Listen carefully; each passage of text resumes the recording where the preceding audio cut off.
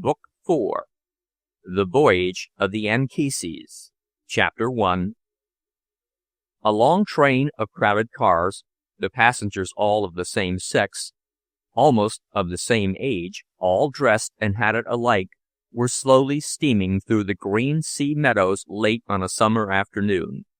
In the cars, incessant stretching of cramped legs, shifting of shoulders, striking of matches, passing of cigarettes, groans of boredom. Occasionally, concerted laughter about nothing. Suddenly, the train stops short. Clipped heads and tanned faces pop out at every window. The boys begin to moan and shout. What is the matter now? The conductor goes through the cars, saying something about a freight wreck on ahead. He has orders to wait here for half an hour. Nobody pays any attention to him. A murmur of astonishment rises from one side of the train. The boys crowd over to the south windows. At last there is something to look at, though what they see is so strangely quiet that their own exclamations are not very loud. The train is lying beside an arm of the sea that reaches far into the green shore. At the edge of the still water stand the hulls of 4 wooden ships, in the process of building. There is no town, there are no smokestacks, very few workmen. Piles of lumber lie about on the grass. A gasoline engine under a temporary shelter is operating a long crane that reaches down among the piles of boards and beams, lifts a load, silently and deliberately swings it over to one of the skeleton vessels, and lowers it somewhere into the body of the motionless thing. Along the sides of the clean hulls, a few riveters are at work. They sit on suspended planks, lowering and raising themselves with pulleys, like house painters. Only by listening very closely can one hear the tap of their hammers. No orders are shouted, no thud of heavy machinery or scream of iron drills tears the air. These strange boats seem to be building themselves. Some of the men got out of the cars and ran along the tracks, asking each other how boats could be built off in the grass like this. Lieutenant Claude Wheeler stretched his legs upon the opposite seat and sat still at his window, looking down on this strange scene. Shipbuilding, he had supposed, meant noise and forges and engines and hosts of men. This was like a dream. Nothing but green meadows, soft gray water, a floating haze of mist a little rosy from the sinking sun, spectre-like seagulls flying slowly, with the red glow tinging their wings, and those 4 hulls lying in their braces, facing the sea, deliberating by the sea. Claude knew nothing of ships or shipbuilding, but these craft did not seem to be nailed together. They seemed all of a piece, like sculpture. They reminded him of the houses not made with hands. They were like simple and great thoughts, like purposes forming slowly here in the silence beside an unruffled arm of the Atlantic. He knew nothing about ships, but he didn't have to. The shape of those hulls, their strong, inevitable lines, told their story, was their story, told the whole adventure of man with the sea. Wooden ships. When great passions and great aspirations stirred a country, shapes like these formed along its shores to be the sheath of its valor. Nothing Claude had ever seen or heard or read or thought had made it all so clear as these untried wooden bottoms. They were the very impulse, they were the potential act. They were the going over, the drawn arrow, the great unuttered cry. They were fate, they were tomorrow.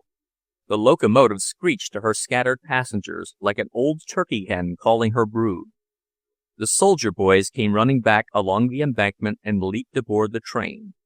The conductor shouted they would be in Hoboken in time for supper. Chapter 2. It was midnight when the men had got their supper and began unrolling their blankets to sleep on the floor of the long dock waiting rooms, which in other days had been thronged by people who came to welcome homecoming friends, or to bid them Godspeed to foreign shores. Claude and some of his men had tried to look about them, but there was little to be seen. The bow of a boat, painted in distracting patterns of black and white, rose at one end of the shed, but the water itself was not visible. Down in the cobble-paved street below, they watched for a while the long line of drays and motor trucks that bumped all night into a vast cavern lit by electricity, where crates and barrels and merchandise of all kinds were piled, marked American Expeditionary Forces. Cases of electrical machinery from some factory in Ohio, parts of automobiles, gun carriages, bathtubs, hospital supplies, bales of cotton, cases of canned food, gray metal tanks full of chemical fluids. Claude went back to the waiting room, lay down, and fell asleep with the glare of an arc light shining full in his face. He was called at 4 a.m. and told where to report to headquarters. Captain Maxey, stationed at the desk of one of the landings, explained to his lieutenants that their company was to sail at 8 o'clock on the Anchises. It was an English boat, an old liner pulled off the Australian trade, that could carry only 2,500 men. The crew was English, but part of the stores, the meat and fresh fruit and vegetables, were furnished by the United States government. The captain had been over the boat during the night, and didn't like it very well. He had expected to be scheduled for one of the fine, big Hamburg American liners, with dining rooms furnished in rosewood, and ventilation plants and cooling plants, and elevators running from top to bottom like a New York office building. However, he said, we'll have to make the best of it. They're using everything that's got a bottom now. The company formed for roll call at one end of the shed with their packs and rifles. Breakfast was served to them while they waited. After an hour's standing on the concrete, they saw encouraging signs. 2 gangplanks were lowered from the vessel at the end of the slip, and up each of them began to stream a close brown line of men in smart service caps. They recognized a company of Kansas infantry, and began to grumble because their own service caps hadn't yet been given to them. They would have to sail in their old Stetsons. Soon they were drawn into one of the brown lines that went continuously up the gangways, like belting running over machinery. On the deck, one steward directed the men down to the hold, and another conducted the officers to their cabins. Claude was shown to a 4-berth stateroom. One of his cabin mates, Lieutenant Fanning, of his own company, was already there, putting his slender luggage in order. The steward told them the officers were breakfasting in the dining saloon. By 7 o'clock, all the troops were aboard, and the men were allowed on deck. For the first time, Claude saw the profile of New York City, rising thin and gray against an opal-colored morning sky. The day had come on, hot and misty. The sun, though it was now high, was a red ball streaked across with purple clouds.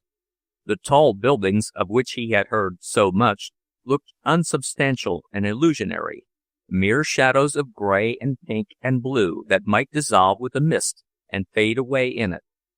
The boys were disappointed. They were Western men, accustomed to the hard light of high altitudes, and they wanted to see the city clearly. They couldn't make anything of these uneven towers that rose dimly through the vapor. Everybody was asking questions. Which of those pale giants was the Singer Building? Which the Woolworth? What was the gold dome dully glinting through the fog? Nobody knew. They agreed it was a shame they could not have had a day in New York before they sailed away from it, and that they would feel foolish in Paris when they had to admit they had never so much as walked up Broadway. Tugs and ferry boats and coal barges were moving up and down the oily river, all novel sights to the men. Over in the Canard and French docks, they saw the first examples of the camouflage they had heard so much about. Big vessels daubed over in crazy patterns that made the eyes ache, some in black and white, some in soft rainbow colors. A tug steamed up alongside and fastened. A few moments later, a man appeared on the bridge and began to talk to the captain. Young Fanning, who had stuck to Claude's side, told him this was the pilot, and that his arrival meant they were going to start. They could see the shiny instruments of a band assembling in the bow. "Let's get on the other side, near the rail if we can," said Fanning. "The fellas are bunching up over there because they want to look at the goddess of liberty as we go out. They don't even know this boat turns around the minute she gets into the river. They think she's going over stern first." It was not easy to cross the deck. Every inch was covered by a boot. The whole superstructure was coated with brown uniforms. They clung to the boat davits, the winches, the railings, and ventilators like bees in a swarm. Just as the vessel was backing out, a breeze sprang up and cleared the air. Blue sky broke overhead, and the pale silhouette of buildings on the long island grew sharp and hard. Windows flashed flame-colored in their gray sides. The gold and bronze tops of towers began to gleam where the sunlight struggled through. The transport was sliding down toward the point, and to the left the eye caught the silver cobweb of bridges seen confusingly against each other. "There she is! Hello, old girl! Goodbye, sweetheart!" The swarm surged to starboard. They shouted and gesticulated to the image they were all looking for, so much nearer than they had expected to see her, clad in green folds, with the mist streaming up like smoke behind.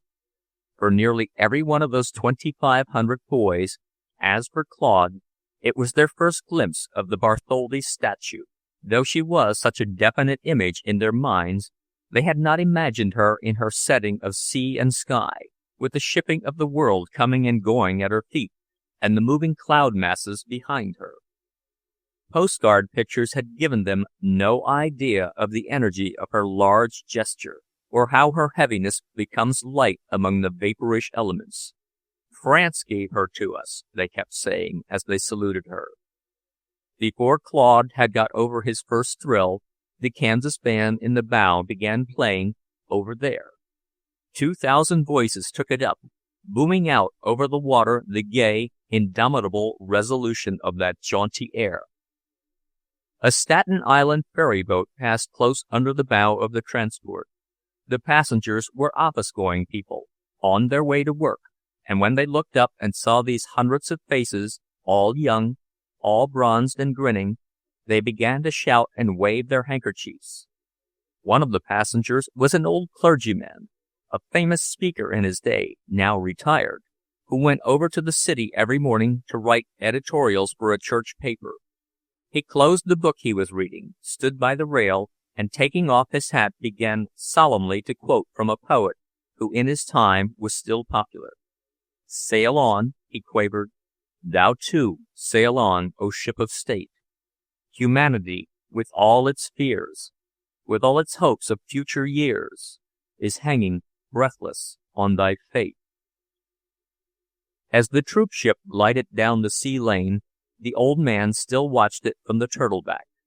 That howling swarm of brown arms and hats and faces looked like nothing but a crowd of American boys going to a football game somewhere. But the scene was ageless. Youths were sailing away to die for an idea, a sentiment, for the mere sound of a phrase. And on their departure they were making vows to a bronze image in the sea. Chapter 3. All the first morning, Todd Fanning showed Claude over the boat. Not that Fanning had ever been on anything bigger than a Lake Michigan steamer, but he knew a good deal about machinery and did not hesitate to ask the deck stewards to explain anything he didn't know. The stewards, indeed all the crew, struck the boys as an unusually good-natured and obliging set of men. The fourth occupant of number 96, Claude's cabin, had not turned up by noon, nor had any of his belongings, so the three who had settled their few effects there began to hope that they would have the place to themselves. It would be crowded enough at that. The third bunk was assigned to an officer from the Kansas regiment, Lieutenant Byrd, a Virginian who had been working in his uncle's bank in Topeka when he enlisted. He and Claude sat together at mess. When they were at lunch, the Virginian said in his very gentle voice, "Lieutenant, I wish you'd explain Lieutenant Fanning to me. He seems very immature. He's been telling me about a submarine destroyer he's invented, but it looks to me like foolishness." Claude laughed. "Don't try to understand Fanning. Just let him sink in, and you'll come to like him. I used to wonder how he ever got a commission. You never can tell what crazy thing he'll do. Fanning had, for instance, brought on board a pair of white flannel pants, his first and only tailor-made trousers, because he had a premonition that the boat would make a port and that he would be asked to a garden party. He had a way of using big words in the wrong place, not because he tried to show off, but because all words sounded alike to him. In the first days of their acquaintance in camp, he told Claude that this was a failing he couldn't help, and that it was called anesthesia. Sometimes this failing was confusing. When Fanning sententiously declared that he would like to be on hand when the Crown Prince settled his little account with Plato, Claude was perplexed until subsequent witticisms revealed that the boy meant Pluto. At 3 o'clock there was a band concert on deck. Claude fell into talk with the bandmaster, and was delighted to find that he came from Hillport, Kansas, a town where Claude had once been with his father to buy cattle, and that all his 14 men came from Hillport. They were the town band, had enlisted in a body, had gone into training together, and had never been separated. One was a printer who helped to get out the Hillport Argus every week. Another clerked in a grocery store. Another was the son of a German watch repairer. One was still in high school. One worked in an automobile livery.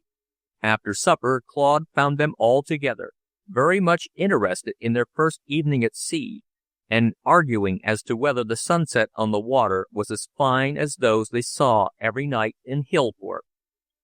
They hung together in a quiet, determined way, and if you began to talk to one, you soon found that all the others were there. When Claude and Fanning and Lieutenant Byrd were undressing in their narrow quarters that night, the fourth berth was still unclaimed.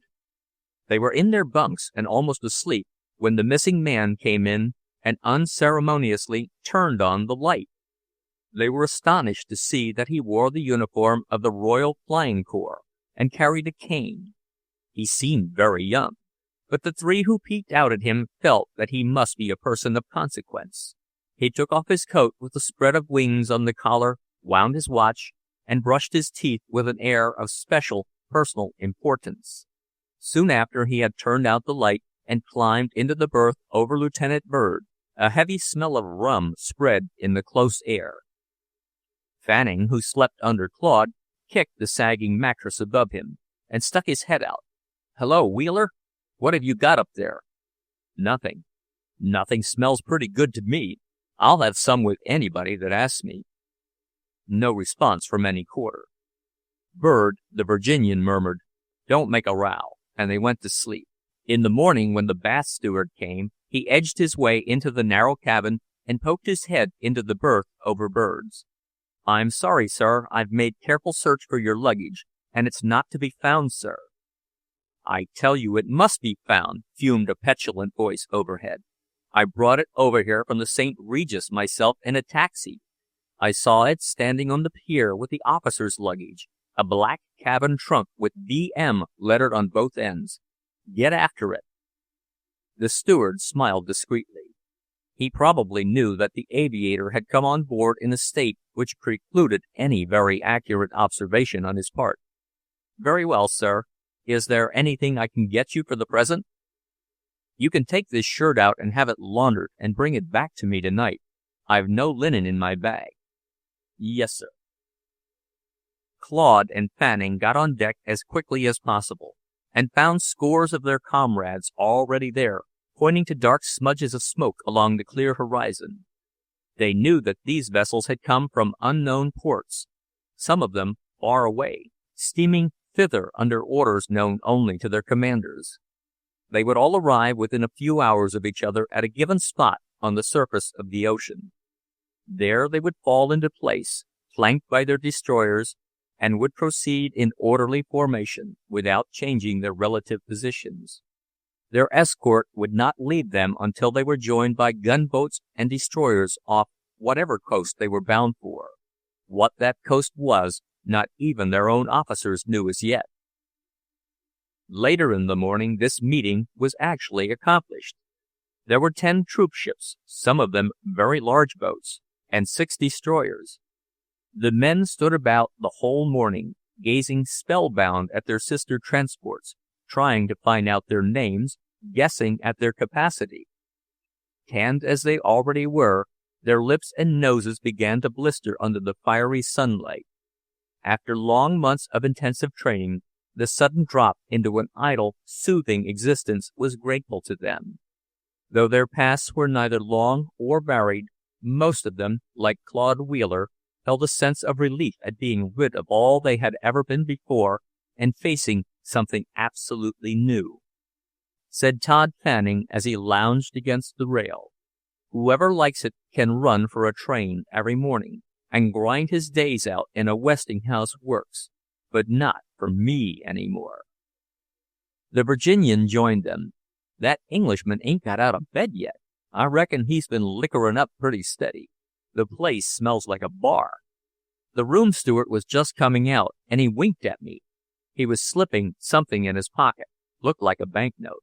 Claude was curious, and went down to the cabin. As he entered, the airman, lying half-dressed in his upper berth, raised himself on one elbow and looked down at him. His blue eyes were contracted and hard, his curly hair disordered, but his cheeks were as pink as a girl's, and the little yellow hummingbird mustache on his upper lip was twisted sharp. "You're missing fine weather," Claude said affably. "Oh, there'll be a great deal of weather before we get over, and damned little of anything else." He drew a bottle from under his pillow.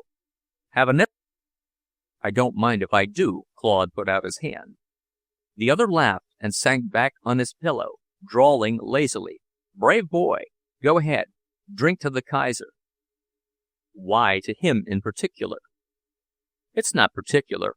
Drink to Hindenburg, or the High Command, or anything else that got you out of that cornfield.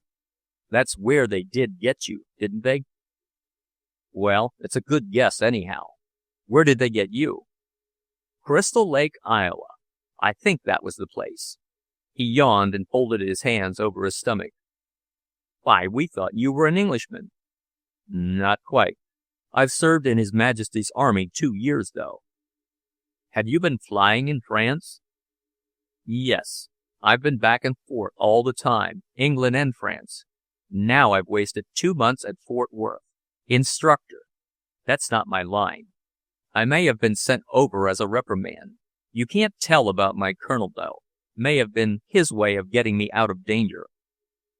Claude glanced up at him, shocked at such an idea. The young man in the berth smiled with listless compassion. "Oh, I don't mean Boche planes. There are dangers and dangers. You'll find you got bloody little information about this war where they trained you. They don't communicate any details of importance. Going?" Claude hadn't intended to, but at this suggestion he pulled back the door. "One moment," called the aviator. "Can't you keep that long-legged ass who bunks under you quiet?" "Fanning? He's a good kid. What's the matter with him?" "His general ignorance and his insufferably familiar tone," snapped the other as he turned over. Claude found Fanning and the Virginian playing checkers, and told them that the mysterious airman was a fellow countryman. Both seemed disappointed. "Pshaw!" exclaimed Lieutenant Byrd. "He can't put on airs with me after that," Fanning declared. "Crystal Lake? Why, it's no town at all." All the same, Claude wanted to find out how a youth from Crystal Lake ever became a member of the Royal Flying Corps. Already, from among the hundreds of strangers, half a dozen stood out as men he was determined to know better.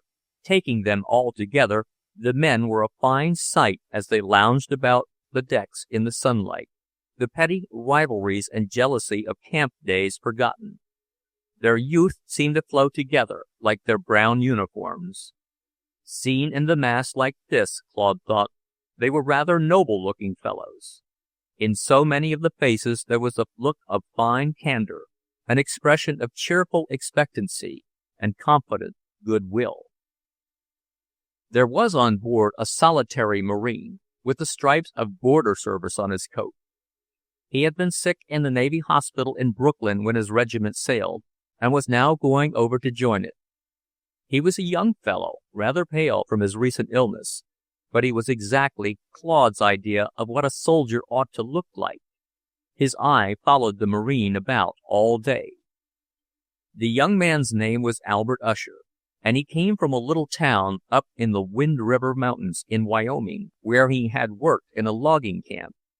He told Claude these facts when they found themselves standing side by side that evening, watching the broad purple sun go down into a violet-colored sea. It was the hour when the farmers at home drive their teams in after the day's work.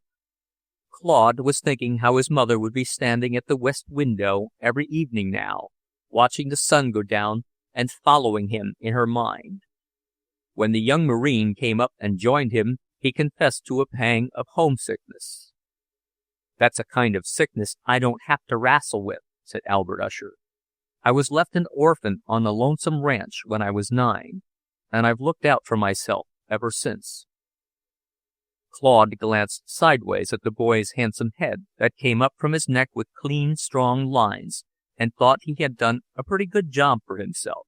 He could not have said exactly what it was he liked about young Usher's face, but it seemed to him a face that had gone through things, that had been trained down like his body, and had developed a definite character.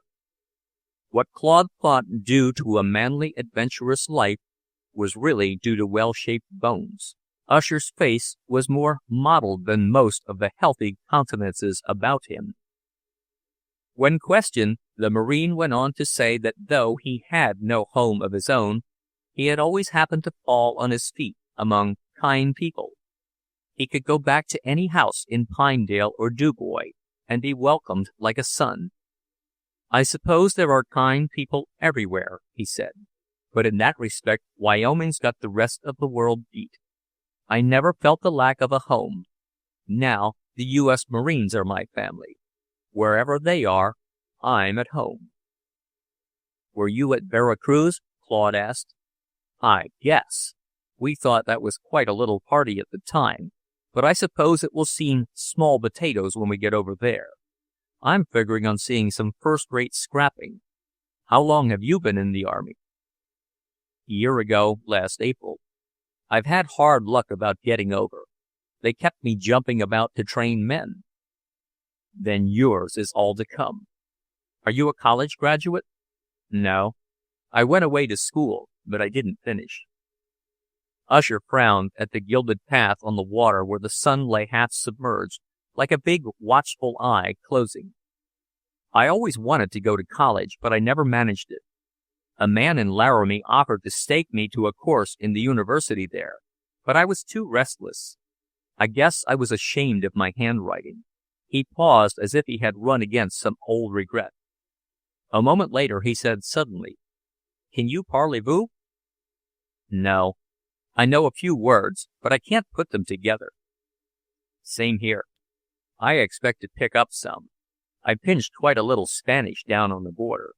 By this time the sun had disappeared, and all over the west the yellow sky came down evenly, like a gold curtain on the still sea that seemed to have solidified into a slab of dark blue stone, not a twinkle on its immobile surface. Across its dusky smoothness were 2 long smears of pale green, like a robin's egg. "Do you like the water?" Usher asked, in the tone of a polite host. "When I first shipped on a cruiser, I was crazy about it. I still am. But you know, I like them old bald mountains back in Wyoming, too. There's waterfalls you can see 20 miles off from the plains. They look like white sheets or something, hanging up there on the cliffs. And down in the pine woods, in the cold streams, there's trout as long as my forearm." That evening, Claude was on deck, almost alone. There was a concert down in the wardroom. To the west, heavy clouds had come up, moving so low that they flapped over the water like a black washing hanging on the line. The music sounded well from below. 4 Swedish boys from the Scandinavian settlement at Lindsborg, Kansas, were singing Long, Long Ago.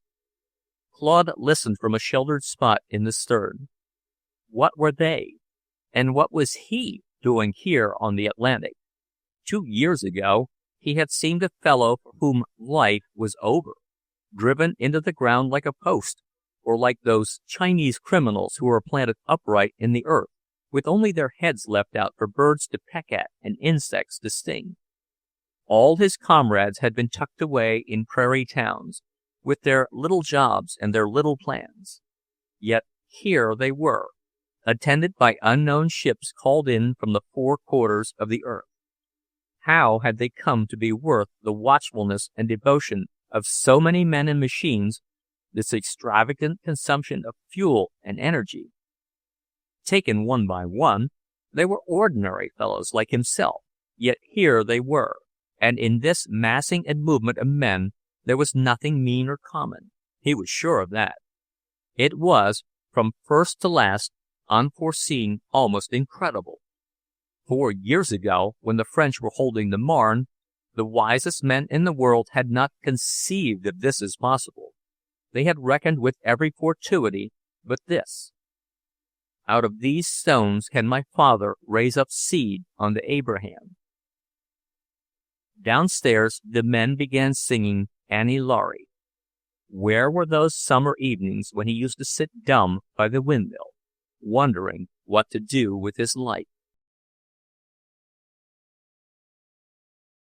Chapter 4. The morning of the 3rd day. Claude and the Virginian and the Marine were up very early, standing in the bow, watching the Anchises mount the fresh blowing hills of water, her prow, as it rose and fell, always a dull triangle against the glitter. Their escorts looked like dream ships, soft and iridescent as shell in the pearl-colored tints of the morning. Only the dark smudges of smoke told that they were mechanical realities with stokers and engines. While the 3 stood there, a sergeant brought Claude word that 2 of his men would have to report at sick call. Corporal Tannhauser had had such an attack of nosebleed during the night that the sergeant thought he might die before they got it stopped. Tannhauser was up now, and in the breakfast line, but the sergeant was sure he ought not to be. This Fritz Tannhauser was the tallest man in the company, a German-American boy who, when asked his name, usually said that his name was Dennis, and that he was of Irish descent. Even this morning he tried to joke, and pointing to his big red face, told Claude he thought he had measles. "Only they ain't German measles, Lieutenant," he insisted. Medical inspection took a long while that morning. There seemed to be an outbreak of sickness on board. When Claude brought his 2 men up to the doctor, he told them to go below and get into bed. As they left, he turned to Claude. "Give them hot tea and pile army blankets on them. Make them sweat if you can." Claude remarked that the hold wasn't a very cheerful place for sick men. "I know that, Lieutenant, but there are a number of sick men this morning, and the only other physician on board is the sickest of the lot. There's the ship's doctor, of course, but he's only responsible for the crew, and so far he doesn't seem interested. I've got to overhaul the hospital and the medical stores this morning." "Is there an epidemic of some sort?" "Well, I hope not, but I'll have plenty to do today, so I count on you to look after those 2. The doctor was a New Englander who had joined them at Hoboken. He was a brisk, trim man with piercing eyes, clean-cut features, and gray hair just the color of his pale face. Claude felt at once that he knew his business, and he went below to carry out instructions as well as he could. When he came up from the hold, he saw the aviator, whose name he had learned was Victor Morse, smoking by the rail. This cabin mate still piqued his curiosity. "First time you've been up, isn't it?" The aviator was looking at the distant smoke plumes over the quivering bright water. "Time enough. I wish I knew where we are heading for. It will be awfully awkward for me if we make a French port." "I thought you said you were to report in France." "I am, but I want to report in London first." He continued to gaze off at the painted ships. Claude noticed that in standing he held his chin very high. His eyes, now that he was quite sober, were brilliantly young and daring. They seemed scornful of things about him. He held himself conspicuously apart, as if he were not among his own kind. Claude had seen a captured crane tied by its leg to a hen coop behave exactly like that among Mahaley's chickens, hold its wings to its sides, and move its head about quickly and glare. "I suppose you have friends in London?" he asked. "Rather," the aviator replied with feeling. "Do you like it better than Paris?" "I shouldn't imagine anything was much better than London. I've not been in Paris. Always went home when I was on leave. They work us pretty hard. In the infantry and artillery, our men get only a fortnight off in 12 months. I understand the Americans have leased the Riviera. Recuperate at Nice and Monte Carlo. The only Cook's tour we had was Gallipoli," he added grimly. Victor had gone a good way toward acquiring an English accent, the boys thought. At least, he said necessary and dysentery, and called his suspenders braces. He offered Claude a cigarette, remarking that his cigars were in his lost trunk. "Take one of mine. My brother sent me 2 boxes just before we sailed. I'll put a box in your bunk next time I go down. They're good ones." The young man turned and looked him over with surprise. "I say, that's very decent of you. Yes, thank you, I will." Claude had tried yesterday, when he lent Victor some shirts, to make him talk about his aerial adventures, but upon that subject he was as closed as a clam. He admitted that the long red scar on his upper arm had been drilled by a sharpshooter from a German Fokker, but added hurriedly that it was of no consequence, as he had made a good landing. Now, on the strength of the cigars, Claude thought he would probe a little further. He asked whether there was anything in the lost trunk that couldn't be replaced, anything valuable. "There's one thing that's positively invaluable, a Zeiss lens in perfect condition. I've got several good photographic outfits from time to time, but the lenses are always cracked by heat. The things usually come down on fire. This one I got out of a plane I brought down up at Bar-le-Duc, and there's not a scratch on it, simply a miracle." "You get all the loot when you bring down a machine, do you?" Claude asked encouragingly. "Of course. I've got a good collection. Altimeters and compasses and glasses. This lens I always carry with me because I'm afraid to leave it anywhere. I suppose it makes a fellow feel pretty fine to bring down one of those German planes." "Sometimes. I brought down one too many, though. It was very unpleasant." Victor paused, frowning. But Claude's open, credulous face was too much for his reserve. "I brought down a woman once. She was a plucky devil, flew a scouting machine, and had bothered us a bit going over our lines. Naturally, we didn't know it was a woman until she came down. She was crushed underneath things. She lived a few hours and dictated a letter to her people. I went out and dropped it inside their lines. It was nasty business. I was quite knocked out. I got a fortnight's leave in London, though. Wheeler," he broke out suddenly, "I wish I knew we were going there now." "I'd like it well enough if we were." Victor shrugged. "I should hope so." He turned his chin in Claude's direction. "See here, if you like, I'll show you London. It's a promise. Americans never see it, you know. They sit in a Y hut and write to their Pollyannas, or they go round hunting for the Tower. I'll show you a city that's alive. That is, unless you've a preference for museums." His listener laughed. "No, I want to see life, as they say." "Humph. I'd like to set you down in some places I can think of. Very well. I invite you to dine with me at the Savoy, the first night we're in London. The curtain will rise on this world for you. Nobody admitted who isn't in evening dress. The jewels will dazzle you. Actresses, duchesses, all the handsomest women in Europe." "But I thought London was dark and gloomy since the war." Victor smiled and teased his small, straw-colored mustache with his thumb and middle finger. "There are a few bright spots left, thank you." He began to explain to a novice what life at the front was really like. Nobody who had seen service talked about the war or thought about it. It was merely a condition under which they lived. Men talked about the particular regiment they were jealous of, or the favored division that was put in for all the show fighting. Everybody thought about his own game, his personal life that he'd managed to keep going in spite of discipline, his next leave, how to get champagne without paying for it, dodging the guard, getting into scrapes with women and getting out again. "Are you quick with your French?" he asked. Claude grinned. "Not especially." "You'd better brush up on it if you want to do anything with the French girls. I hear your MPs are very strict. You must be able to toss the word the minute you see a skirt, and make your date before the guard gets onto you. I suppose French girls haven't any scruples?" Claude remarked carelessly. Victor shrugged his narrow shoulders. "I haven't found that girls have many anywhere. When we Canadians were training in England, we all had our weekend wives.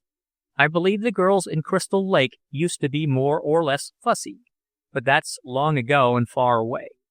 You won't have any difficulty." When Victor was in the middle of a tale of amorous adventure, a little different from any Claude had ever heard, Todd Fanning joined them. The aviator did not acknowledge the presence of a new listener, but when he had finished his story, walked away with his special swagger, his eyes fixed upon the distance. Fanning looked after him with disgust. "Do you believe him? I don't think he's any such heart smasher. I like his nerve, calling you Lieutenant. When he speaks to me, he'll have to say Lieutenant, or I'll spoil his beauty." That day the men remembered long afterward, for it was the end of the fine weather and of those first long, carefree days at sea. In the afternoon, Claude and the young Marine, the Virginian, Anne Fanning, sat together in the sun, watching the water scoop itself out in hollows and pile itself up in blue, rolling hills. Usher was telling his companions a long story about the landing of the Marines at Vera Cruz. "It's a great old town," he concluded. "One thing there I'll never forget. Some of the natives took a few of us out to the old prison that stands on a rock in the sea. We put in the whole day there, and it wasn't any tourist show, believe me. We went down into dungeons underneath the water where they used to keep state prisoners, kept them buried alive for years. We saw all the old instruments of torture, rusty iron cages where a man couldn't lie down or stand up, but had to sit bent over till he grew crooked. It made you feel queer when you came up, to think how people had been left to rot away down there, when there was so much sun and water outside. Seems like something used to be the matter with the world." He said no more, but Claude thought from his serious look that he believed he and his countrymen, who were pouring overseas, would help to change all that. Chapter 5. That night, the Virginian who berthed under Victor Morse had an alarming attack of nosebleed, and by morning he was so weak that he had to be carried to the hospital. The doctor said they might as well face the facts.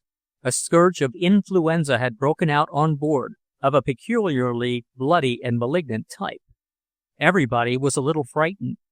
Some of the officers shut themselves up in the smoking room and drank whiskey and soda and played poker all day, as if they could keep contagion out. Author's note.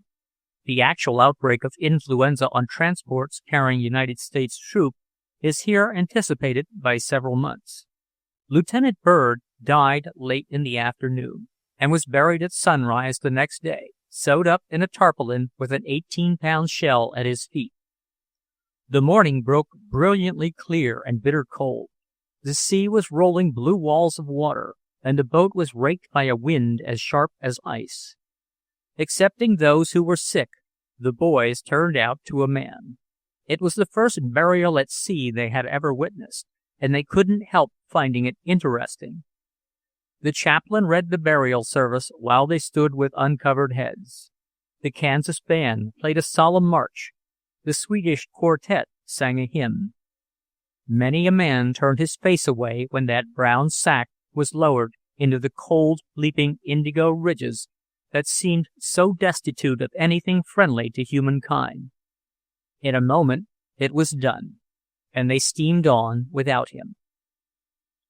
The glittering walls of water kept rolling in, indigo, purple, more brilliant than on the days of mild weather. The blinding sunlight did not temper the cold, which cut the face and made the lungs ache. Landsmen began to have that miserable sense of being where they were never meant to be.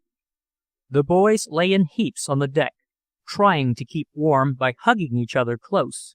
Everybody was seasick. Fanning went to bed with his clothes on, so sick he couldn't take off his boots. Claude lay in the crowded stern, too cold, too faint to move.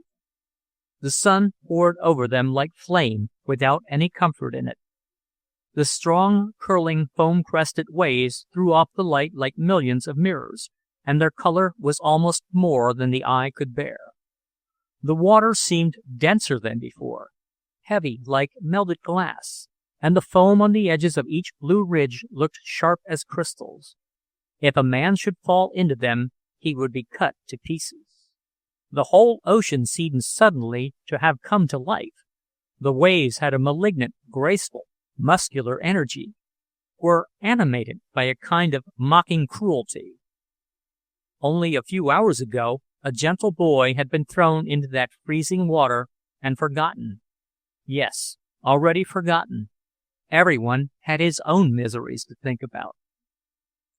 Late in the afternoon the wind fell, and there was a sinister sunset. Across the red west a small, ragged black cloud hurried, then another, and another. They came up out of the sea, wild, witch-like shapes that traveled fast and met in the west as if summoned for an evil conclave.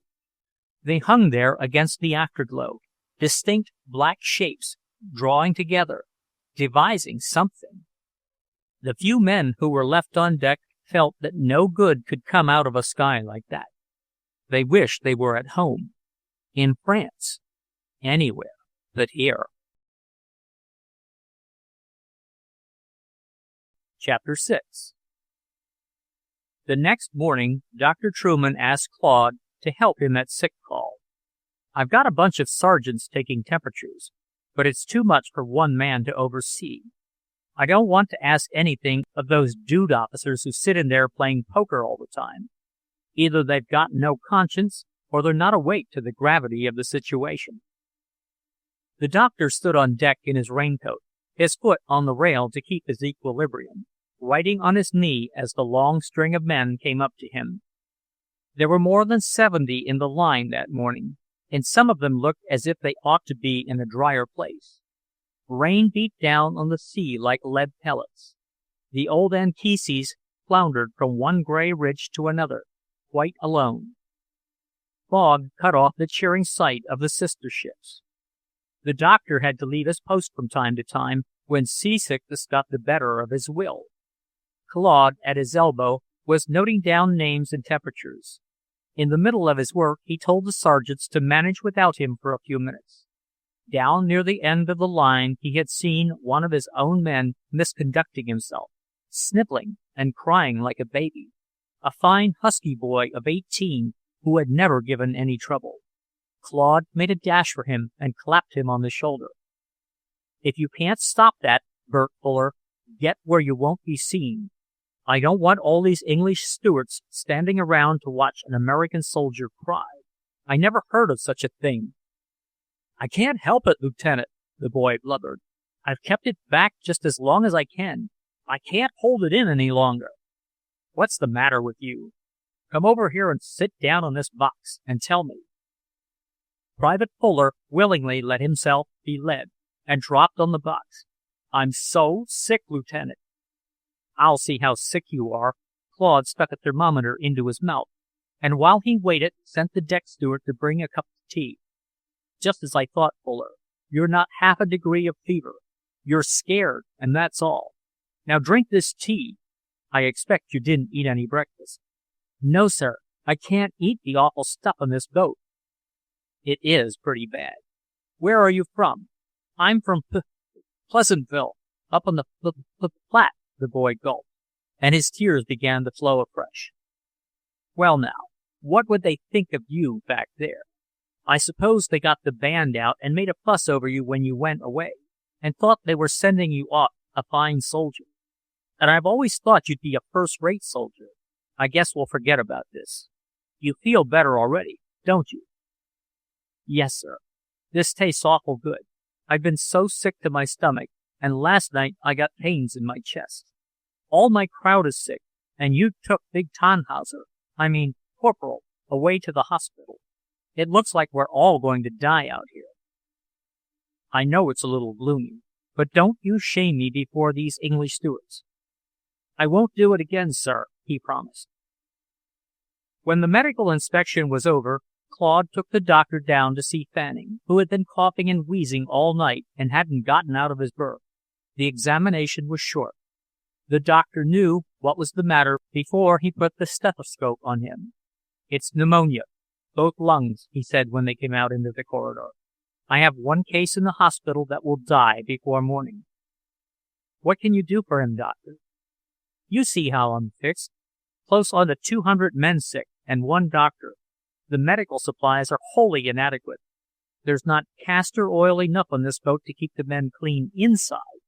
I'm using my own drugs, but they won't last through an epidemic like this. I can't do much for Lieutenant Fanning. You can, though, if you'll give him the time. You could take better care of him right here than he could get in the hospital. We haven't an empty bed there. Claude found Victor Morse and told him he had better get a berth in one of the other staterooms. When Victor left with his belongings, Fanning stared after him. Is he going? Yes, it's too crowded in here if you've got to stay in bed. Glad of it. His stories are too raw for me. I'm no sissy, but that fellow's a regular Don Quixote. Claude laughed. You mustn't talk. It makes you cough. Where's the Virginian? Who, Bird? Claude asked in astonishment. Fanning had stood beside him at Bird's funeral. Oh, he's gone too. You sleep if you can. After dinner, Dr. Truman came in and showed Claude how to give his patient an alcohol bath. It's simply a question of whether you can keep up his strength. Don't try any of this greasy food they serve here. Give him a raw egg beaten up in the juice of an orange every 2 hours, night and day. Waken him out of his sleep when it's time. Don't miss a single 2-hour period. I'll write an order to your table steward, and you can beat the eggs up here in your cabin. Now I must go to the hospital. It's wonderful what those band boys are doing there. I begin to take some pride in the place. That big German has been asking for you. He's in a very bad way. As there were no nurses on board, the Kansas band had taken over the hospital. They had been trained for stretcher and first aid work, and when they realized what was happening on the Yankees, the bandmaster came to the doctor and offered the services of his men. He chose nurses and orderlies, divided them into night and day shifts.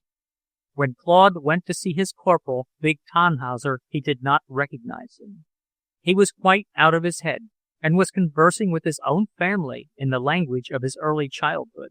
The Kansas boys had singled him out for special attention. The mere fact that he kept talking in a tongue forbidden on the surface of the seas made him seem more friendless and alone than the others. From the hospital, Claude went down into the hold where 6 of his company were lying ill. The hold was damp and musty as an old cellar, so steeped in the smells and leakage of innumerable dirty cargoes that it could not be made or kept clean. There was almost no ventilation, and the air was fetid with sickness and sweat and vomit. 2 of the band boys were working in the stench and dirt, helping the stewards.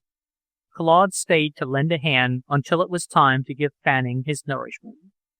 He began to see that the wrist watch, which he had hitherto despised as effeminate and had carried in his pocket, might be a very useful article.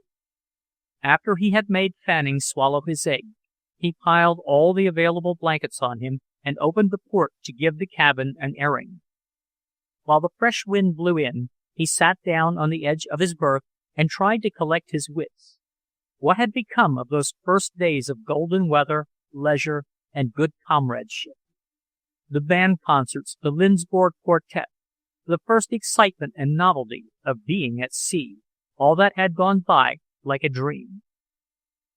That night, when the doctor came in to see Fanning, he threw his stethoscope on the bed and said wearily, "It's a wonder that instrument doesn't take root in my ears and grow there."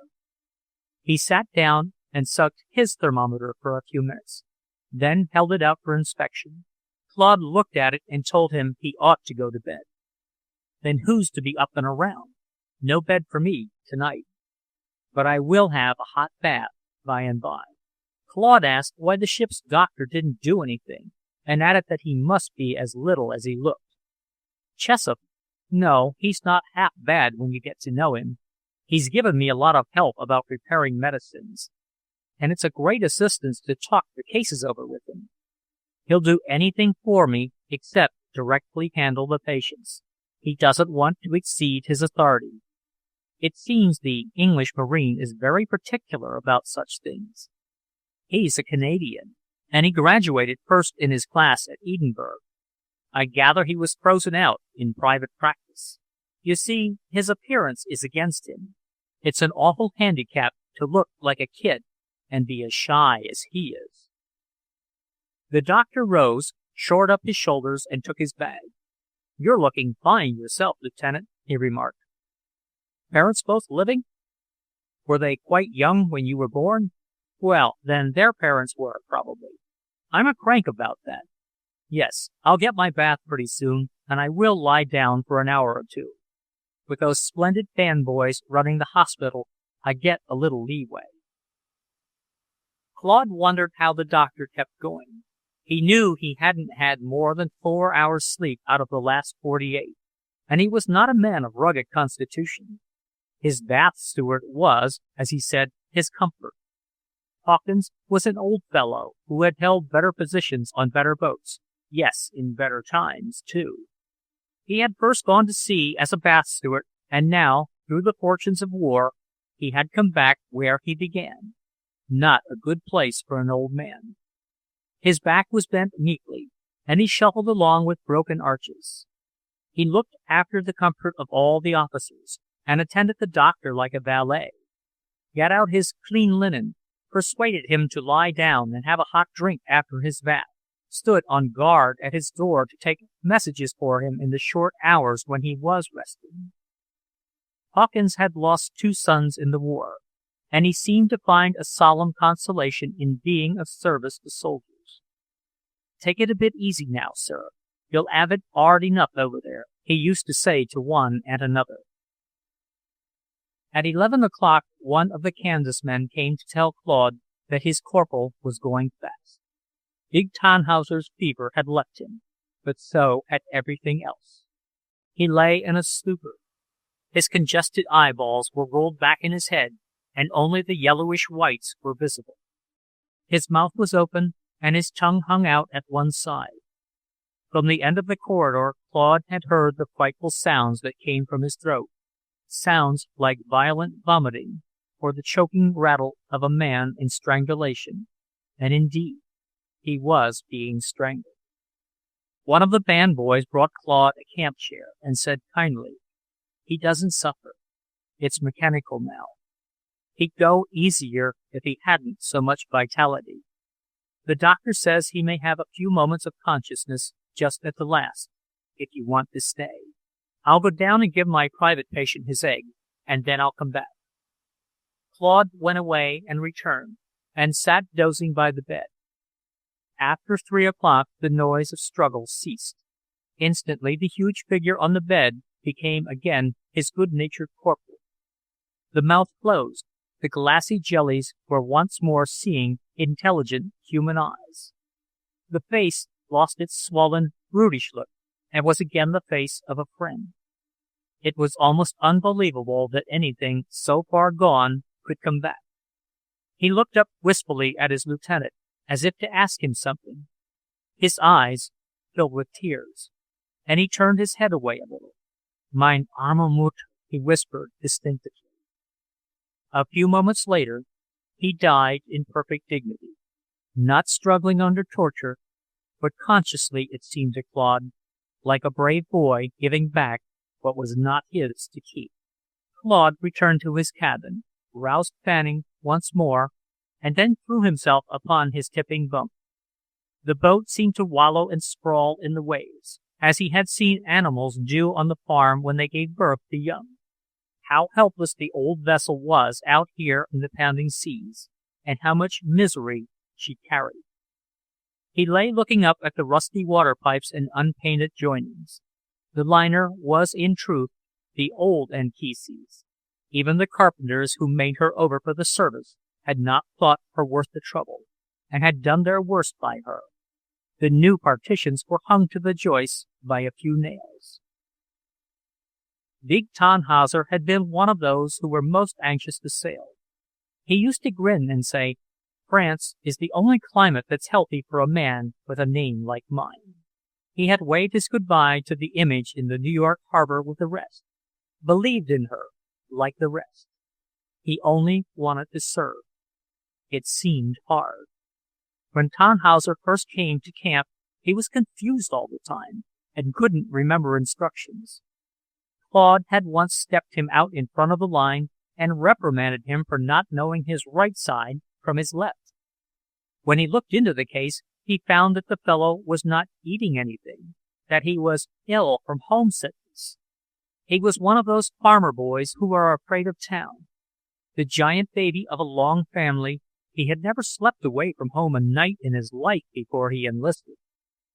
Corporal Tannhauser, along with 4 others, was buried at sunrise. No band this time. The chaplain was ill, so one of the young captains read the service. Claude stood by watching until the sailors shot one sack, longer by half a foot than the other 4, into a lead-colored chasm in the sea. There was not even a splash. After breakfast, one of the Kansas orderlies called him into a little cabin where they had prepared the dead men for burial. The Army regulations minutely defined what was to be done with the deceased soldier's effects. His uniform, shoes, blankets, arms, personal baggage were all disposed of according to instructions. But in each case there was a residue: the dead man's toothbrushes, his razors, and the photographs he carried upon his person. There they were in 5 pathetic little heaps. What should be done with them? Claude took up the photographs that had belonged to his corporal. One was a fat, foolish-looking girl in a white dress that was too tight for her, and a floppy hat, a little flag pinned on her plump bosom. The other was an old woman, seated, her hands crossed in her lap. Her thin hair was drawn back tight from a hard, angular face, unmistakably an old-world face, and her eyes squinted at the camera. She looked honest and stubborn and unconvinced, he thought, as if she did not in the least understand. "I'll take these," he said. "And the others? Just pitch them over, don't you think?" Chapter 7. B Company's first officer, Captain Maxey, was so seasick throughout the voyage that he was of no help to his men in the epidemic. It must have been a frightful blow to his pride, for nobody was ever more anxious to do an officer's whole duty. Claude had known Harris Maxey slightly in Lincoln, had met him at the Ehrlichs, and afterward kept up a campus acquaintance with him. He hadn't liked Maxey then, and he didn't like him now, but he thought him a good officer. Maxey's family were poor folk from Mississippi, who had settled in Nemaha County, and he was very ambitious not only to get on in the world, but, as he said, to be somebody. His life at the university was a feverish pursuit of social advantages and useful acquaintances. His feeling for the right people amounted to veneration. After his graduation, Maxey served on the Mexican border. He was a tireless drill master, and threw himself into his duties with all the energy of which his frail physique was capable. He was slight and fair-skinned. A rigid jaw threw his lower teeth out beyond the upper ones and made his face look stiff. His whole manner, tense and nervous, was the expression of a passionate desire to excel. Claude seemed to himself to be leading a double life these days.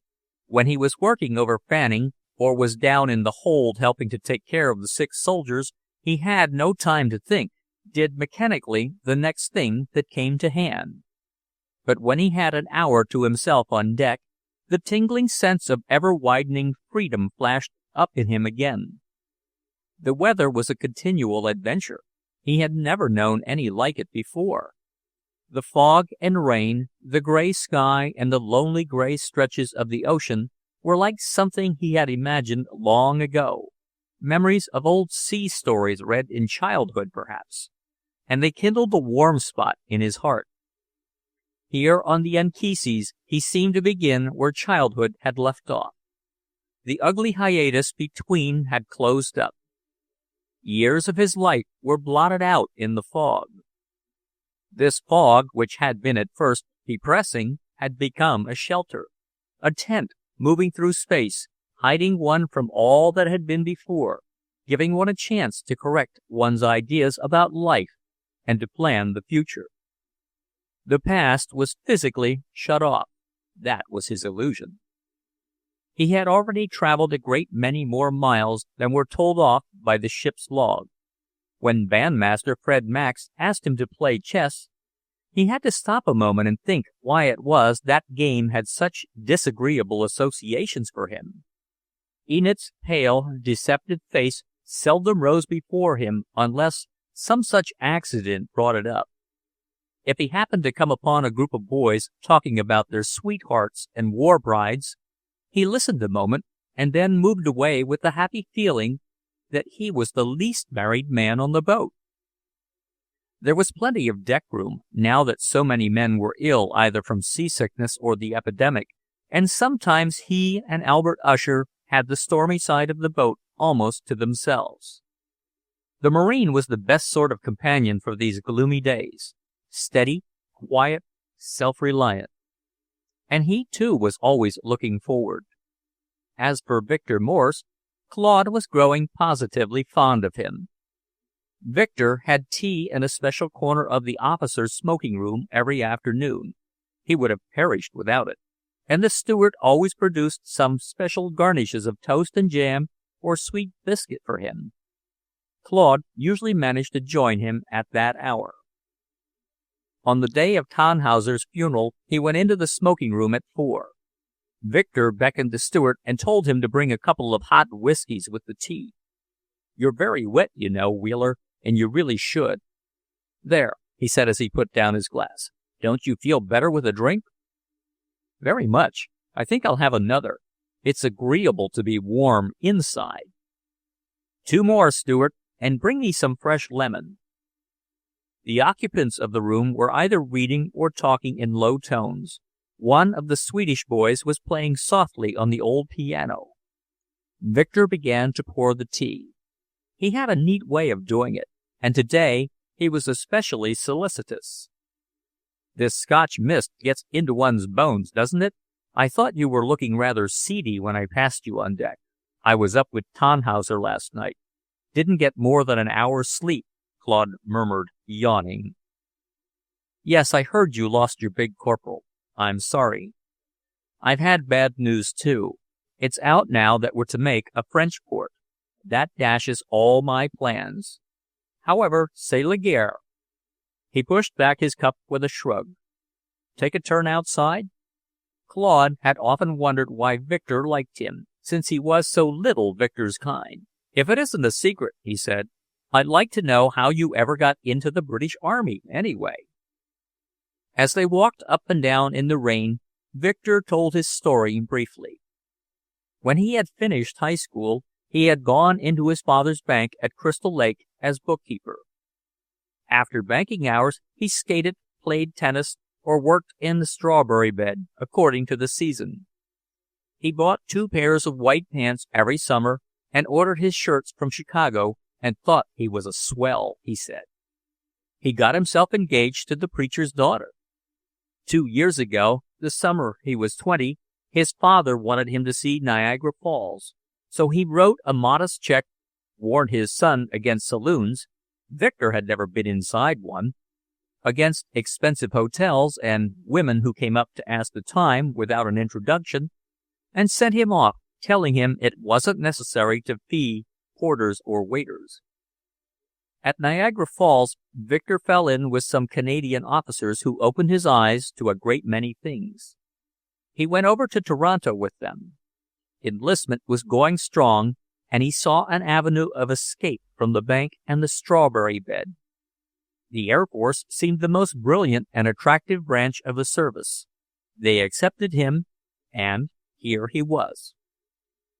"You'll never go home again," Claude said with conviction. "I don't see you settling down in any little Iowa town." "In the Air Service," said Victor carelessly, "we don't concern ourselves about the future. It's not worthwhile." He took out a dull gold cigarette case which Claude had noticed before. "Let me see that a minute, will you? I've often admired it. A present from somebody you like, isn't it?"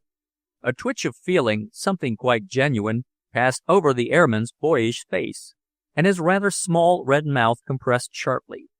"Yes, a woman I want you to meet. Here," twitching his chin over his high collar, "I'll write Maisie's address on my card. Introducing Lieutenant Wheeler, AEF. That's all you'll need. If you should get to London before I do, don't hesitate. Call on her at once. Present this card, and she'll receive you." Claude thanked him and put the card in his pocketbook, while Victor lit a cigarette. "I haven't forgotten that you're dining with us at the Savoy if we happen in London together. If I'm there, you can always find me. Her address is mine. It will really be a great thing for you to meet a woman like Maisie. She'll be nice to you because you're my friend." He went on to say that she had done everything in the world for him, had left her husband and given up her friends on his account. She now had a studio flat in Chelsea, where she simply awaited his coming and dreaded his going. It was an awful life for her. She entertained other officers, of course, old acquaintances, but it was all camouflage. He was the man. Victor went so far as to produce her picture, and Claude gazed without knowing what to say at a large, moon-shaped face with heavy-lidded, weary eyes, the neck clasped by a pearl collar, the shoulders bare to the matronly swell of the bosom. There was not a line or wrinkle in that smooth expanse of flesh, but from the heavy mouth and chin, from the very shape of the face, it was easy to see that she was quite old enough to be Victor's mother. Across the photograph was written in a large, splashy hand, "À mon égard." Had Victor been delicate enough to leave him in any doubt, Claude would have preferred to believe that his relations with this lady were wholly of a filial nature. "Women like her simply don't exist in your part of the world," the aviator murmured, as he snapped the photograph case. "She's a linguist and musician and all that. With her, everyday living is a fine art. Life, as she says, is what one makes it. In itself, it's nothing. Where you came from, it's nothing. A sleeping sickness." Claude laughed. "I don't know that I agree with you, but I like to hear you talk." "Well, in that part of France that's all shot to pieces, you'll find more life going on in the cellars than in your hometown, wherever that is. I'd rather be a stevedore in the London docks than a banker king in one of your prairie states. In London, if you're lucky enough to have a shilling, you can get something for it." "Yes, things are pretty tame at home," the other admitted. "Tame? My God, it's death and life. What's left of men if you take all the fire out of them? They're afraid of everything. I know them. Sunday school sneaks, prowling around those little towns after dark." Victor abruptly dismissed the subject. "By the way, you're pals with the doctor, aren't you? I'm needing some medicine that is somewhere in my lost trunk. Would you mind asking him if he can put up this prescription? I don't want to go to him myself. All these medicos blab, and he might report me. I've been lucky dodging medical inspections. You see, I don't want to get held up anywhere. Tell him it's not for you, of course." When Claude presented the piece of blue paper to Dr. Truman, He smiled contemptuously. I see. This has been filled by a London chemist. No, we have nothing of this sort. He handed it back. Those things are only palliatives. If your friend wants that, he needs treatment, and he knows where he can get it. Claude returned the slip of paper to Victor as they left the dining room after supper, telling him he hadn't been able to get any. Sorry, said Victor, flushing haughtily. Thank you so much. Chapter 8. Todd Fanning held out better than many of the stronger men. His vitality surprised the doctor. The death list was steadily growing, and the worst of it was that patients died who were not very sick. Vigorous, clean-blooded young fellows of 19 and 20 turned over and died because they had lost their courage, because other people were dying, because death was in the air. The corridors of the vessel had the smell of death about them. Dr. Truman said it was always so in an epidemic. Patients died who, had they been isolated cases, would have recovered. Do you know, Wheeler, the doctor remarked one day when they came up from the hospital together to get a breath of air, I sometimes wonder whether all these inoculations they've been having against typhoid and smallpox and whatnot haven't lowered their vitality. I'll go off my head if I keep losing men. What would you give to be out of it all and safe back on the farm? Hearing no reply, he turned his head, peered over his raincoat collar, and saw a startled, resisting look in the young man's blue eyes, followed by a quick flush. You don't want to be back on the farm, do you? Not a little bit. Well, well, that's what it is to be young. He shook his head with a smile which might have been commiseration, might have been envy, and went back to his duties. Claude stayed where he was, drawing the wet gray air into his lungs and feeling vexed and reprimanded. It was quite true, he realized. The doctor had caught him. He was enjoying himself all the while and didn't want to be safe anywhere. He was sorry about Tannhauser and the others, but he was not sorry for himself. The discomforts and misfortunes of this voyage had not spoiled it for him. He grumbled, of course, because others did, but life had never seemed so tempting as it did here and now. He could come up from heavy work in the hospital, or from poor Fanning and his everlasting eggs, and forget all that in 10 minutes. Something inside him, as elastic as the gray ridges over which they were tipping, kept bounding up and saying, I am all here. I've left everything behind me. I am going over. Only on that one day, the cold day of the Virginian's funeral, when he was seasick, had he been really miserable. He must be heartless, certainly not to be overwhelmed by the sufferings of his own men, his own friends. But he wasn't. He had them on his mind and did all he could for them, but it seemed to him just now that he took a sort of satisfaction in that too, and was somewhat vain of his usefulness to Dr. Truman. A nice attitude. He awoke every morning with that sense of freedom and going forward, as if the world were growing bigger each day and he were growing with it. Other fellows were sick and dying, and that was terrible. But he and the boat went on, and always on. Something was released that had been struggling for a long while, he told himself. He had been due in France since the first battle of the Marne. He had followed false leads and lost precious time and seen misery enough, but he was on the right road at last, and nothing could stop him. If he hadn't been so green, so bashful, so afraid of showing what he felt, and so stupid at finding his way about, he would have enlisted in Canada like Victor, or run away to France and joined the Foreign Legion.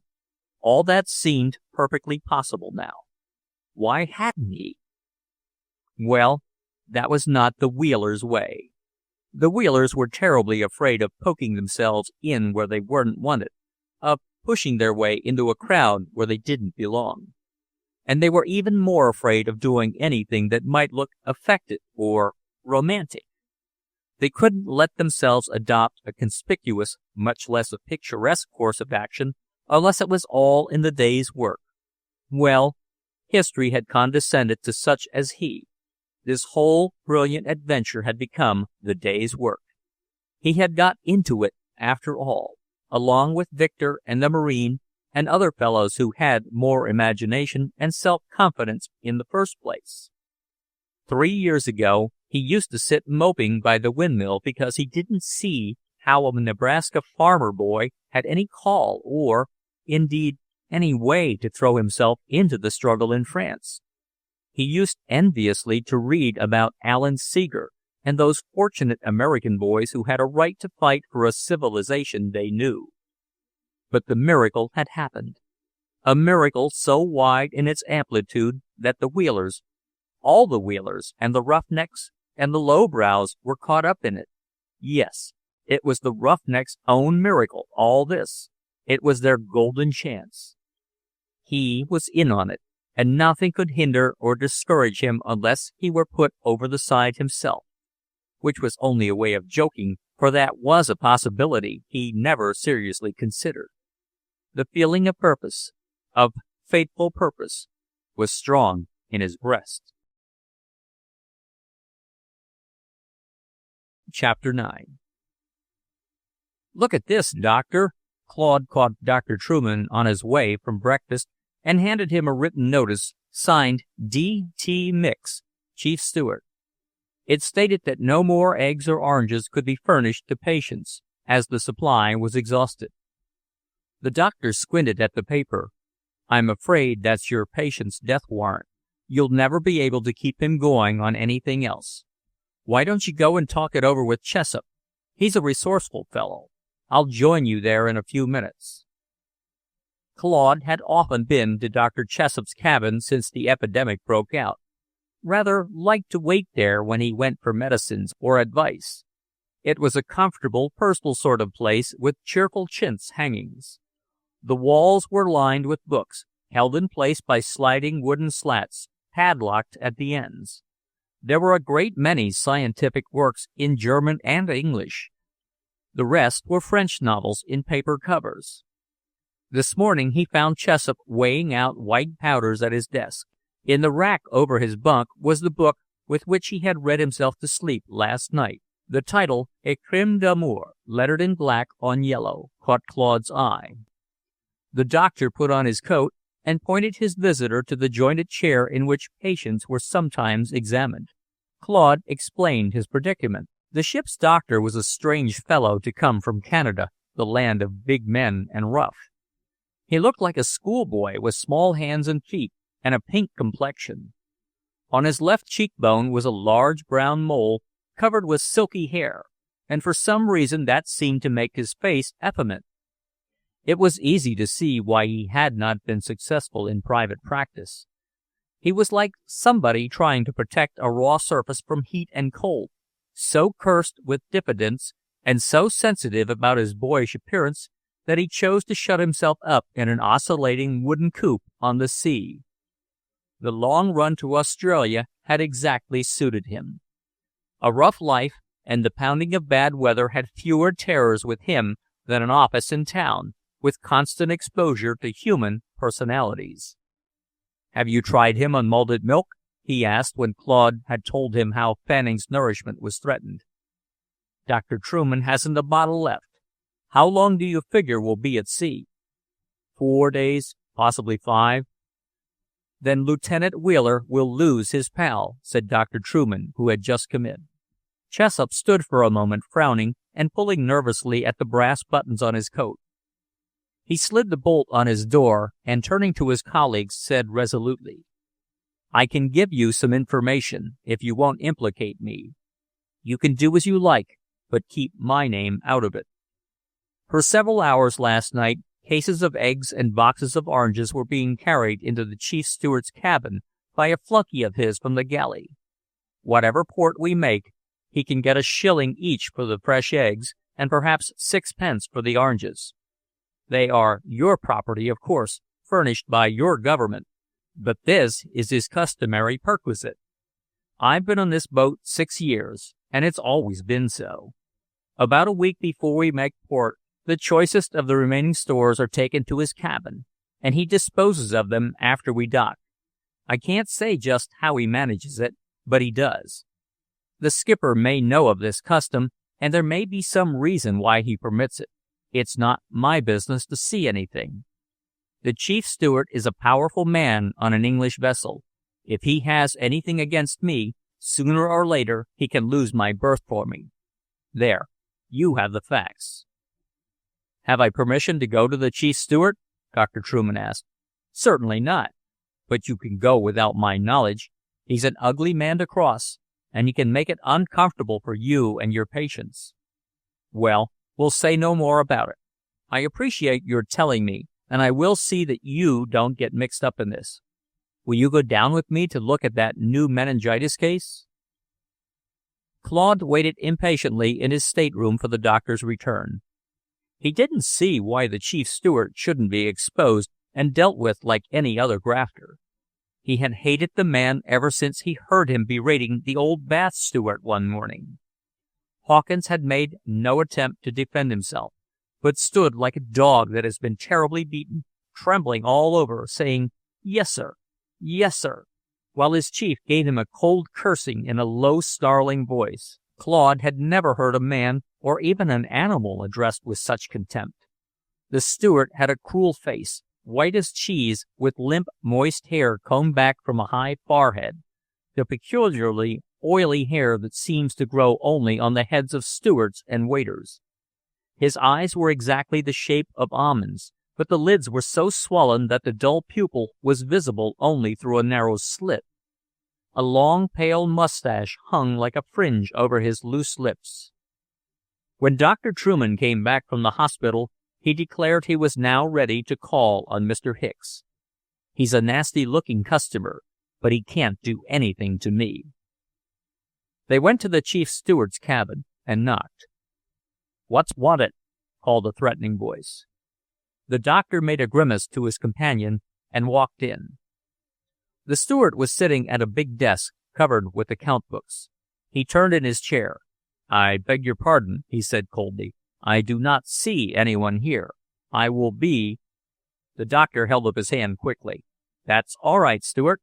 I'm sorry to intrude, but I've something I must say to you in private. I'll not detain you long." If he had hesitated for a moment, Claude believed the steward would have thrown him out, but he went on rapidly. "This is Lieutenant Wheeler, Mr. Mix. His fellow officer lies very ill with pneumonia in stateroom 96. Lieutenant Wheeler has kept him alive by special nursing. He is not able to retain anything in his stomach but eggs and orange juice. If he has these, we may be able to keep up his strength till the fever breaks and carry him to a hospital in France. If we can't get them for him, he will be dead within 24 hours. That's the situation." The steward rose and turned out the drop light on his desk. "Have you received notice that there are no more eggs and oranges on board? Then I am afraid there is nothing I can do for you. I did not provision this ship." "No, I understand that. I believe the United States government provided the fruit and eggs and meat, and I positively know that the articles I need for my patient are not exhausted. Without going into the matter further, I warn you that I'm not going to let a United States officer die when the means of saving him are procurable. I'll go to the skipper. I'll call a meeting of the Army officers on board. I'll go any length to save this man." "That is your own affair, but you will not interfere with me in the discharge of my duties. Will you leave my cabin?" "In a moment, Stewart. I know that last night a number of cases of eggs and oranges were carried into this room. They are here now, and they belong to the AEF. If you will agree to provision my man, what I know won't go any further. But if you refuse, I'll get this matter investigated. I won't stop till I do." The steward sat down and took up a pen. His large, soft hand looked cheesy like his face. "What is the number of the cabin?"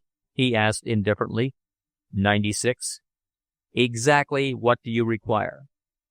1 dozen eggs and 1 dozen oranges every 24 hours, to be delivered at any time convenient to you. I will see what I can do. The steward did not look up from his writing pad, and his visitors left as abruptly as they had come. At about 4 o'clock every morning, before even the bath stewards were on duty, there was a scratching at Claude's door, and a covered basket was left there by a messenger who was unwashed, half-naked, with a sacking apron tied round his middle and his hairy chest splashed with flour. He never spoke, had only one eye and an inflamed socket. Claude learned that he was a half-witted brother of the chief steward, a potato peeler and dishwasher in the galley. 4 days after their interview with Mr. Mix, when they were at last nearing the end of the voyage, Dr. Truman detained Claude after medical inspection to tell him that the chief steward had come down with the epidemic. He sent for me last night and asked me to take his case. Won't have anything to do with Chessup. I had to get Chessup's permission. He seemed very glad to hand the case over to me. Is he very bad? He hasn't a look in, and he knows it. Complications. Chronic Bright's disease. It seems he has 9 children. I'll try to get him into a hospital when we make port, but he'll only live a few days at most. I wonder who'll get the shillings for all the eggs and oranges he hoarded away. Claude, my boy, the doctor spoke with sudden energy, if I ever set foot on land again, I'm going to forget this voyage like a bad dream. When I'm in normal health, I'm a Presbyterian, but just now I feel that even the wicked get worse than they deserve. A day came at last when Claude was wakened from sleep by a sense of stillness. He sprang up with a dazed fear that someone had died, but Fanning lay in his berth, breathing quietly.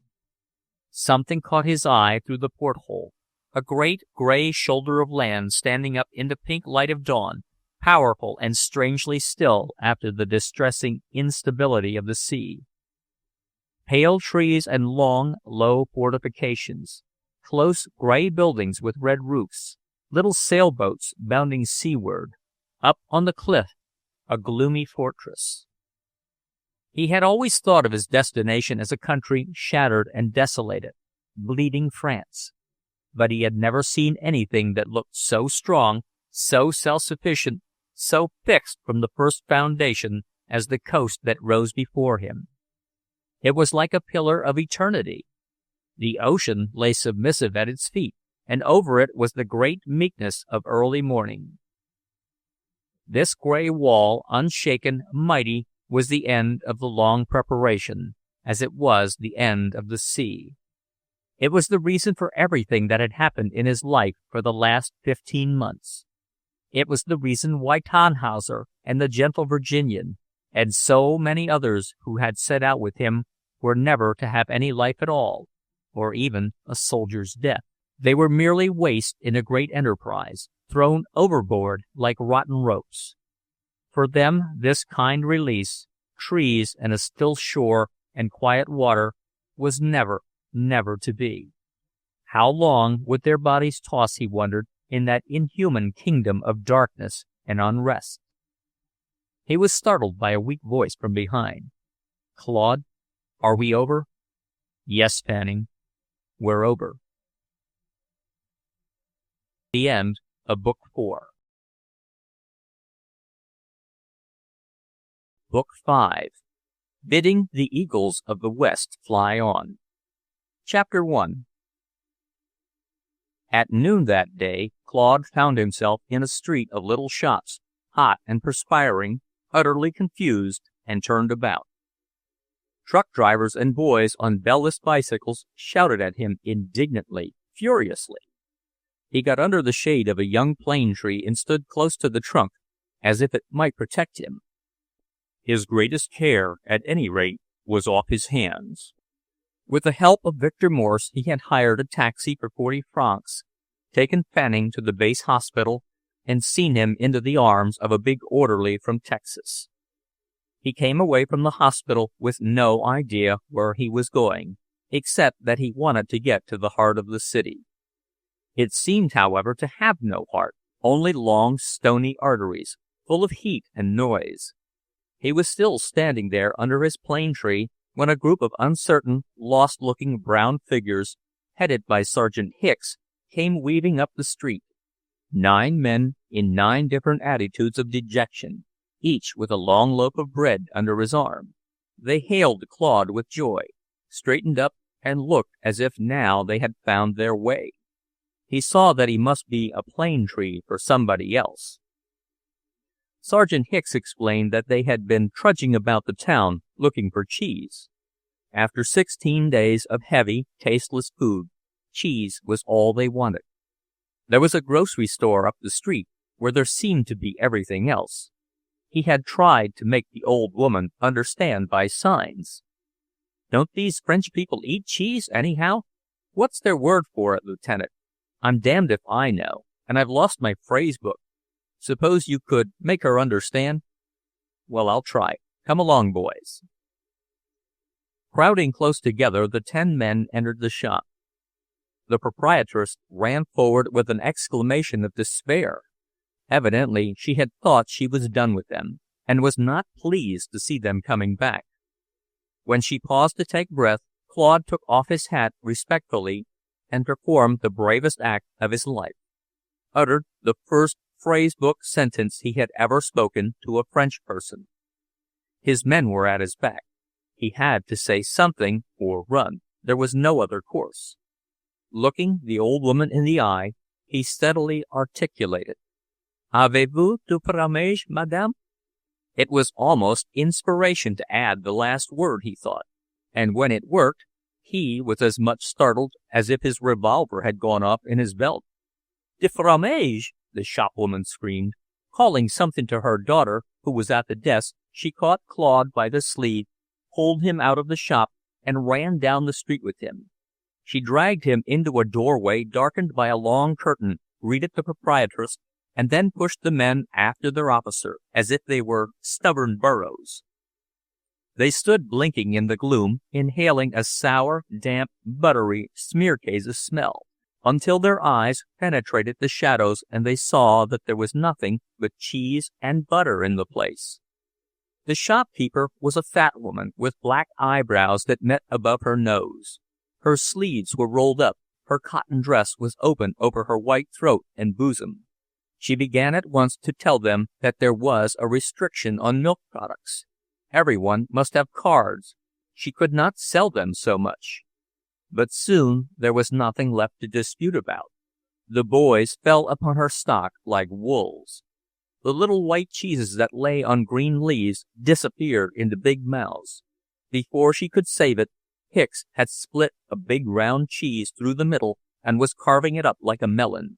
She told them they were dirty pigs and worse than the Boche, but she could not stop them. "What's the matter with Mother, Lieutenant? What's she fussin' about? Ain't she here to sell goods?" Claude tried to look wiser than he was. "From what I can make out, there's some sort of restriction. You aren't allowed to buy all you want. We ought to have thought about that. This is a war country. I guess we've about cleaned her out." "Oh, that's all right," said Hicks, wiping his clasp knife. "We'll bring her some sugar tomorrow. One of the fellows who helped us unload at the docks told me you can always quiet 'em if you give 'em sugar." They surrounded her and held out their money for her to take her pay. "Come on, ma'am, don't be bashful. What's the matter? Ain't this good money?"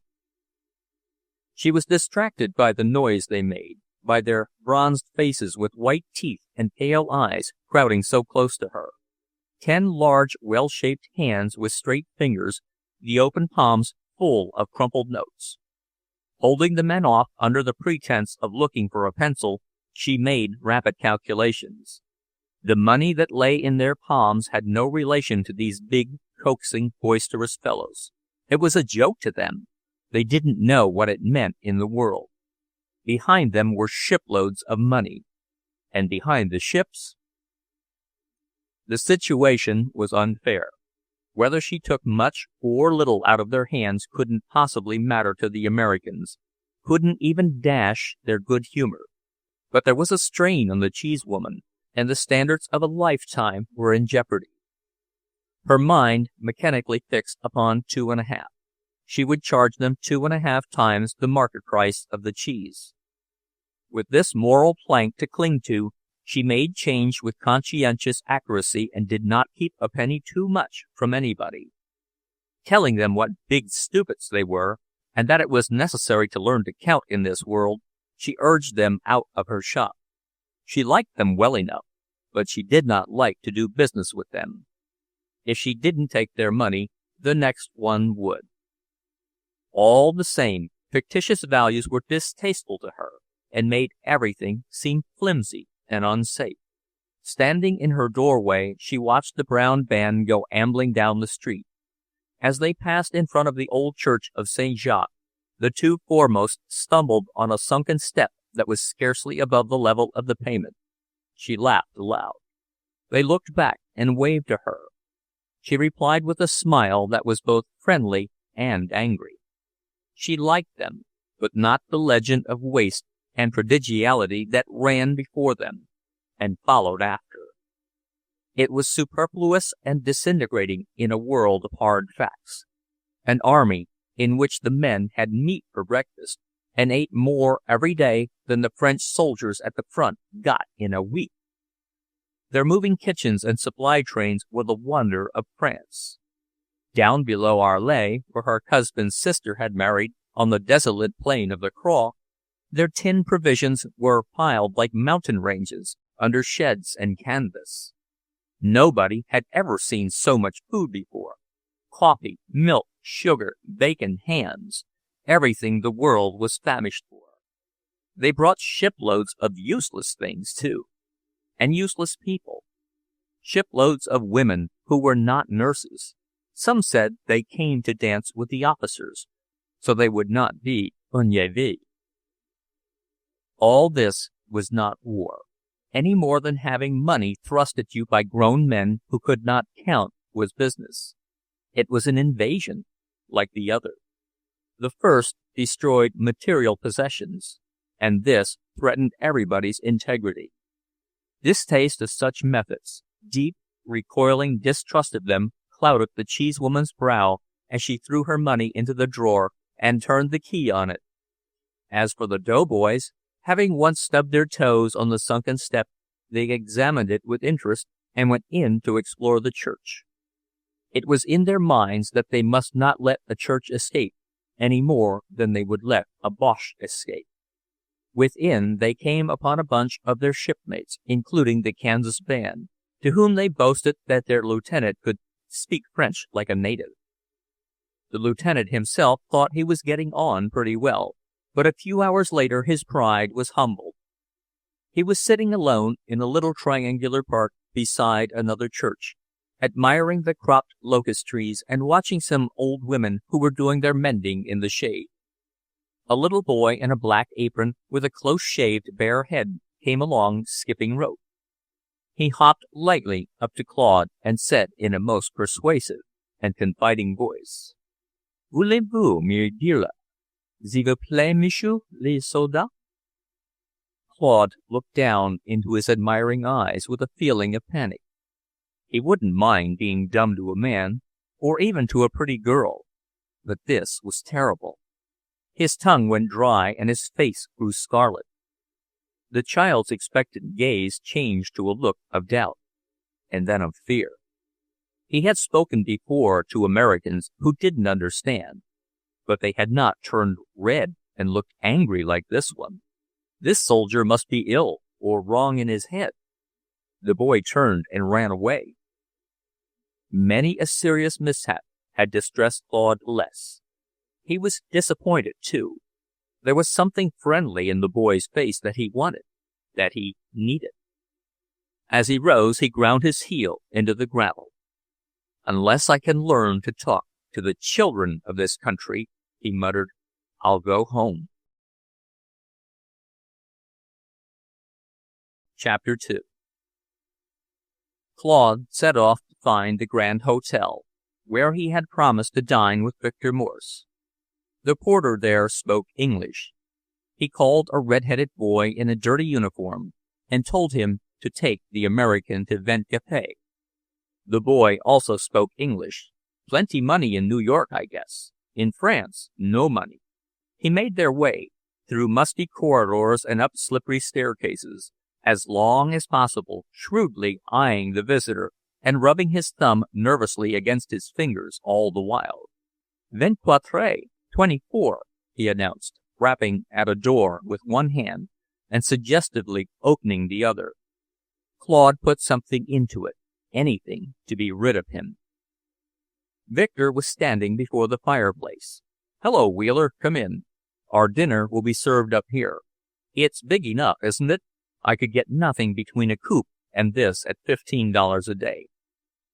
The room was spacious enough for a banquet, with 2 huge beds and great windows that swung in on hinges like doors, and that had certainly not been washed since before the war. The heavy red cotton brocade hangings and lace curtains were stiff with dust. The thick carpet was strewn with cigarette ends and matches. Razor blades and khaki comfort boxes lay about on the dresser, and former occupants had left their autographs in the dust on the table. Officers slept there, and went away, and other officers arrived, and the room remained the same, like a wood in which travelers camped for the night. The valet de chambre carried away only what he could use, discarded shirts and socks and old shoes. It seemed a rather dismal place to have a party.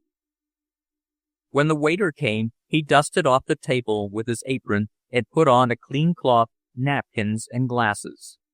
Victor and his guest sat down under an electric light bulb with a broken shade, around which a silent halo of flies moved unceasingly. They did not buzz or dart aloft, or descend to try the soup, but hung there in the center of the room as if they were a part of the lighting system. The constant attendance of the waiter embarrassed Claude. He felt as if he were being watched. "By the way," said Victor while the soup plates were being removed, "what do you think of this wine? It cost me 30 francs the bottle." "It tastes very good to me," Claude replied, "but then, it's the first champagne I've ever drunk." "Really?" Victor drank off another glass and sighed. "I envy you. I wish I had it all to do over. Life's too short, you know." "I should say you have made a good beginning. We're a long way from Crystal Lake." "Not far enough." His host reached across the table and filled Claude's empty glass. "I sometimes waken up with the feeling I'm back there, or I have bad dreams and find myself sitting on that damned stool in the glass cage and can't make my books balance. I hear the old man coughing in his private room, the way he coughs when he's going to refuse a loan to some poor devil who needs it. I've had a narrow escape, Wheeler, as a brand from the burning. That's all the scripture I remember." The bright red spots on Victor's cheeks, his pale forehead, and his brilliant eyes and saucy little mustaches seemed to give his quotation a peculiar vividness. Claude envied him. It must be great fun to take up a part and play it to the finish, to believe you were making yourself over, and to admire the kind of fellow you made. He, too, in a way, admired Victor, though he couldn't altogether believe in him. "You'll never go back," he said. "I wouldn't worry about that." "Take it from me, there are thousands who will never go back. I'm not speaking of the casualties. Some of you Americans are likely to discover the world this trip, and it'll make the hell of a lot of difference. You boys never had a fair chance. There's a conspiracy of church and state to keep you down. I'm going off to play with some girls tonight. Will you come along?" Claude laughed. "I guess not." "Why not? You won't be caught, I guarantee." "I guess not." Claude spoke apologetically. "I'm going out to see Fanning after dinner." Victor shrugged. "That ass!" He beckoned the waiter to open another bottle and bring the coffee. "Well, it's your last chance to go nutting with me." He looked intently at Claude and lifted his glass. "To the future and our next meeting." When he put down his empty goblet, he remarked, "I got a wire through today. I'm leaving tomorrow." "For London?" "For Verdun." Claude took a deep breath. Verdun. The very sound of the name was grim, like the hollow roll of drums. Victor was going there tomorrow. Here one could take a train for Verdun, or thereabouts, as at home one took a train for Omaha. He felt more over than he had done before, and a little crackle of excitement went all through him. He tried to be careless. "Then you won't get to London soon?" "God knows," Victor answered gloomily. He looked up at the ceiling and began to whistle softly, an engaging air. "Do you know that? It's something Maisie often plays. Roses of Picardy. You won't know what a woman can be till you meet her, Wheeler." "I'll hope I'll have that pleasure. I was wondering if you'd forgotten her for the moment. She doesn't object to these diversions?" Victor lifted his eyebrows in the old haughty way. "Women don't require that sort of fidelity of the air service. Our engagements are too uncertain." Half an hour later, Victor had gone in quest of amorous adventure, and Claude was wandering alone in the brightly lighted street full of soldiers and sailors of all nations. There were black Senegalese, and Highlanders in kilts, and little lorry drivers from Siam, all moving slowly along between rows of cabarets and cinema theaters. The wide-spreading branches of the plane trees met overhead, shutting out the sky and roofing in the orange glare. The sidewalks were crowded with chairs and little tables, at which Marines and soldiers sat drinking schnapps and cognac and coffee. From every doorway, music machines poured out jazz tunes and strident Sousa marches. The noise was stupefying. Out in the middle of the street, a band of bare-headed girls, hardy and tough-looking, were following a string of awkward Americans, running into them, elbowing them, asking for treats, crying, "You dance me pustro, Sammy?" Claude stationed himself before a movie theater, where the sign in electric lights read, "Amour que tuche," and stood watching the people. In the stream that passed him, his eye lit upon two walking arm in arm, their hands clasped, talking eagerly and unconscious of the crowd. Different, he saw at once, from all the other strolling, affectionate couples. The man wore the American uniform. His left arm had been amputated at the elbow, and he carried his head awry as if he had a stiff neck. His dark, lean face wore an expression of intense anxiety. His eyebrows twitched as if he were in constant pain. The girl, too, looked troubled. As they passed him under the red light of the Amour sign, Claude could see that her eyes were full of tears. They were wide, blue eyes, innocent-looking, and she had the prettiest face he had seen since he landed. From her silk shawl and little bonnet with blue strings and a white frill, he thought she must be a country girl. As she listened to the soldier, with her mouth half open, he saw a space between her two front teeth, as with children whose second teeth have just come. While they pushed along in the crowd, she looked up intently at the man beside her, or off into the blur of light, where she evidently saw nothing. Her face, young and soft, seemed new to emotion, and her bewildered look made one feel that she did not know where to turn. Without realizing what he did, Claude followed them out of the crowd into a quiet street, and on into another, even more deserted, where the houses looked as if they had been asleep a long while. Here there were no street lamps, not even a light in the windows, but natural darkness, with the moon high overhead throwing sharp shadows across the white cobble paving. The narrow street made a bend, and he came out upon the church he and his comrades had entered that afternoon. It looked larger by night, and, but for the sunken step, he might not have been sure it was the same. The dark neighboring houses seemed to lean toward it. The moonlight shone silver-gray upon its battered front. The two walking before him ascended the steps and withdrew into the deep doorway, where they clung together in an embrace so long and still that it was like death. At last they drew shuddering apart. The girl sat down on the stone bench beside the door. The soldier threw himself upon the pavement at her feet and rested his head on her knee, his one arm lying across her lap. In the shadow of the houses opposite, Claude kept watch like a sentinel, ready to take their part if any alarm should startle them. The girl bent over her soldier, stroking his head so softly that she might have been putting him to sleep, took his one hand and held it against her bosom as if to stop the pain there. Just behind her, on the sculptured portal, some old bishop with a pointed cap and a broken crosier stood holding up 2 fingers. Chapter 3. The next morning, when Claude arrived at the hospital to see Fanning, he found everyone too busy to take account of him. The courtyard was full of ambulances, and a long line of camions waited outside the gate.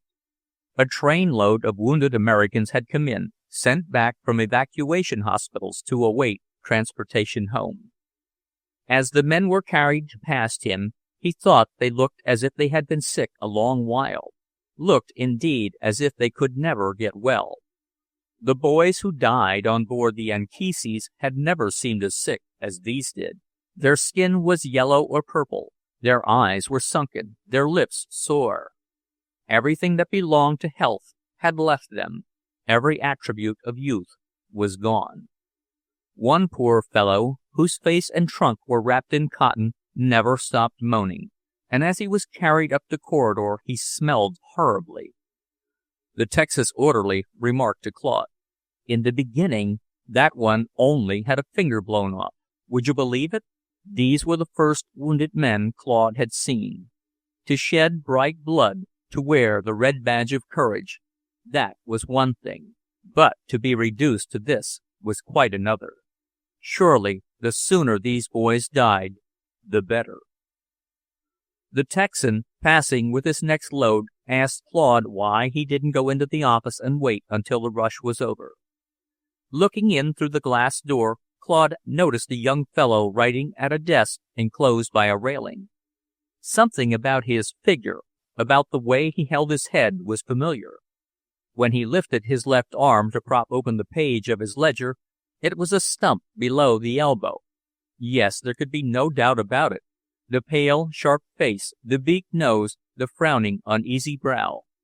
Presently, as if he felt a curious eye upon him, the young man paused in his rapid writhing, wriggled his shoulders, put an iron paperweight on the page of his book, took a case from his pocket, and shook a cigarette out on the table.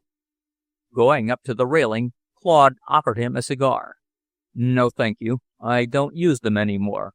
They seem too heavy for me."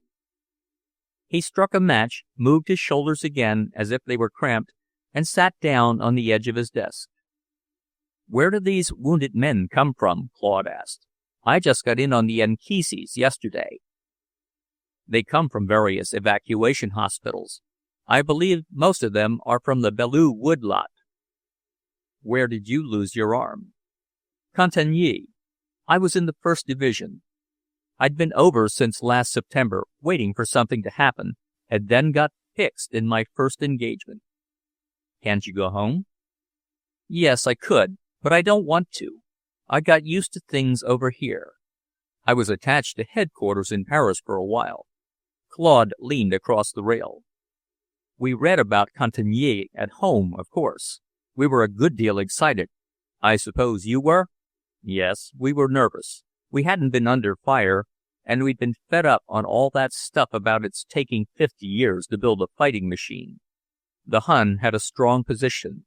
We looked up that long hill and wondered how we were going to behave." As he talked, the boy's eyes seemed to be moving all the time, probably because he could not move his head at all.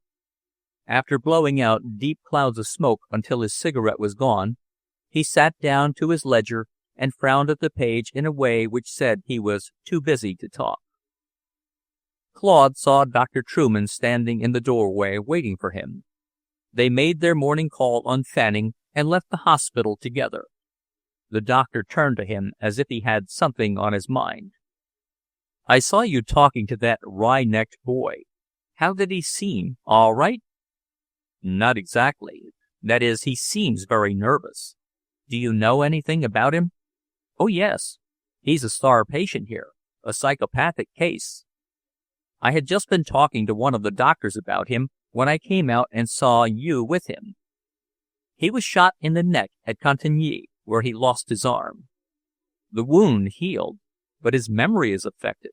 Some nerve cut, I suppose, that connects with that part of his brain.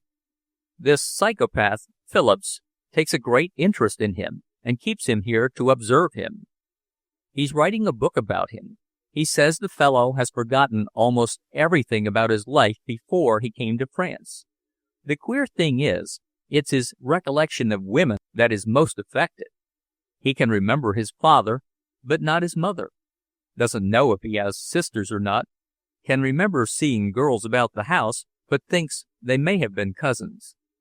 His photographs and belongings were lost when he was hurt, all except a bunch of letters he had in his pocket. They are from a girl he's engaged to, and he declares he can't remember her at all, doesn't know what she looks like or anything about her, and can't remember getting engaged. The doctor has the letters. They seem to be from a nice girl in his own town who is very ambitious for him to make the most of himself. He deserted soon after he was sent to this hospital, ran away. He was found on a farm out in the country here, where the sons had been killed and the people had sort of adopted him. He'd quit his uniform and was wearing the clothes of one of the dead sons. He'd probably have got away with it if he hadn't had that wry neck. Someone saw him in the fields and recognized him and recorded him. I guess nobody cared much but the psychopathic doctor. He wanted to get his pet patient back.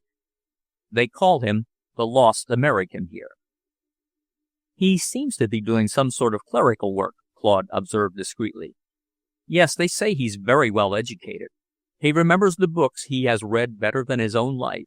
He can't recall what his hometown looks like or his home, and the women are clear wiped out, even the girl he was going to marry. Claude smiled. Maybe he's fortunate in that. The doctor turned to him affectionately. Now, Claude, don't begin to talk like that the minute you land in this country. Claude walked on past the church of St. Jacques. Last night already seemed like a dream, but it haunted him.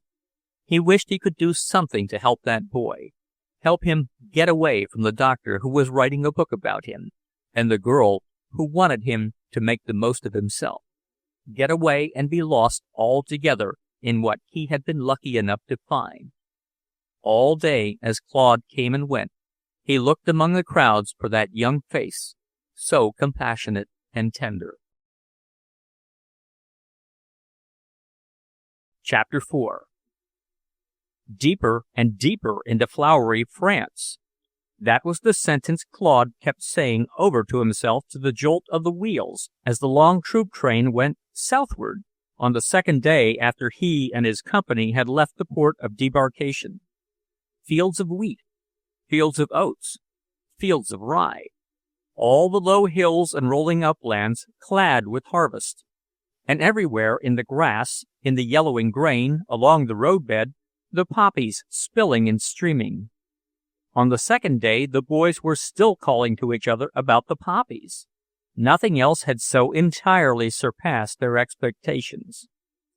They had supposed that poppies grew only on battlefields, or in the brains of war correspondents. Nobody knew what the cornflowers were, except Willie Katz, an Austrian boy from the Omaha packing houses, and he knew only an objectionable name for them, so he offered no information. For a long time they thought the red clover blossoms were wildflowers. They were as big as wild roses. When they passed the first alfalfa field, the whole train rang with laughter.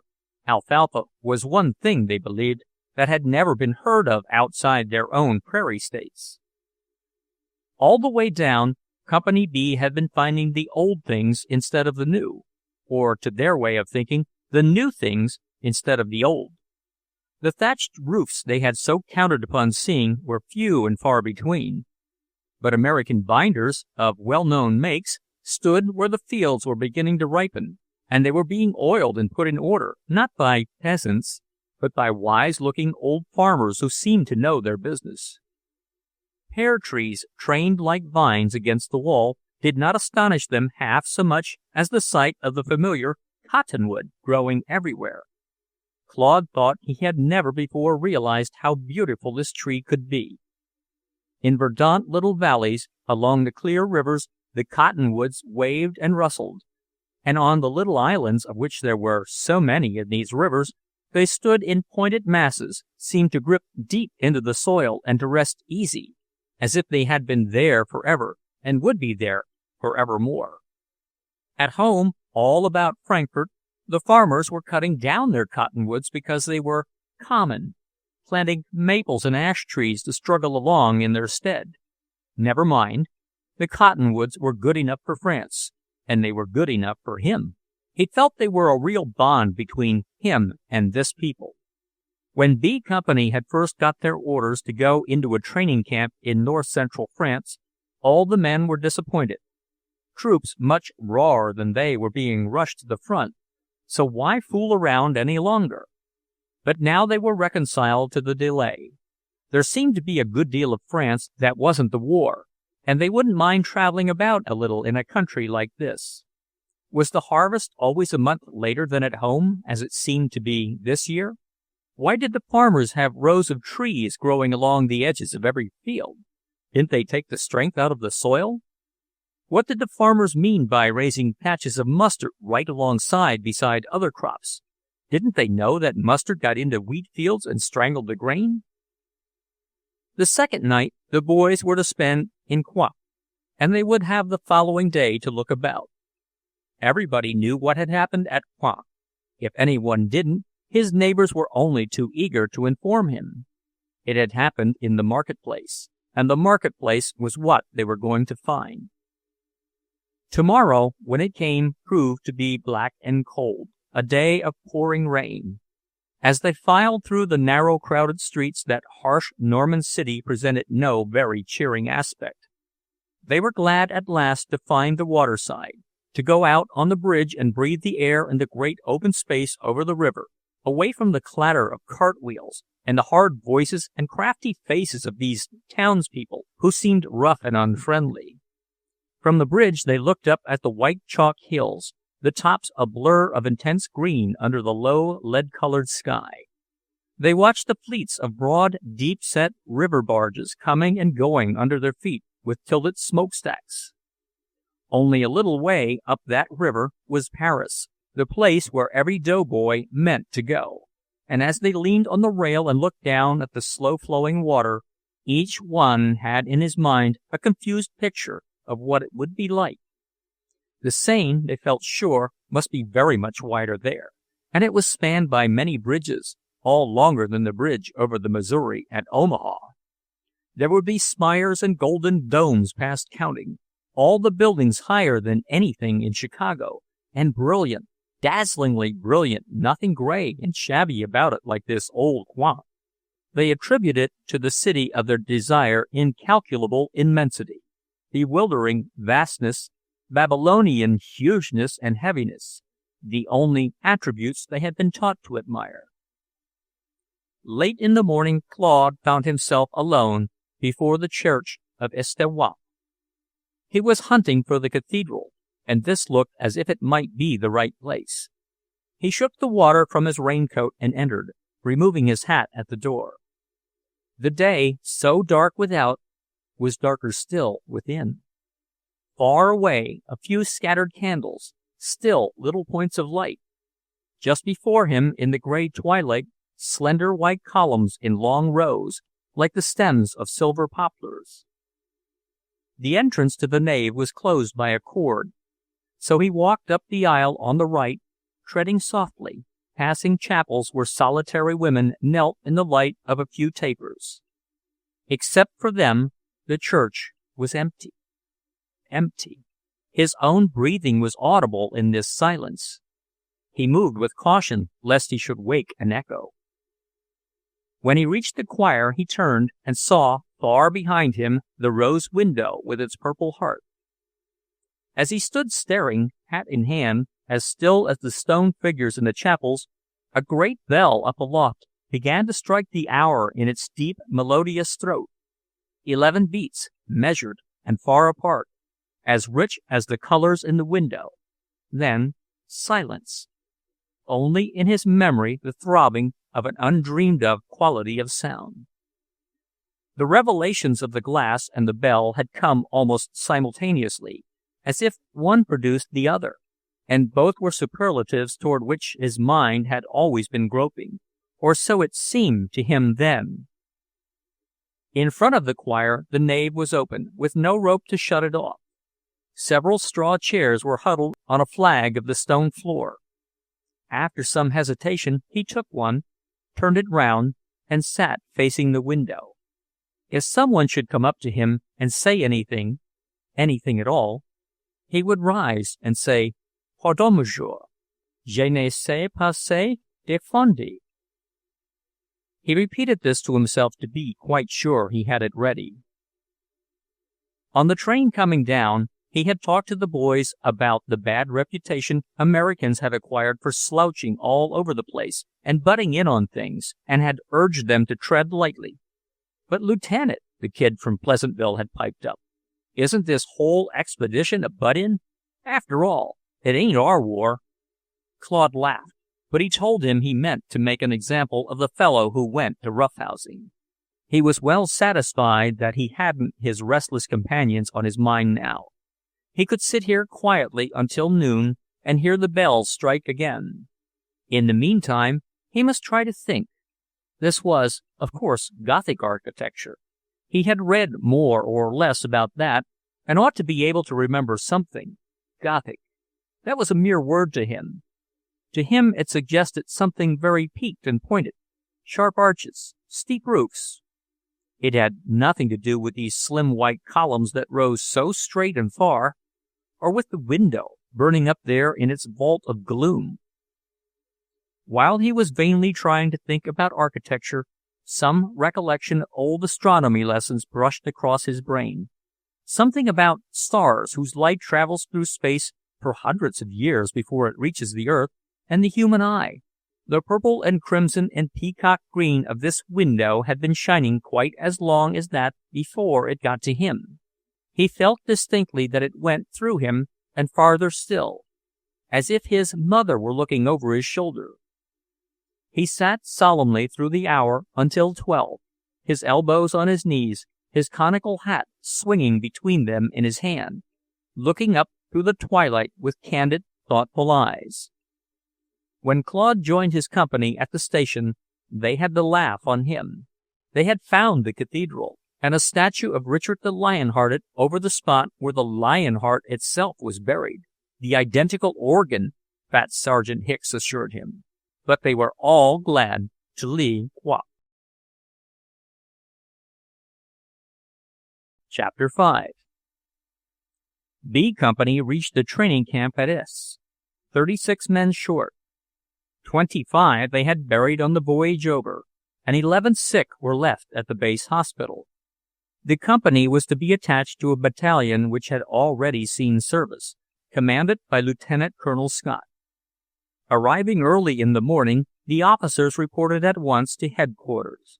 Captain Maxey must have suffered a shock when the colonel rose from his desk to acknowledge his salute, then shook hands with them all around, and asked them about their journey.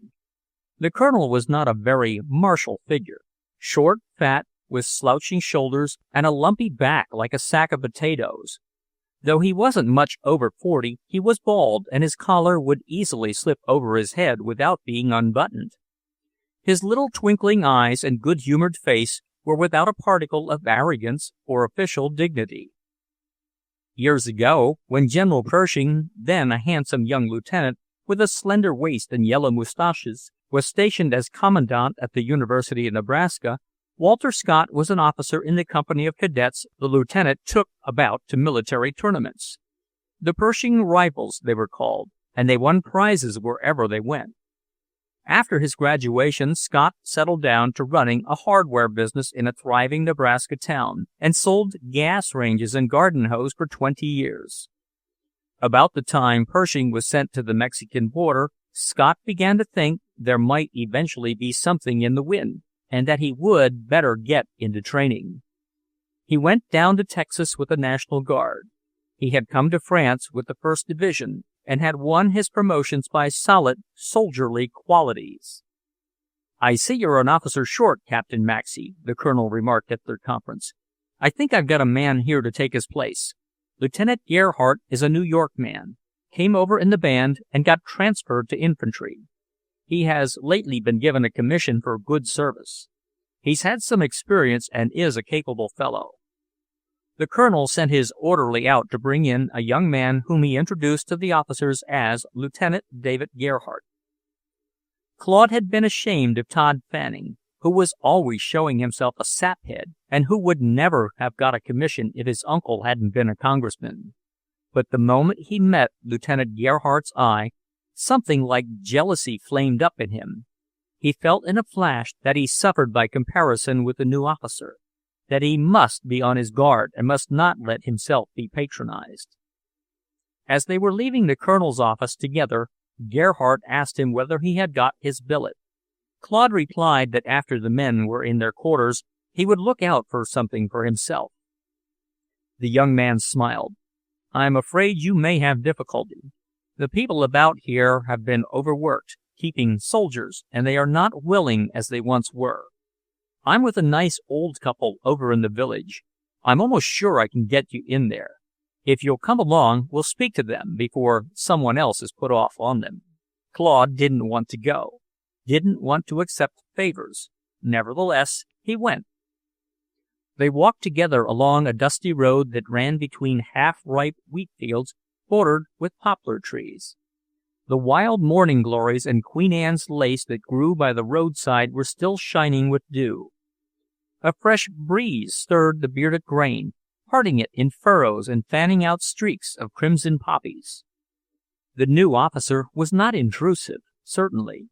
He walked along, whistling softly to himself, seeming quite lost in the freshness of the morning or in his own thoughts. There had been nothing patronizing in his manner so far, and Claude began to wonder why he felt ill at ease with him. Perhaps it was because he did not look like the rest of them. Though he was young, he did not look boyish.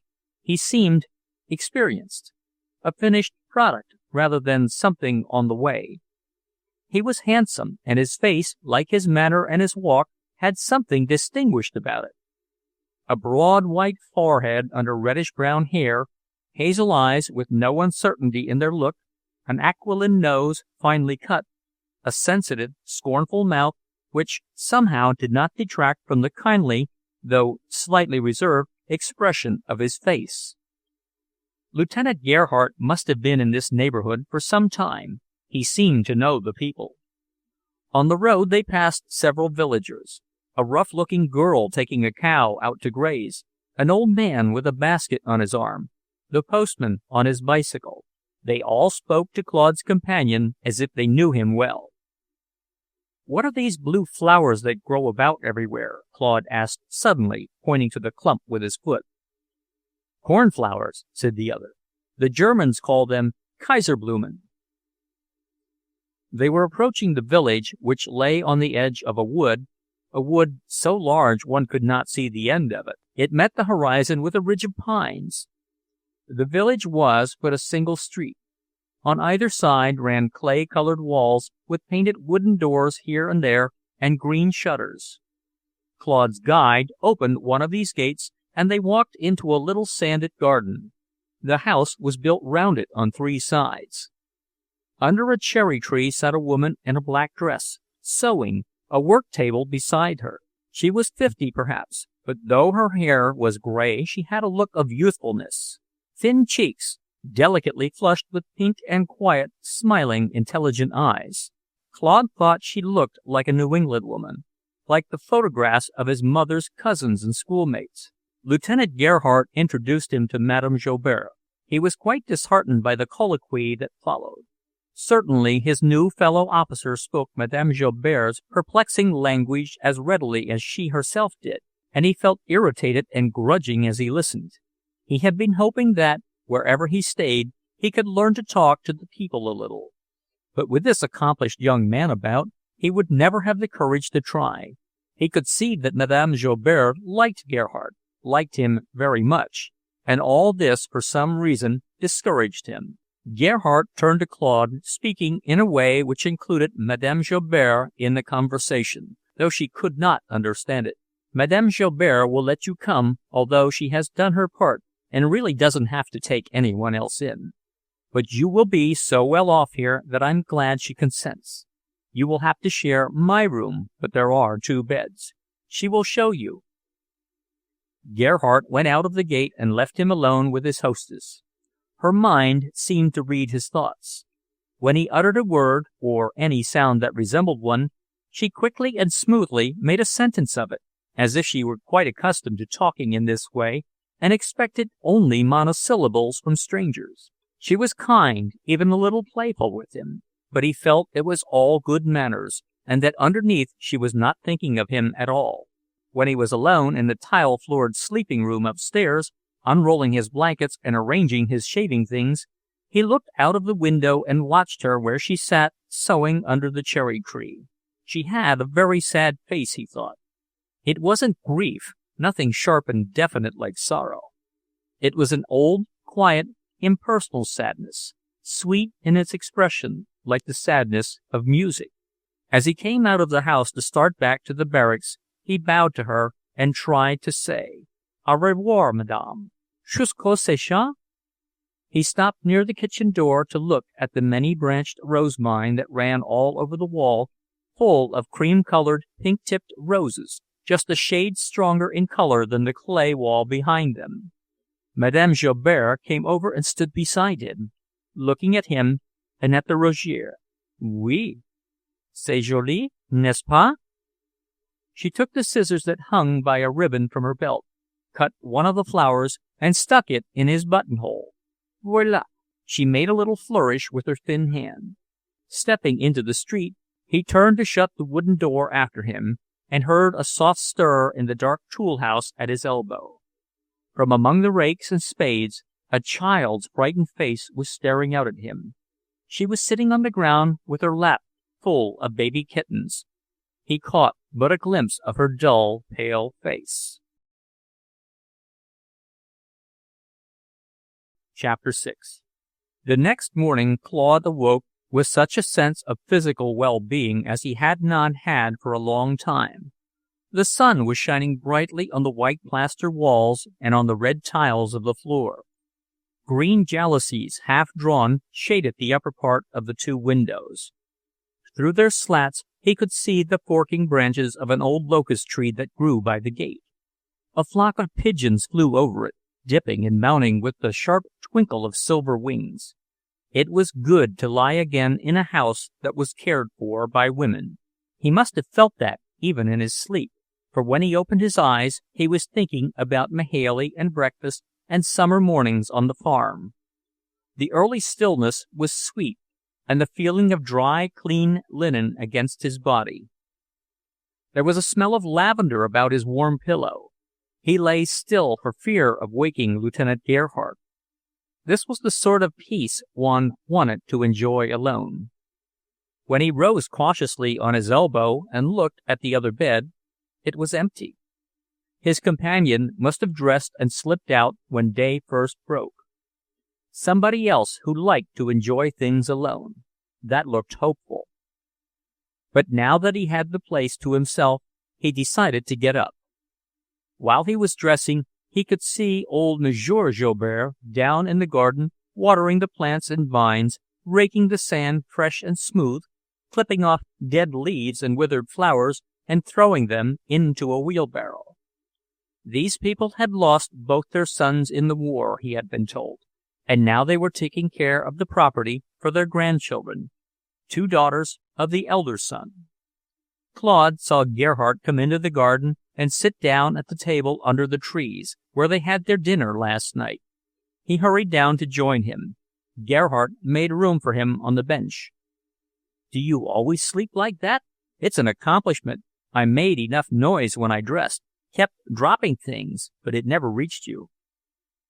Madame Joubert came out of the kitchen in a purple-flowered morning gown, her hair in curl papers under a lace cap. She brought the coffee herself, and they sat down at the unpainted table without a cloth and drank it out of big crockery bowls. They had fresh milk with it, the first Claude had tasted in a long while, and sugar which Gerhardt produced from his pocket. The old cook had her coffee sitting in the kitchen door, and on the step at her feet sat the strange, pale little girl. Madame Joubert amiably addressed herself to Claude. She knew that Americans were accustomed to a different sort of morning repast, and if he wished to bring bacon from the camp, she would gladly cook it for him. She had even made pancakes for officers who stayed there before. She seemed pleased, however, to learn that Claude had had enough of these things for a while. She called David by his first name, pronouncing it in the French way, and when Claude said he hoped she would do as much for him, she said, oh yes, that his was a very good French name. Mais un peu, romanesque, at which he blushed, not quite knowing whether she were making fun of him or not. It is rather so in English, isn't it? David asked. Well, it's a sissy name if you mean that. Yes, it is a little, David admitted candidly. The day's work on the parade ground was hard, and Captain Maxey's men were soft, felt the heat, didn't size up well with the Kansas boys who had been hardened by service. The colonel wasn't pleased with B Company, and detailed them to build new barracks and extend the sanitation system. Claude got out and worked with the men. Gerhardt followed his example, but it was easy to see that he had never handled lumber or tin roofing before. A kind of rivalry seemed to have sprung up between him and Claude. Neither of them knew why. Claude could see that the sergeants and corporals were a little uncertain about Gerhardt. His laconic speech, never embroidered by the picturesque slang they relished, his gravity, and his rare, incredulous smile alike puzzled them. Was the new officer a dude? Sergeant Hicks asked of his chum, Dale Abel. No, he wasn't a dude. Was he a swellhead? No, not at all. But he wasn't a good mixer. He was an Easterner. What more he was would develop later. Claude sensed something unusual about him. He suspected that Gerhardt knew a good many things as well as he knew French, and that he tried to conceal it, as people sometimes do when they feel they are not among their equals. This idea nettled him. It was Claude who seized the opportunity to be patronizing when Gerhardt betrayed that he was utterly unable to select lumber by given measurements. The next afternoon, work on the new barracks was called off because of rain. Sergeant Hicks set about getting up a boxing match, but when he went to invite the lieutenants, they had both disappeared. Claude was tramping toward the village, determined to get into the big wood that had tempted him ever since his arrival. The high road became the village street, and then at the edge of the wood became a country road again. A little farther on, where the shade grew denser, it split up into 3 wagon trails, 2 of them faint and little used. One of these Claude followed. The rain had dwindled to a steady patter, but the tall brakes growing up in the path splashed him to the middle, and his feet sank in spongy, mossy earth. The light about him, the very air, was green. The trunks of the trees were overgrown with a soft green moss, like mold. He was wondering whether this forest was not always a damp, gloomy place, when suddenly the sun broke through and shattered the whole wood with gold. He had never seen anything like the quivering emerald of the moss, the silky green of the dripping beech tops. Everything woke up. Rabbits ran across the path. Birds began to sing, and all at once the brakes were full of whirring insects. The winding path turned again and came out abruptly on a hillside, above an open glade piled with gray boulders. On the opposite rise of ground stood a grove of pines with bare red stems. The light around and under them was red like a rosy sunset. Nearly all the stems divided about halfway up into 2 great arms, which came together again at the top, like the pictures of old Grecian lyres.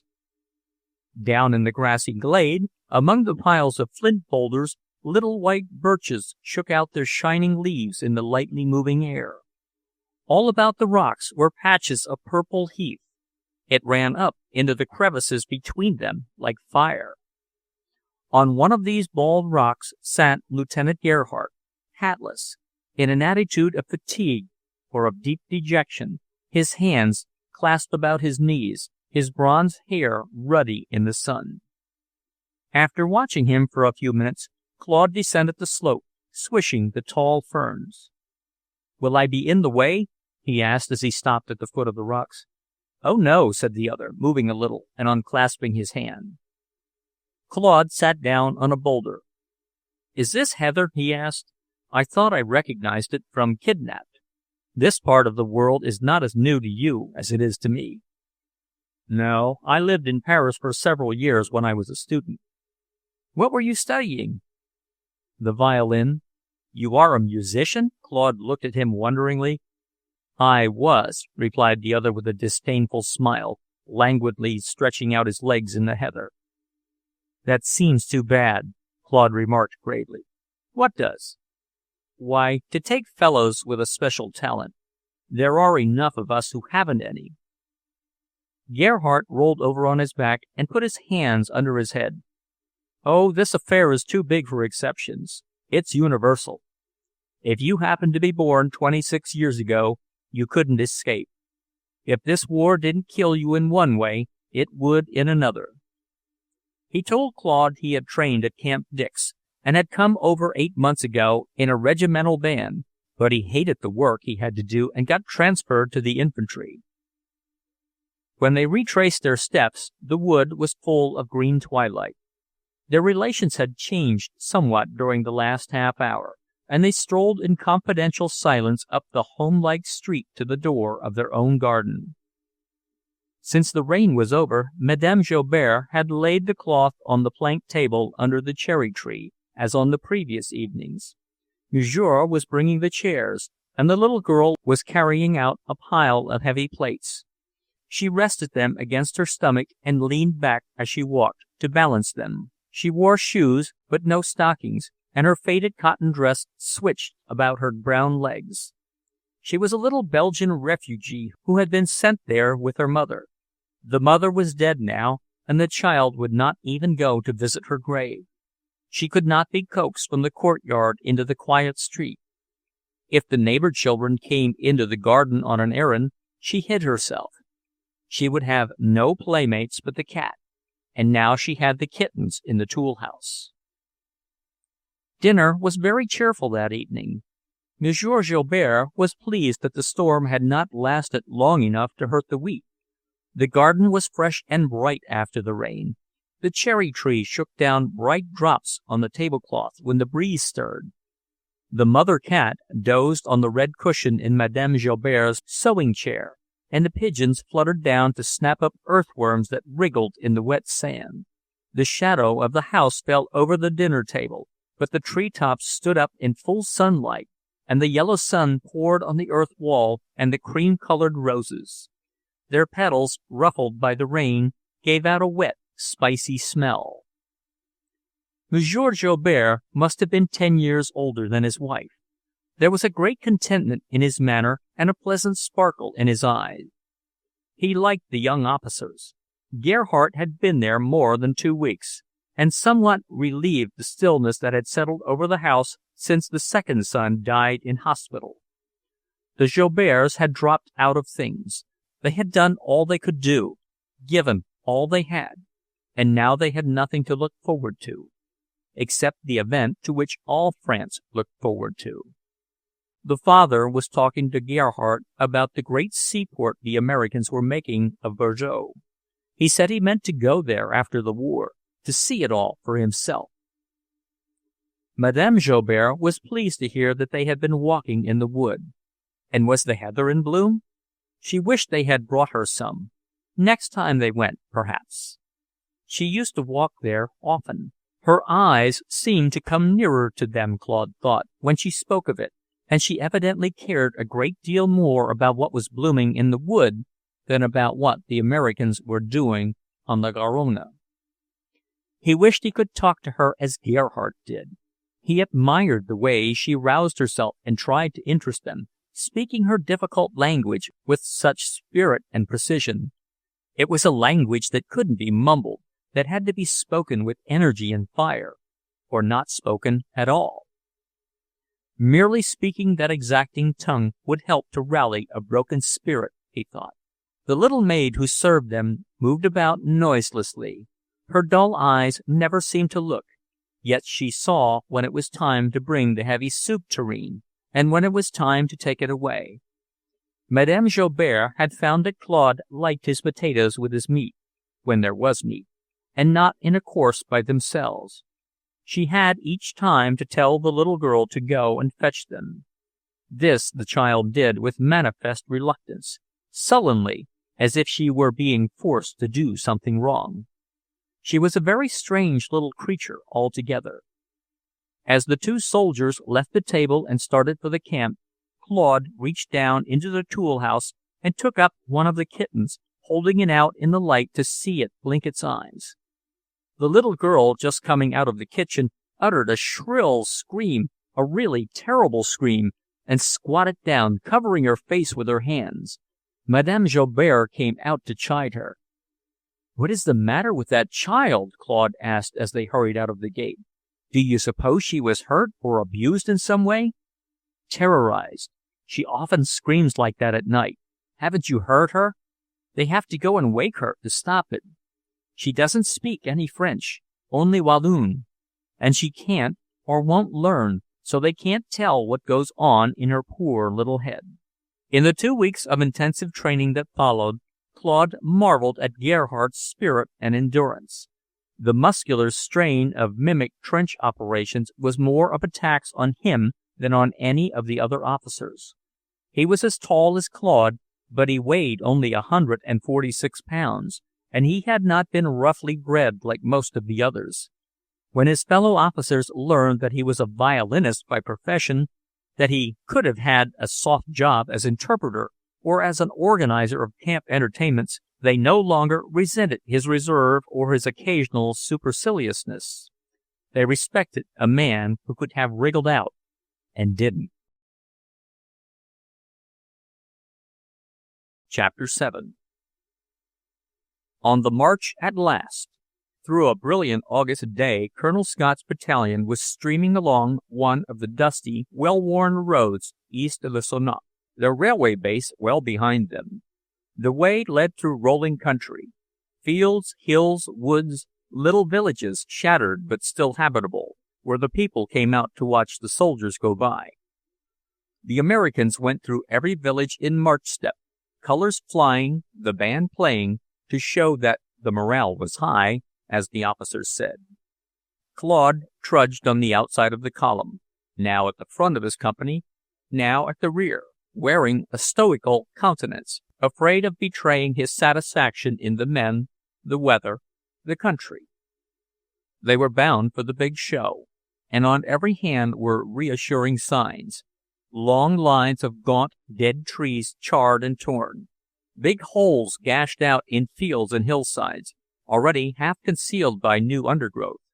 Widening depressions in the earth, bodies of wrecked motor trucks and automobiles lying along the road, and everywhere endless straggling lines of rusty barbed wire that seemed to have been put there by chance, with no purpose at all. "Begins to look like we're getting in, Lieutenant," said Sergeant Hicks, smiling behind his salute. Claude nodded and passed forward. "Well, we can't arrive any too soon for us, boys." The sergeant looked over his shoulder, and they grinned, their teeth flashing white in their red, perspiring faces. Claude didn't wonder that everybody along the route, even the babies, came out to see them. He thought they were the finest sight in the world. This was the first day they had worn their tin hats. Gerhardt had shown them how to stuff grass and leaves inside to keep their heads cool. When they fell into fours and the band struck up as they approached a town, Bert Fuller, the boy from Pleasantville on the Platte, who had blubbered on the voyage over, was guide right, and whenever Claude passed him, his face seemed to say, "You won't get anything on me in a hurry, Lieutenant." They made camp early in the afternoon on a hill covered with half-burned pines. Claude took Bert and Del Abel and Oscar the Swede and set off to make a survey and report the terrain. Behind the hill, under the burned edge of the wood, they found an abandoned farmhouse and what seemed to be a clean well. It had a solid stone curb about it, and a wooden bucket hanging by a rusty wire. When the boys splashed the bucket about, the water sent up a pure, cool breath. But they were wise boys, and knew where dead Prussians most loved to hide. Even the straw in the stable they regarded with suspicion, and thought it would be just as well not to bed anybody there.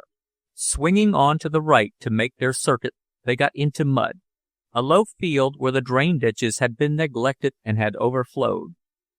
There they came upon a pitiful group of humanity, bemired.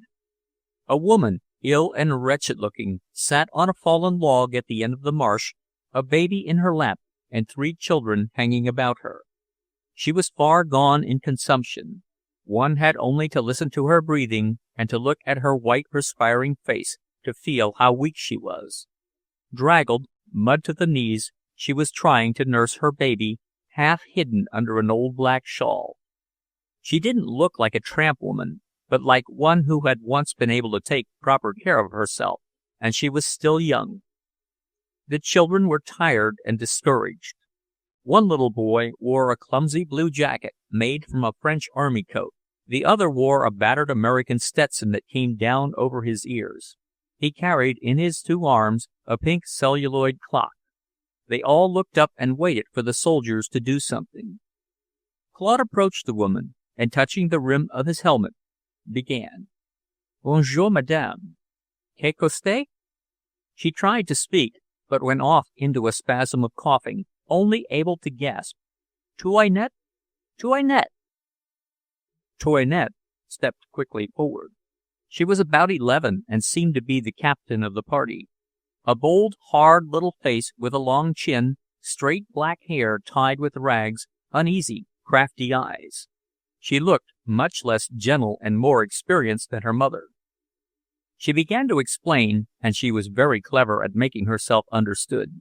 She was used to talking to foreign soldiers, spoke slowly, with emphasis and ingenious gestures. She, too, had been reconnoitering. She had discovered the empty farmhouse and was trying to get her party there for the night. How did they come here? Oh, they were refugees. They had been staying with people 30 kilometers from here. They were trying to get back to their own village. Her mother was very sick, presque morte, and she wanted to go home to die. They had heard people were still living there. An old aunt was living in their own cellar, and so could they if they once got there. The point was, and she made it over and over, that her mother wished to die. Chez elle, comprenez-vous? They had no papers, and the French soldiers would never let them pass, but now that the Americans were here, they hoped to get through. The Americans were said to be toujours gentils. While she talked in her shrill, clicking voice, the baby began to howl, dissatisfied with its nourishment. The little girl shrugged. "Il est toujours en colère," she muttered. The woman turned it around with difficulty. It seemed a big, heavy baby, but white and sickly, and gave it the other breast. It began sucking her noisily, rooting and sputtering as if it were famished.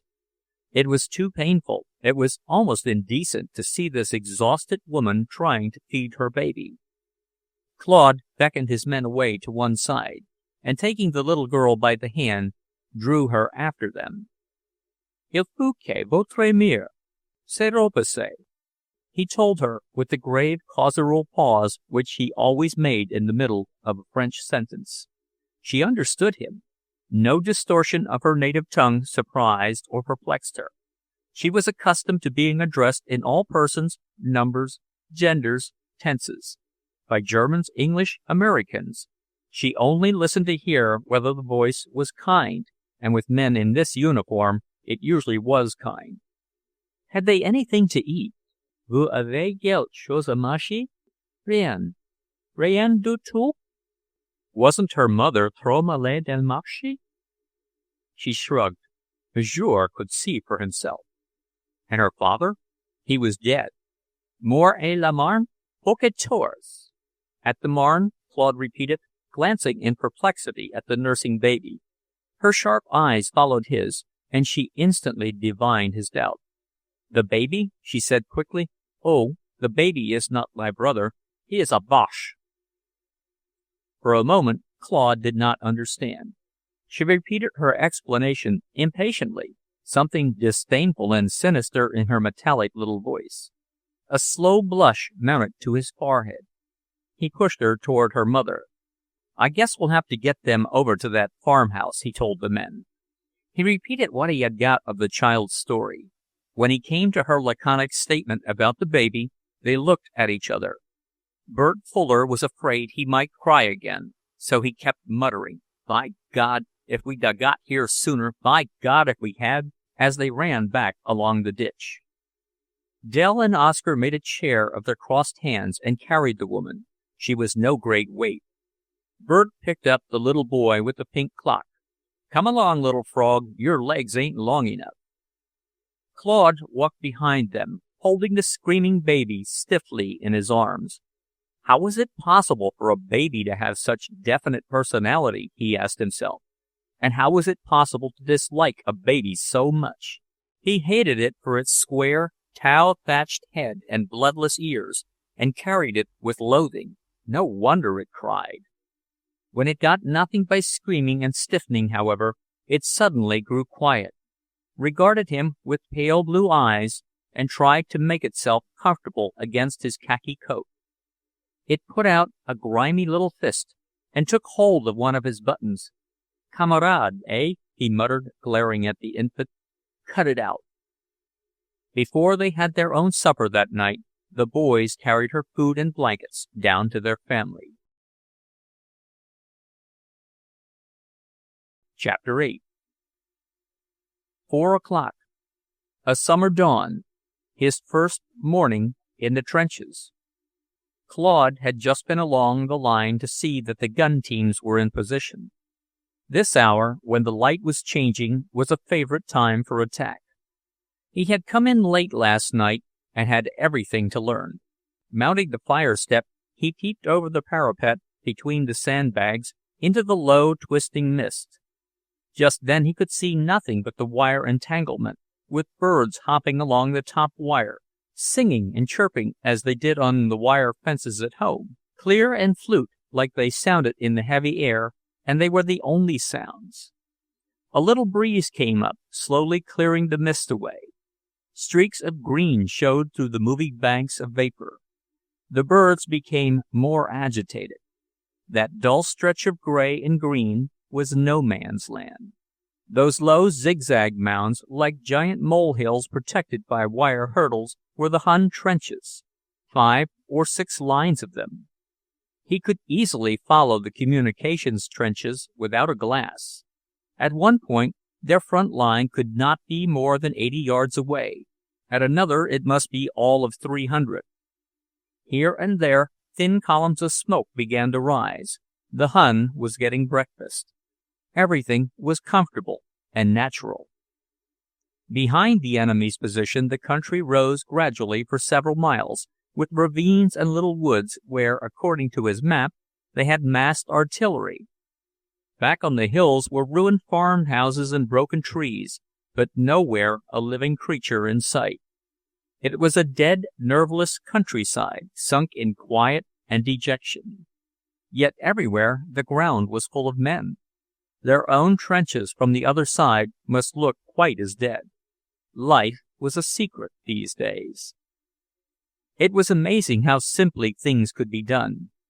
His battalion marched in quietly at midnight, and the line they came to relieve had set out as quietly for the rear. It all took place in utter darkness. Just as B Company slid down an incline into the shallow rear trenches, the country was lit for a moment by 2 star shells. There was a rattling of machine guns, German Maxims, a sporadic crackle that was not followed up. Filing along the communications trenches, they listened anxiously. Artillery fire would have made it bad for the other men who were marching to the rear. But nothing happened. They had a quiet night, and this morning, here they were.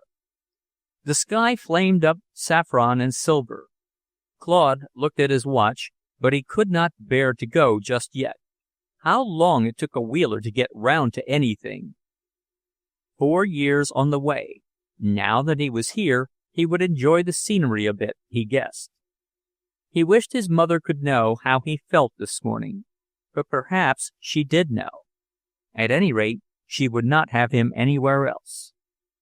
5 years ago, when he was sitting on the steps of the Denver State House and knew that nothing unexpected could ever happen to him, suppose he could have seen in a flash where he would be today. He cast a long look at the reddening, lengthening landscape and dropped down on the duckboard. Claude made his way back to the dugout into which he and Gerhardt had thrown their effects last night. The former occupants had left it clean. There were 2 bunks nailed against the side walls, wooden frames with wire netting over them, covered with dry sandbags. Between the 2 bunks was a soapbox table with a candle stuck in a green bottle, an alcohol stove, a bain-marie, and 2 tin cups. On the wall were colored pictures from Jungen taken out of some Hun trench. He found Gerhardt still asleep on his bed and shook him until he sat up. "How long have you been out, Claude? Didn't you sleep?" "A little. I wasn't very tired. I suppose we could heat shaving water on this stove. They've left us half a bottle of alcohol. It's quite a comfortable little hole, isn't it?" "It will doubtless serve its purpose," David remarked dryly. "So sensitive to any criticism of this war. Why, it's not your affair. You've only just arrived." "I know," Claude replied meekly as he began to fold his blankets. "But it's likely the only one I'll ever be in, so I may as well take an interest." The next afternoon 4 young men, all more or less naked, were busy about a shell hole full of opaque brown water. Sergeant Hicks and his chum, Del Abel, had hunted through half the blazing hot morning to find a hole not too scummy, conveniently and even picturesquely situated, and had reported it to the lieutenants. Captain Maxey, Hicks said, could send his own orderly to find his own shell hole, and could take his bath in private. He'd never wash himself with anybody else, the sergeant added, afraid of exposing his dignity.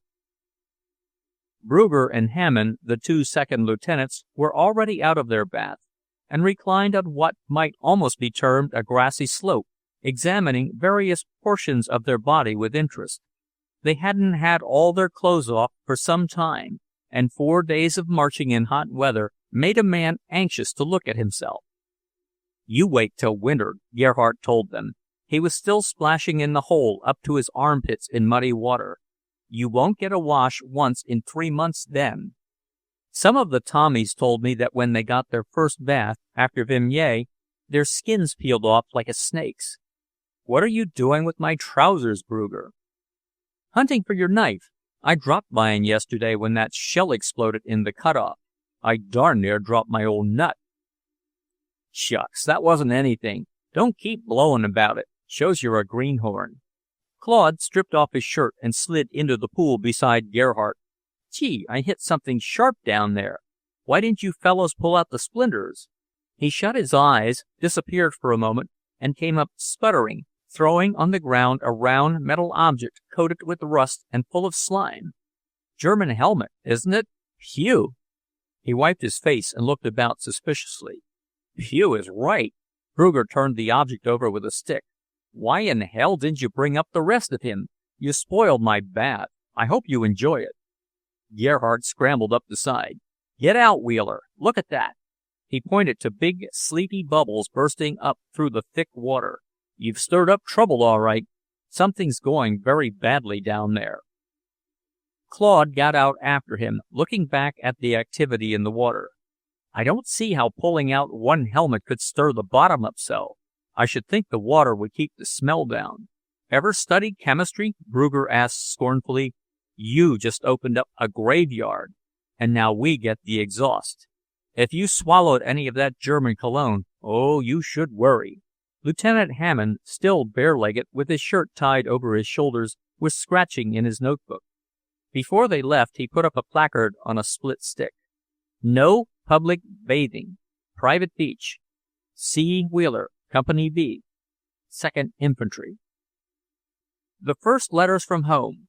The supply wagons brought them up, and every man in the company got something except Ed Dreyer, a farmhand from the Nebraska sandhills, and Willie Katz, the tow-headed Austrian boy from the South Omaha packing houses.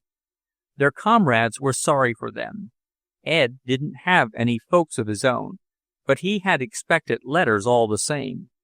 Willie was sure his mother must have written. When the last ragged envelope was given out and he turned away empty-handed, he murmured, "She's bohunk, and she don't write so good. I guess the address wasn't plain, and some fellow in another company has got my letter." No second-class matter was sent up. The boys had hoped for newspapers from home to give them a little war news, since they never got any here. Del Abel's sister, however, had enclosed a clipping from the Kansas City Star, a long account by one of the British war correspondents in Mesopotamia, describing the hardships the soldiers suffered there: dysentery, flies, mosquitoes, unimaginable heat. He read this article aloud to a group of his friends as they sat about a shell-hole pool where they had been washing their socks. He had just finished the story of how the Tommies had found a few mud huts at the place where the original Garden of Eden was said to have been, a desolate spot full of stinging insects, when Oscar Peterson, a very religious Swedish boy, who was often silent for days together, opened his mouth and said scornfully, "That's a lie." Del looked up at him, annoyed by the interruption. "How do you know it is?"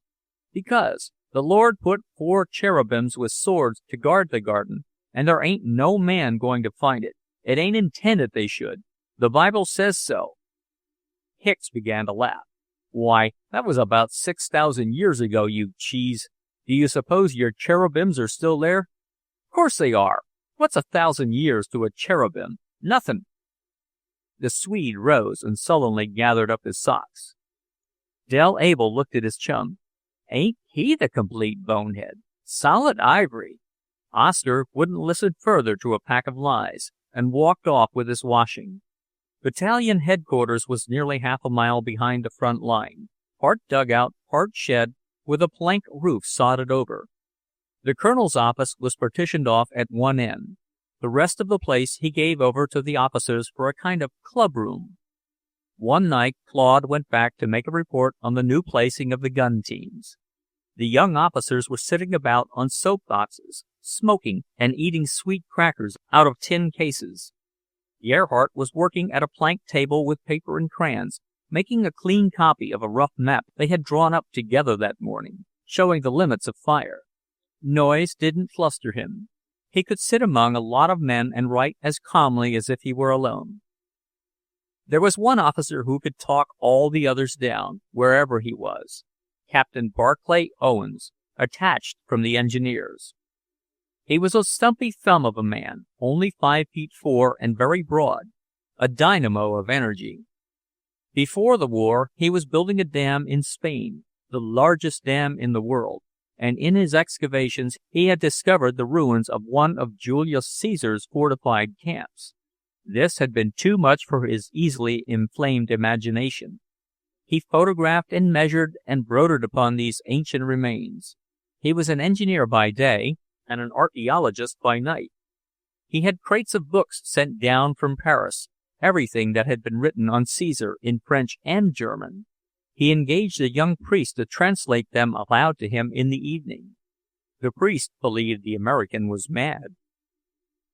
When Owens was in college, he had never shown the least interest in classical studies, but now it was as if he were giving birth to Caesar. The war came along and stopped the work on his dam. It also drove other ideas into his exclusively engineering brains. He rushed home to Kansas to explain the war to his countrymen. He traveled about the West, demonstrating exactly what had happened at the First Battle of the Marne, until he had a chance to enlist. In the battalion, Owen was called Julius Caesar, and the men never knew whether he was explaining the Roman general's operations in Spain or Joffre's at the Marne. He jumped so from one to the other. Everything was in the foreground with him. Centuries made no difference. Nothing existed until Barclay Owens found out about it. The men liked to hear him talk. Tonight, he was walking up and down, his yellow eyes rolling, a big black cigar in his hand, lecturing the young officers upon French characteristics, coaching, and preparing them. It was his legs that made him so funny. His trunk was that of a big man, set on two short stumps. Now, you fellas don't want to forget that the nightlife of Paris is not a typical thing at all. That's a show got up for foreigners. The French peasant, he's a thrifty fellow. This red wine's all right if you don't abuse it. Take it 2/3 water and it keeps off dysentery. You don't have to be rough with them, simply firm.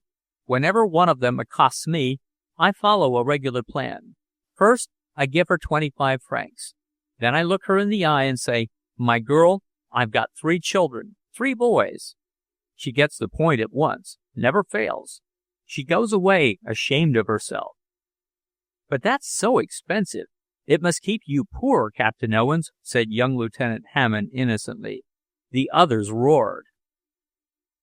Claude knew that David particularly detested Captain Owens of the Engineers, and wondered that he could go on working with such concentration when snatches of the captain's lecture kept breaking through the confusion of casual talk and the noise of the phonograph. Owens, as he walked up and down, cast furtive glances at Gerhardt. He had got wind of the fact that there was something out of the ordinary about him. The men kept the phonograph going. As soon as one record buzzed out, somebody put in another. Once, when a new tune began, Claude saw David look up from his paper with a curious expression. He listened for a moment with a half-contemptuous smile, then frowned and began sketching in his map again. Something about his momentary glance of recognition made Claude wonder whether he had particular associations with the air. Melancholy, but beautiful, Claude thought. He got up and went over to change the record himself this time. He took out the disc and, holding it up to the light, read the inscription. Meditation from Thais, violin solo, David Gerhardt. When they were going back along the communication trench in the rain, waiting single file, Claude broke the silence abruptly. "That was one of your records they played tonight, that violin solo, wasn't it?" "Sounded like it. Now we go to the right. I always get lost here." "Are there many of your records?" "Quite a number. Why do you ask?" "I'd like to write my mother. She's fond of good music. She'll get your records, and it will sort of bring the whole thing closer to her, don't you see?" "All right, Claude," said David good-naturedly. "She will find them in the catalog with my picture in uniform alongside. I had a lot made before I went out to Camp Dix. My own mother gets a little income from them. Here we are, at home." As he struck a match, 2 black shadows jumped from the table and disappeared behind the blankets. "Plenty of them around these wet nights. Get one? Don't squash him in there. Here's the sack." Gerhardt held open the mouth of a gunny sack, and Claude thrust the squirming corner of his blanket into it and vigorously trampled whatever fell to the bottom. "Where do you suppose the other is?" "He'll join us later. I don't mind the rats half so much as I do Barclay Owens. What a sight he would be with his clothes off. Turn in. I'll go the rounds." Gerhardt splashed out along the submerged duckboard. Claude took off his shoes and cooled his feet in the muddy water. He wished he could ever get David to talk about his profession, and wondered what he looked like on a concert platform, playing his violin. Chapter 9. The following night, Claude was sent back to division headquarters at Q, with information the colonel did not care to commit to paper. He set off at 10 o'clock with Sergeant Hicks for escort. There had been 2 days of rain, and the communication trenches were almost knee-deep in water. About half a mile back of the front line, the 2 men crawled out of the ditch and went on above ground. There was very little shelling along the front that night. When a flare went up, they dropped and lay on their faces, trying at the same time to get a squint at what was ahead of them. The ground was rough, and the darkness thick. It was past midnight when they reached the east and west road, usually full of traffic, and not entirely deserted even on a night like this. Trains of horses were splashing through the mud, with shells on their backs. Empty supply wagons were coming back from the front. Claude and Hicks paused by the ditch, hoping to get a ride. The rain began to fall with such violence that they looked about for shelter. Stumbling this way and that, they ran into a big artillery piece, the wheels sunk over the hubs in a mud hole. "Who's there?" called a quick voice, unmistakably British. "American infantrymen, 2 of us. Can we get onto one of your trucks till this lets up?" "Oh, certainly. We can make room for you in here, if you're not too big. Speak quietly, or you'll waken the major." Giggles and smothered laughter. A flashlight winked for a moment and showed a line of 5 trucks, the front and rear ones covered with tarpaulin tents. The voices came from the shelter next the gun. The men inside drew up their legs and made room for the strangers, said they were sorry they hadn't anything dry to offer them except a little rum. The intruders accepted this gratefully. The Britishers were a giggly lot, and Claude thought from their voices they must all be very young. They joked about their major as if he were their schoolmaster. There wasn't room enough on the truck for anybody to lie down, so they sat with their knees under their chins and exchanged gossip. The gun team belonged to an independent battery that was sent about over the country, wherever needed. The rest of the battery had got through, gone on to the east, but this big gun was always getting into trouble. Now something had gone wrong with her tractor and they couldn't pull her out. They called her Jenny and said she was taken with fainting fits now and then and had to be humored. It was like going about with your grandmother, one of the invisible Tommies said. She is such a pompous old thing. The major was asleep on the rear truck. He was going to get the VC for sleeping. More giggles. No, they hadn't any idea where they were going. Of course, the officers knew, but artillery officers never told anything. What was this country like, anyhow? They were new to this part, had just come down from Verdure. Claude said he had a friend in the air service up there. Did they happen to know anything about Victor Morse? Morse, the American ace? Hadn't he heard? Why, that got into the London papers. Morse was shot down inside the Hun line 3 weeks ago. It was a brilliant affair. He was chased by 8 Boche planes, brought down 3 of them, put the rest to flight, and was making for base when they turned and got him. His machine came down in flames and he jumped, fell 1,000 feet or more. Then I suppose he never got his leave, Claude asked. They didn't know. He got a fine citation. The men settled down to wait for the weather to improve or the night to pass. Some of them fell into a doze, but Claude felt wide awake. He was wondering about the flat in Chelsea, whether the heavy-eyed beauty had been very sorry, or whether she was playing roses of Picardy for other young officers. He thought mournfully that he would never go to London now. He had quite counted on meeting Victor there some day, after the Kaiser had been properly disposed of. He had really liked Victor. There was something about that fellow, a sort of debauched baby he was, who went seeking his enemy in the clouds.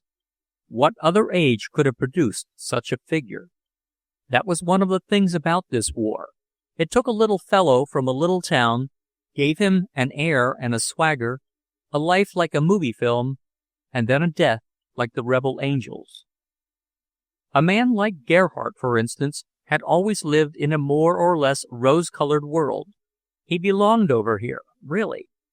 How could he know what hard molds and crusts the big guns had broken open on the other side of the sea? Who could ever make him understand how far it was from the strawberry bed and the glass cage in the bank to the sky roads over Verdure? By 3 o'clock, the rain had stopped. Claude and Hicks set off again, accompanied by one of the gun team who was going back to get help for their tractor. As it began to grow light, the 2 Americans wondered more and more at the extremely youthful appearance of their companion. When they stopped at a shell hole and washed the mud from their faces, the English boy, with his helmet off and the weather stains removed, showed a countenance of adolescent freshness, almost girlish. Cheeks like pink apples, yellow curls above his forehead, long, soft lashes. "You haven't been over here very long, have you?" Claude asked in a fatherly tone, as they took the road again. "I came out in '16. I was formerly in the infantry." The Americans liked to hear him talk. He spoke very quickly in a high, piping voice. "How did you come to change?" "Oh, I belonged to one of the PAL battalions, and we got cut to pieces.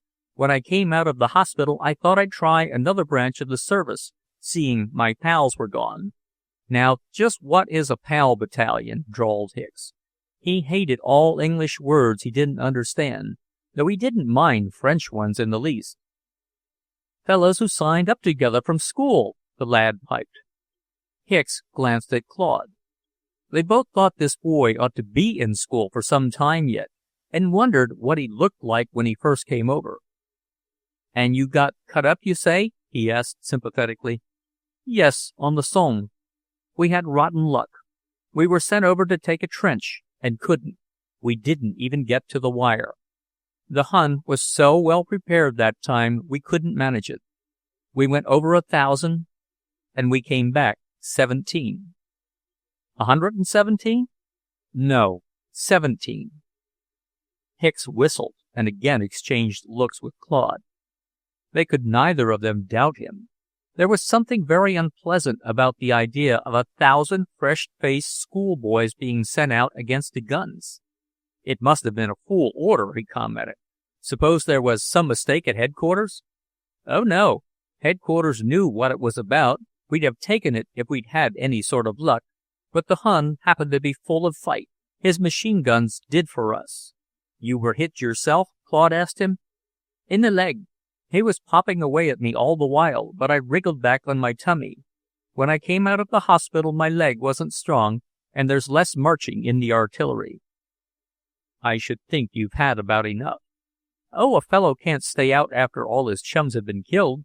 He'd think about it all the time, you know," the boy replied in his clear treble. Claude and Hicks got into headquarters just as the cooks were turning out to build their fires.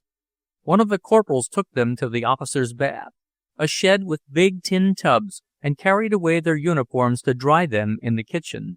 It would be an hour before the officers would be about, he said, and in the meantime he would manage to get clean shirts and socks for them. "Say, Lieutenant," Hicks brought out as he was rubbing himself down with a real bath towel, "I don't want to hear any more about those PAL battalions, do you? It gets my goat. So long as we were going to get into this, we might have been a little more previous. I hate to feel small."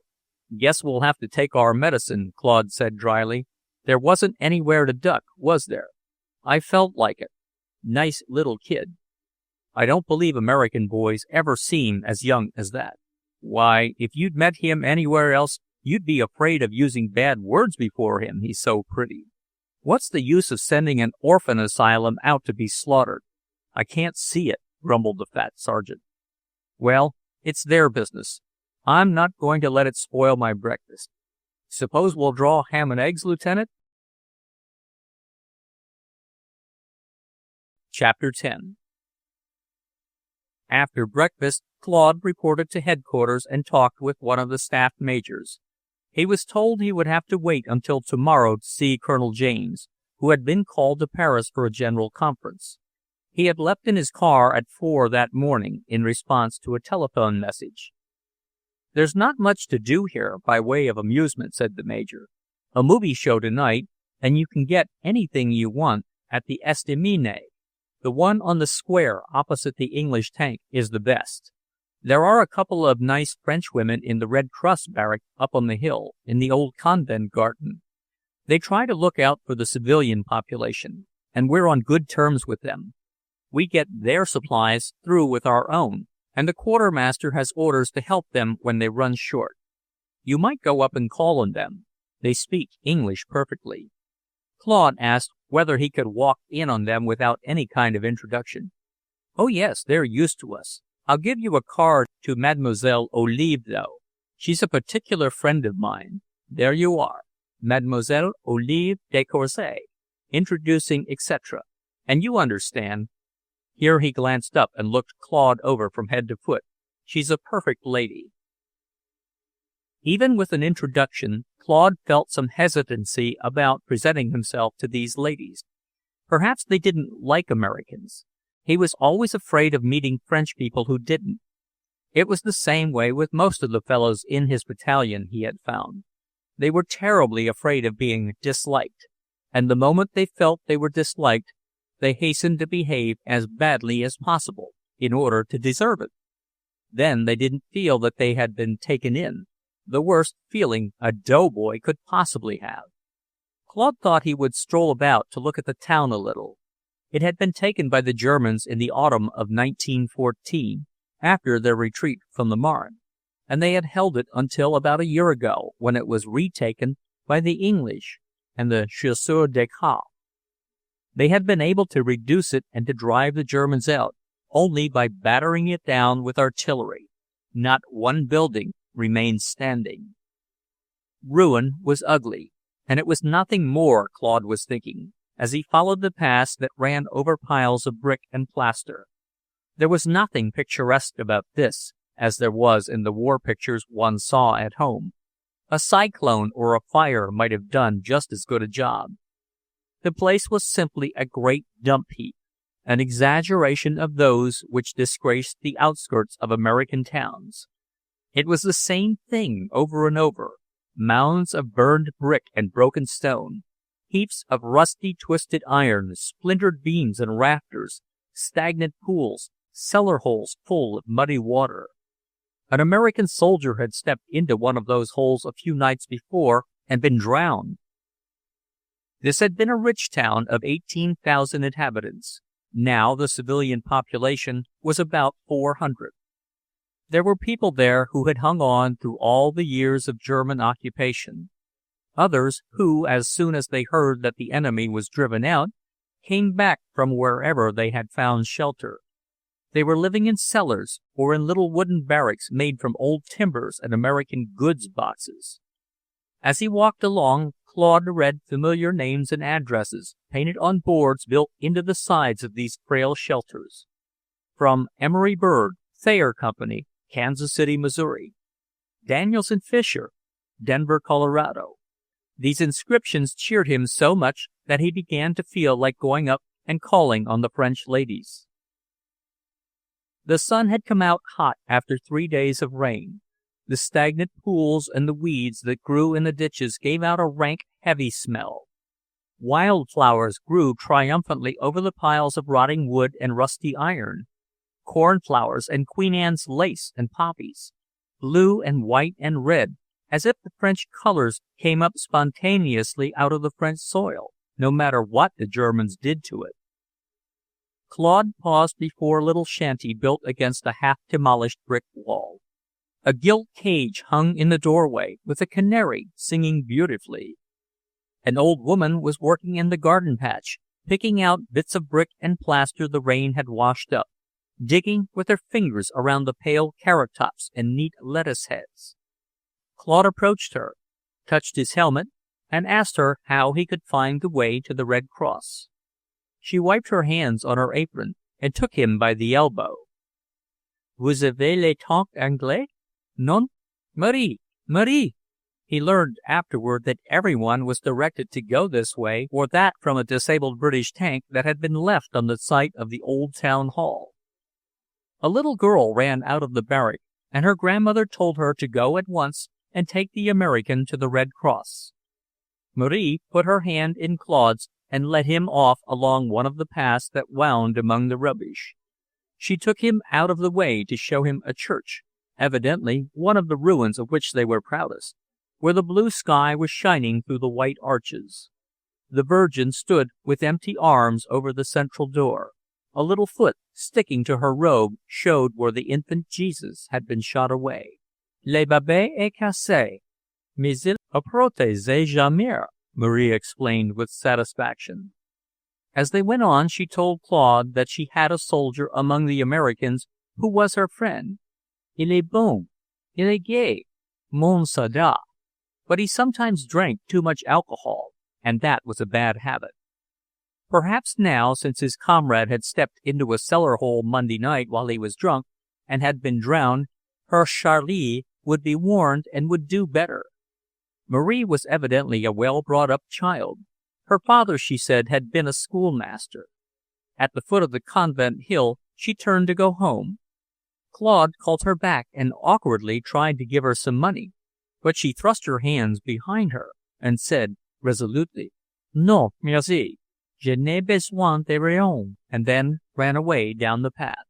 As he climbed toward the top of the hill, he noticed that the ground had been cleaned up a bit. The path was clear, the bricks and hewn stones had been piled in neat heaps, the broken hedges had been trimmed and the dead parts cut away. Emerging at last into the garden, he stood still for wonder. Even though it was in ruins, it seemed so beautiful after the disorder of the world below. The gravel walks were clean and shining. A wall of very old boxwood stood green against a row of dead Lombardy poplars. Along the shattered side of the main building, a pear tree, trained on wires like a vine, still flourished, full of little red pears. Around the stone well was a shaven grass plot, and everywhere there were little trees and shrubs which had been too low for the shells to hit, or for the fire which had seared the poplars to catch. The hill must have been wrapped in flames at one time, and all the tall trees had been burned. The barrack was built against the walls of the cloister, 3 arches of which remained, like a stone wing to the shed of planks. On a ladder stood a one-armed young man, driving nails very skillfully with his single hand. He seemed to be making a frame projection from the sloping roof to support an awning. He carried his nails in his mouth.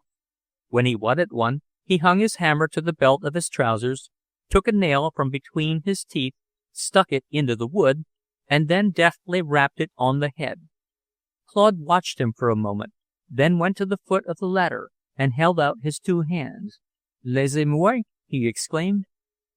The one aloft spat his nails out into his palm, looked down, and laughed. He was about Claude's age, with very yellow hair and moustache and blue eyes, a charming-looking fellow. "Willingly," he said. "This is no great affair, but I do it to amuse myself, and it will be pleasant for the ladies." He descended and gave his hammer to the visitor. Claude set to work on the frame, while the other went under the stone arches and brought back a roll of canvas, part of an old tent by the look of it. "Un héritage de Boche," he explained, unrolling it upon the grass. "I found it among their filth in the cellar, and had the idea to make a pavilion for the ladies, as our trees are destroyed." He stood up suddenly. "Perhaps you have come to see the ladies?" "Plus tard." Very well, the boy said. They would get the pavilion done for a surprise for Mademoiselle Olive when she returned. She was down in the town now, visiting the sick people. He bent over his canvas again, measuring and cutting with a pair of garden shears, moving round the green plot on his knees, and all the time singing. Claude wished he could understand the words of his song. While they were working together, tying the cloth up to the frame, Claude, from his elevation, saw a tall girl coming slowly up the path by which he had ascended. She paused at the top, by the boxwood hedge, as if she were very tired, and stood looking at them. Presently she approached the ladder and said in slow, careful English, "Good morning. Louis has found help, I see." Claude came down from his perch. "Are you Mademoiselle de Courcy? I am Claude Wheeler. I have a note of introduction to you, if I can find it." She took the card, but did not look at it. "That is not necessary. Your uniform is enough. Why have you come?" He looked at her in some confusion. "Well, really, I don't know. I am just in from the front to see Colonel James, and he is in Paris, so I must wait over a day. One of the staff suggested my coming up here. I suppose because it is so nice," he finished ingenuously. "Then you are a guest from the front, and you will have lunch with Louis and me. Madame Bray is also gone for the day. Will you see our house?" She led him through the low door into a living room, unpainted, uncarpeted, light and airy. There were colored war posters on the clean board walls, brass shell casings full of wildflowers and garden flowers, canvas camp chairs, a shelf of books, a table covered by a white silk shawl embroidered with big butterflies. The sunlight on the floor, the bunches of fresh flowers, the white window curtains stirring in the breeze, reminded Claude of something, but he could not remember what. "We have no guest room," said Mademoiselle de Courcy, "but you will come to mine, and Louis will bring you hot water to wash." In a wooden chamber at the end of the passage, Claude took off his coat and set to work to make himself as tidy as possible. Hot water and scented soap were in themselves pleasant things. The dresser was an old goods box, stood on end and covered with white lawn. On it there was a row of ivory toilet things, with combs and brushes, powder and cologne, and a pile of white handkerchiefs fresh from the iron. He felt that he ought not to look about him much, but the odor of cleanness and the indefinable air of personality tempted him. In one corner, a curtain on a rod made a clothes closet. In another was a low iron bed, like a soldier's, with a pale blue coverlid and white pillows. He moved carefully and splashed discreetly. There was nothing he could have damaged or broken, not even a rug on the plank floor, and the pitcher and hand basin were of iron. Yet he felt as if he were imperiling something fragile. When he came out, the table in the living room was set for 3. The stout old dame who was placing the plates paid no attention to him, seemed, from her expression, to scorn him and all his kind. He withdrew as far as possible out of her path and picked up a book from the table, a volume of Heine's Reisebilder in German. Before lunch, Mademoiselle de Courcy showed him the storeroom in the rear, where the shelves were stocked with rows of coffee tins, condensed milk, canned vegetables and meat, all with American trade names he knew so well. Names which seemed doubly familiar and reliable here, so far from home. She told him the people in the town could not have got through the winter without these things. She had to deal them out sparingly where the need was greatest, but they made the difference between life and death. Now it was summer. The people lived by their gardens, but old women still came to beg for a few ounces of coffee and mothers to get a can of milk for the babies. Claude's face glowed with pleasure. Yes, his country had a long arm. People forgot that, but here he felt was someone who did not forget. When they sat down to lunch, he learned that Mademoiselle de Courcy and Madame Barry had been here almost a year now. They came soon after the town was retaken, when the old inhabitants began to drift back. The people brought with them only what they could carry in their arms. They must love their country so much, don't you think, when they endure such poverty to come back to it, she said. Even the old ones do not often complain about their dear things, their linen and their china and their beds. If they have the ground and hope, all that they can make again.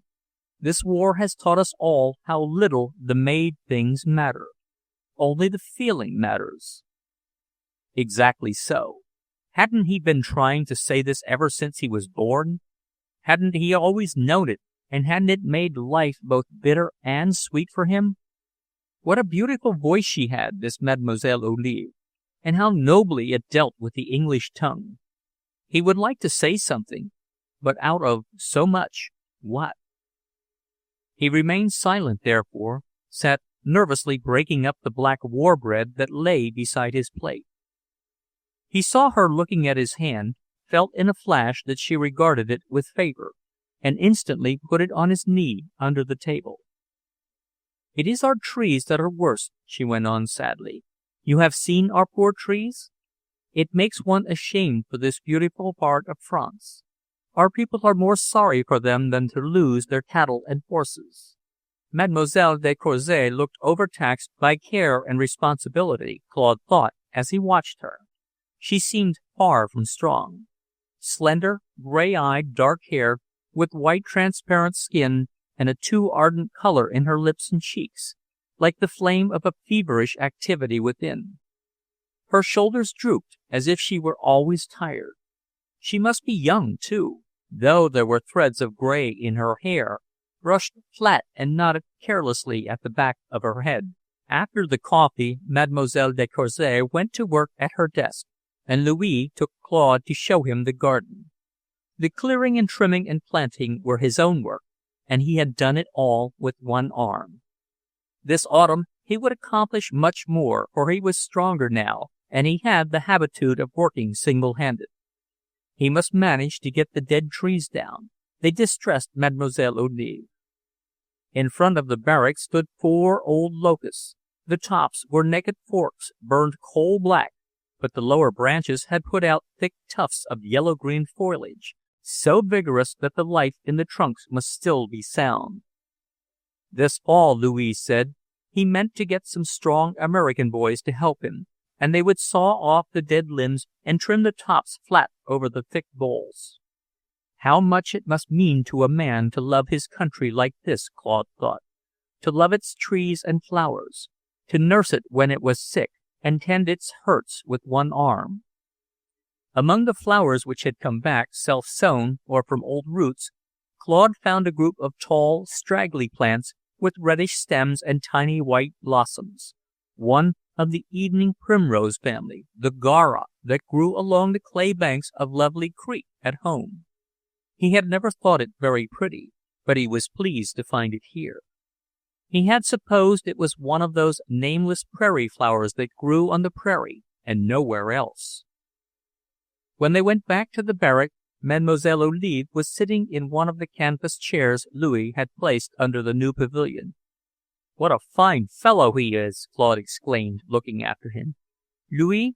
Yes, he was my brother's orderly. When Emile came home on leave, he always brought Louis with him, and Louis became like one of the family. The shell that killed my brother tore off his arm. My mother and I went to visit him in the hospital, and he seemed ashamed to be alive, poor boy, when my brother was dead. He put his hand over his face and began to cry, and said, 'Oh, madame, il était toujours plus chic que moi.'" Although Madame Olive spoke English well, Claude saw that she did so only by keeping her mind intently upon it. The stiff sentences she uttered were foreign to her nature. Her face and eyes ran ahead of her tongue and made one wait eagerly for what was coming. He sat down in a sagging canvas chair, absently twisting a sprig of gaura he had pulled. "You have found a flower?" She looked up. "Yes, it grows at home on my father's farm." She dropped the faded shirt she was darning. "Oh, tell me about your country. I have talked to so many, but it is difficult to understand. Yes, tell me about that." "Nebraska. What was it? How many days from the sea? What did it look like?" As he tried to describe it, she listened with half-closed eyes. "Flat covered with grain-muddy rivers. I think it must be like Russia. But your father's farm, describe that to me, minutely, and perhaps I can see the rest." Claude took a stick and drew a square in the sand. There, to begin with, was the house and farmyard. There was the big pasture, with Lovely Creek flowing through it. There were the wheat fields and cornfields, the timber claim. More wheat and corn, more pastures. There it all was, diagrammed on the yellow sand, with shadows gliding over it from the half-charred locust trees. He would not have believed that he could tell a stranger about it in such detail. It was partly due to his listener, no doubt. She gave him unusual sympathy and the glow of an unusual mind. While she bent over his map, questioning him, a light dew of perspiration gathered on her upper lip, and she breathed faster from her effort to see and understand everything. He told her about his mother and his father and Mahaley, what life was like there in the summer and winter and autumn, what it had been like in that fateful summer when the Hun was moving always towards Paris, and on those 3 days when the French were standing at the Marne, how his mother and father waited for him to bring the news at night, and how the very cornfields seemed to hold their breath. Mademoiselle Olive sank back wearily in her chair. Claude looked up and saw tears sparkling in her brilliant eyes. And I myself, she murmured, did not know of the Marne until days afterward, though my father and brother were both there. I was far off in Brittany, and the trains did not run. That is what is wonderful, that you are here telling me this. We were taught from childhood that some day the Germans would come. We grew up under that threat. But you were so safe with all your wheat and corn. Nothing could touch you, nothing. Claude dropped his eyes. Yes, he muttered, blushing. Shame could. It pretty nearly did. We are pretty late. He rose from his chair as if he were going to fetch something. But where was he to get it from? He shook his head. I am afraid, he said mournfully, there is nothing I can say to make you understand how far away it all seemed, how almost visionary. It didn't only seem miles away, it seemed centuries away. But you do come, so many, and from so far. It is the last miracle of this war.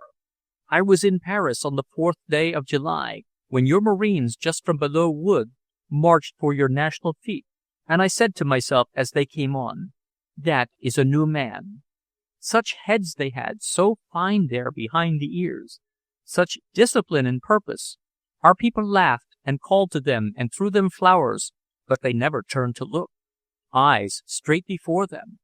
They passed like men of destiny. She threw out her hands with a swift movement and dropped them in her lap. The emotion of that day came back in her face. As Claude looked at her burning cheeks, her burning eyes, he understood that the strain of this war had given her a perception that was almost like a gift of prophecy.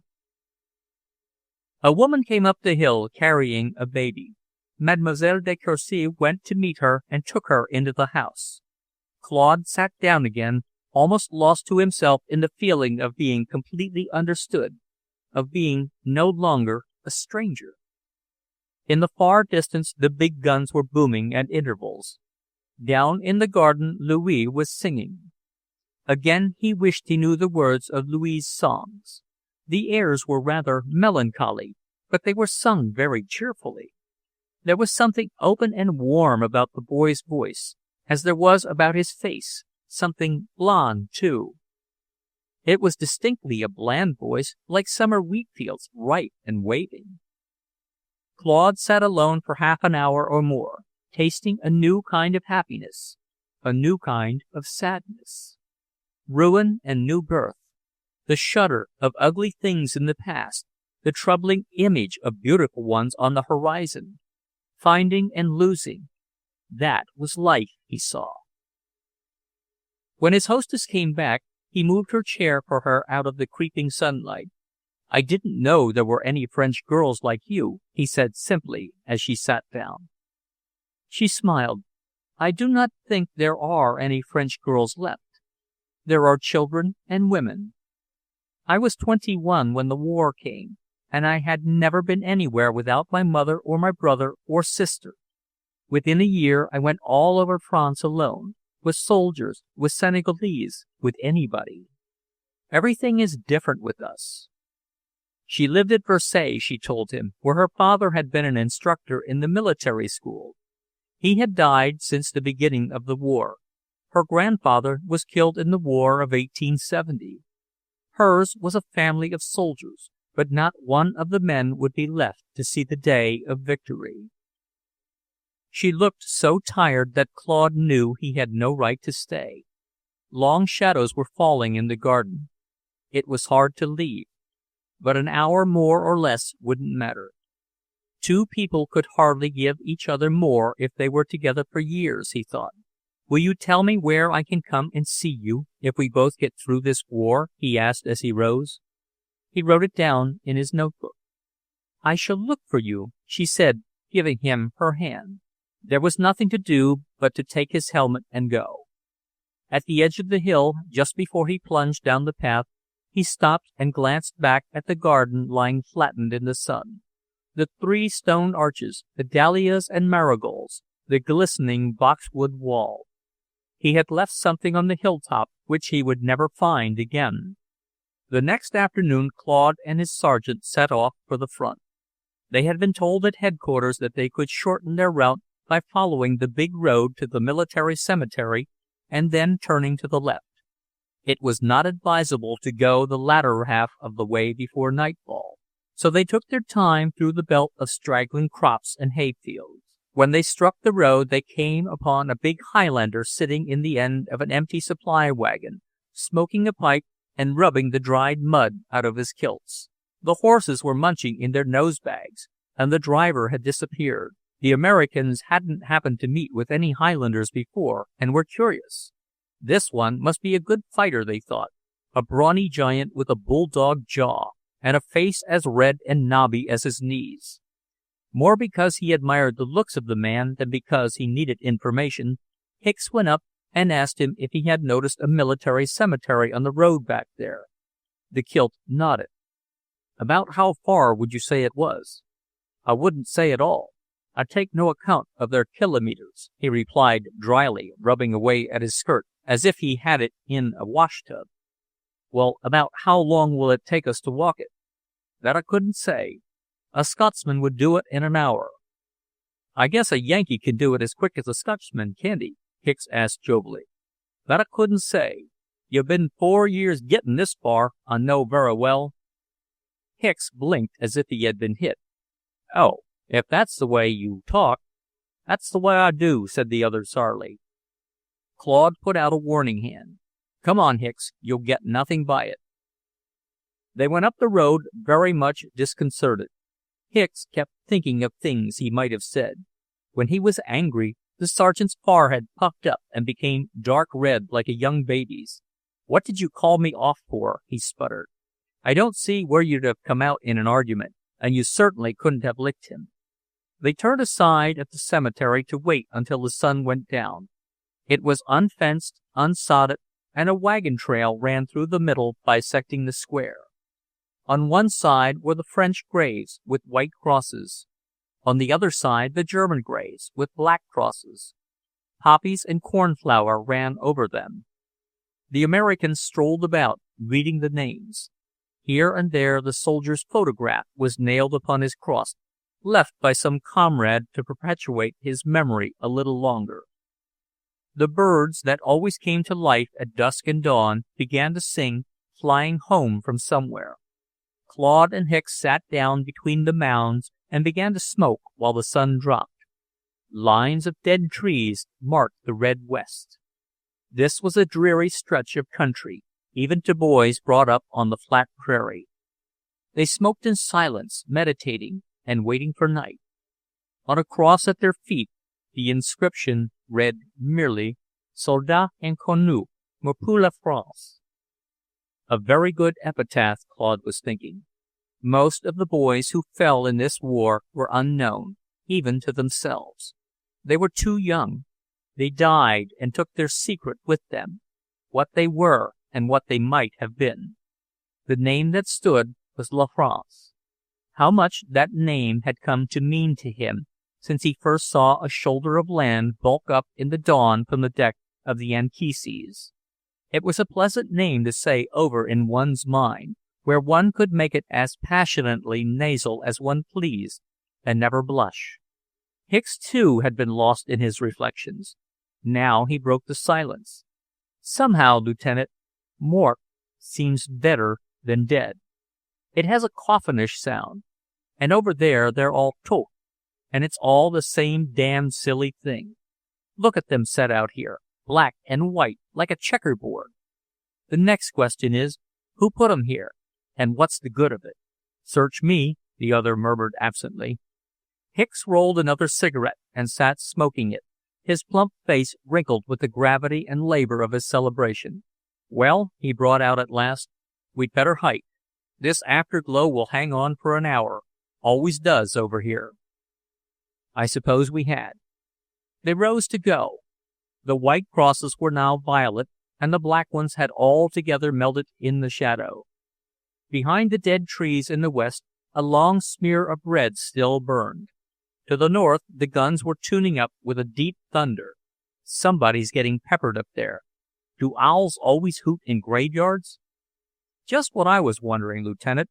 It's a peaceful spot otherwise." "Good night, boys," said Hicks kindly, as they left the graves behind them.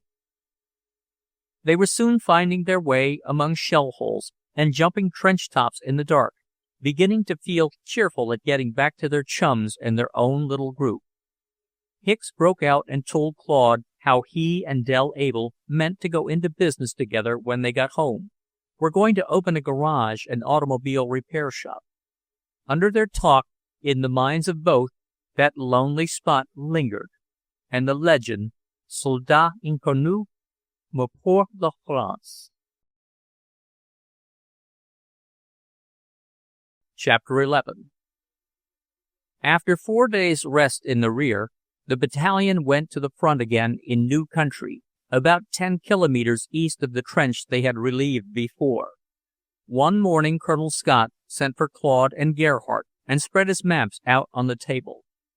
"We are going to clean them out there in F6 tonight and straighten our line.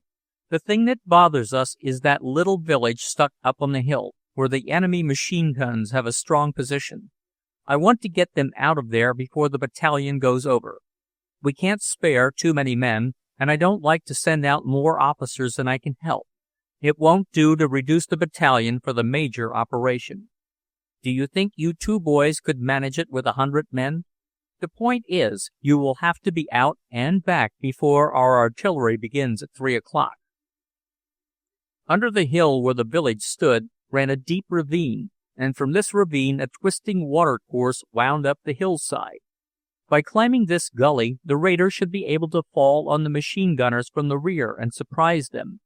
But first, they must get across the open stretch, nearly 1.5 kilometers wide, between the American line and the ravine, without attracting attention. It was raining now, and they could safely count on a dark night. The night came on black enough. The company crossed the open stretch without provoking fire, and slipped into the ravine to wait for the hour of attack. A young doctor, a Pennsylvanian lately attached to the staff, had volunteered to come with them, and he arranged a dressing station at the bottom of the ravine where the stretchers were left. They were to pick up their wounded on the way back. Anything left in that area would be exposed to the artillery fire later on. At 10 o'clock, the men began to ascend the watercourse, creeping through pools and little waterfalls, making a continuous spludgy sound, like pigs rubbing against the sty. Claude, with the head of the column, was just pulling out of the gully on the hillside above the village when a flare went up, and a volley of fire broke from the brush on the uphill side of the watercourse. Machine guns opening on the exposed line crawling below. The Hun had been warned that the Americans were crossing the plain and had anticipated their way of approach. The men in the gully were trapped. They could not retaliate with effect, and the bullets from the Maxims bounded on the rocks about them like hail. Gerhardt ran along the edge of the line, urging the men not to fall back and double on themselves, but to break out of the gully on the downhill side and scatter. Claude, with his group, started back. "Go into the brush and get 'em. Our fellows have got no chance down there. Grenades while they last, then bayonets. Pull your plugs and don't hold on too long." They were already on the run, charging the brush. The Hun gunners knew the hill like a book, and when the bombs began bursting among them, they took to trails and burrows. "Don't follow them off into the rocks," Claude kept calling. "Straight ahead. Clear everything to the ravine." As the German gunners made for cover, the firing into the gully stopped, and the arrested column poured up the steep defile after Gerhardt. Claude and his party found themselves back at the foot of the hill, at the edge of the ravine from which they had started. Heavy firing on the hill above told them the rest of the men had got through. The quickest way back to the scene of action was by the same watercourse they had climbed before. They dropped into it and started up. Claude, at the rear, felt the ground rise under him, and he was swept with a mountain of earth and rock down into the ravine. He never knew whether he lost consciousness or not. It seemed to him that he went on having continuous sensations. The first was that of being blown to pieces, of swelling to an enormous size under intolerable pressure, and then bursting. Next he felt himself shrink and tingle, like a frostbitten body thawing out. Then he swelled again and burst. This was repeated, he didn't know how often. He soon realized that he was lying under a great weight of earth, his body, not his head. He felt rain falling on his face. His left hand was free and still attached to his arm. He moved it cautiously to his face. He seemed to be bleeding from the nose and ears. Now he began to wonder where he was hurt. He felt as if he were full of shell splinters. Everything was buried but his head and left shoulder. A voice was calling from somewhere below. "Are any of you fellows alive?" Claude closed his eyes against the rain beating in his face. The same voice came again, with a note of patient despair. "If there's anybody left alive in this hole, won't he speak up? I'm badly hurt myself." That must be the new doctor. Wasn't his dressing station somewhere down there? "Hurt," he said. Claude tried to move his legs a little. Perhaps if he could get out from under the dirt, he might hold together long enough to reach the doctor. He began to wriggle and pull. The wet earth sucked at him. It was painful business. He braced himself with his elbows, but kept slipping back. "I'm the only one left, then?" said the mournful voice below. At last Claude worked himself out of his burrow, but he was unable to stand. Every time he tried to stand, he got faint and seemed to burst again. Something was the matter with his right ankle, too. He couldn't bear his weight on it. Perhaps he had been too near the shell to be hit. He had heard the boys tell of such cases.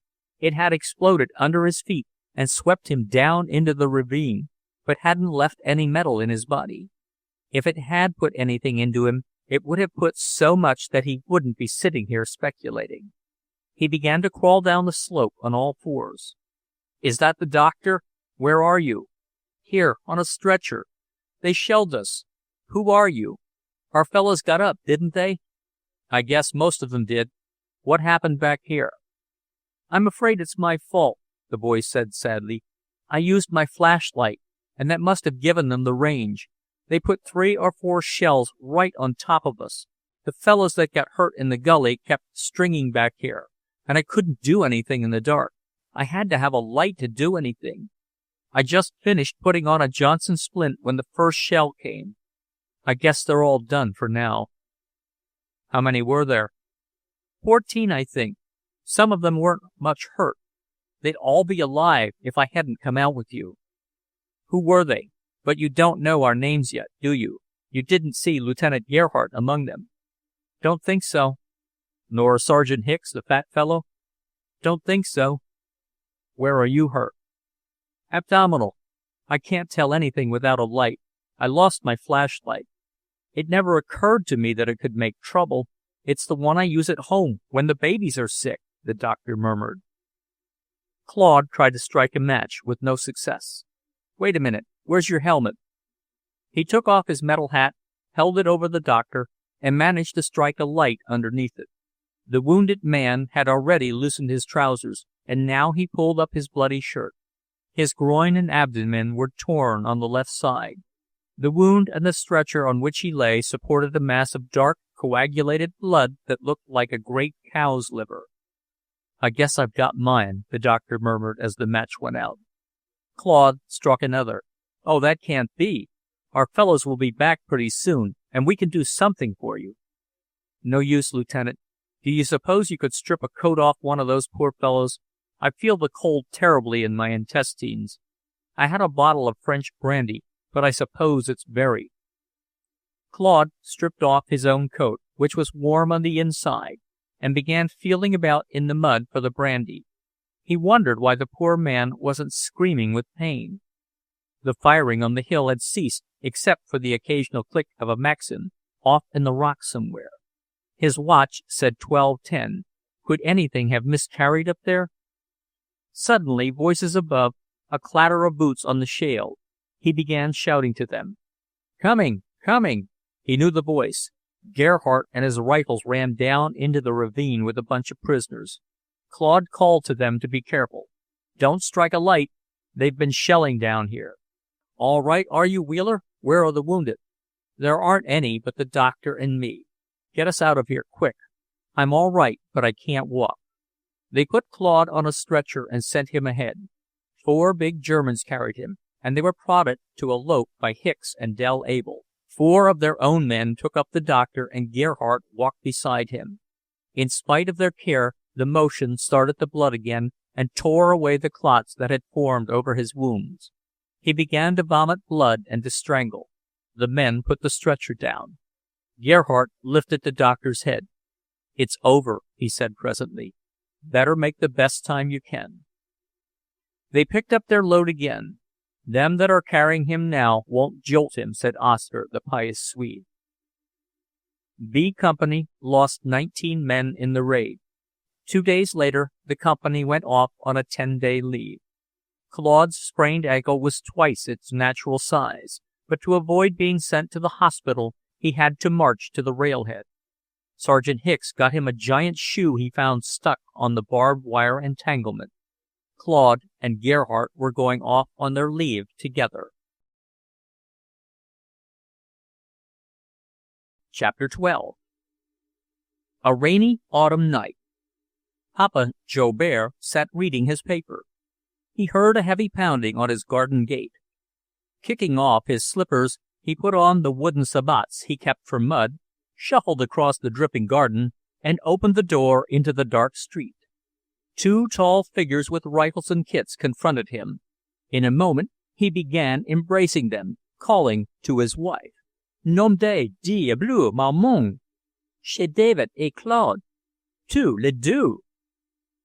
Sorry-looking soldiers they appeared when they stood in the candlelight, plastered with clay, their metal hats shining like copper bowls, their clothes dripping pools of water upon the flags of the kitchen floor. Madame Joubert kissed their wet cheeks, and Monsieur, now that he could see them, embraced them again. Whence had they come, and how had it fared with them up there? Very well, as anybody could see. What did they want first? Supper, perhaps? Their room was always ready for them, and the clothes they had left were in the big chest. David explained that their shirts had not once been dry for 4 days, and what they most desired was to be dry and to be clean. Old Martha, already in bed, was routed out to heat water. Monsieur Joubert carried the big wash-tub upstairs. "Tomorrow for conversation," he said. "Tonight for repose." The boys followed and began to peel off their wet uniforms, leaving them in 2 sodden piles on the floor.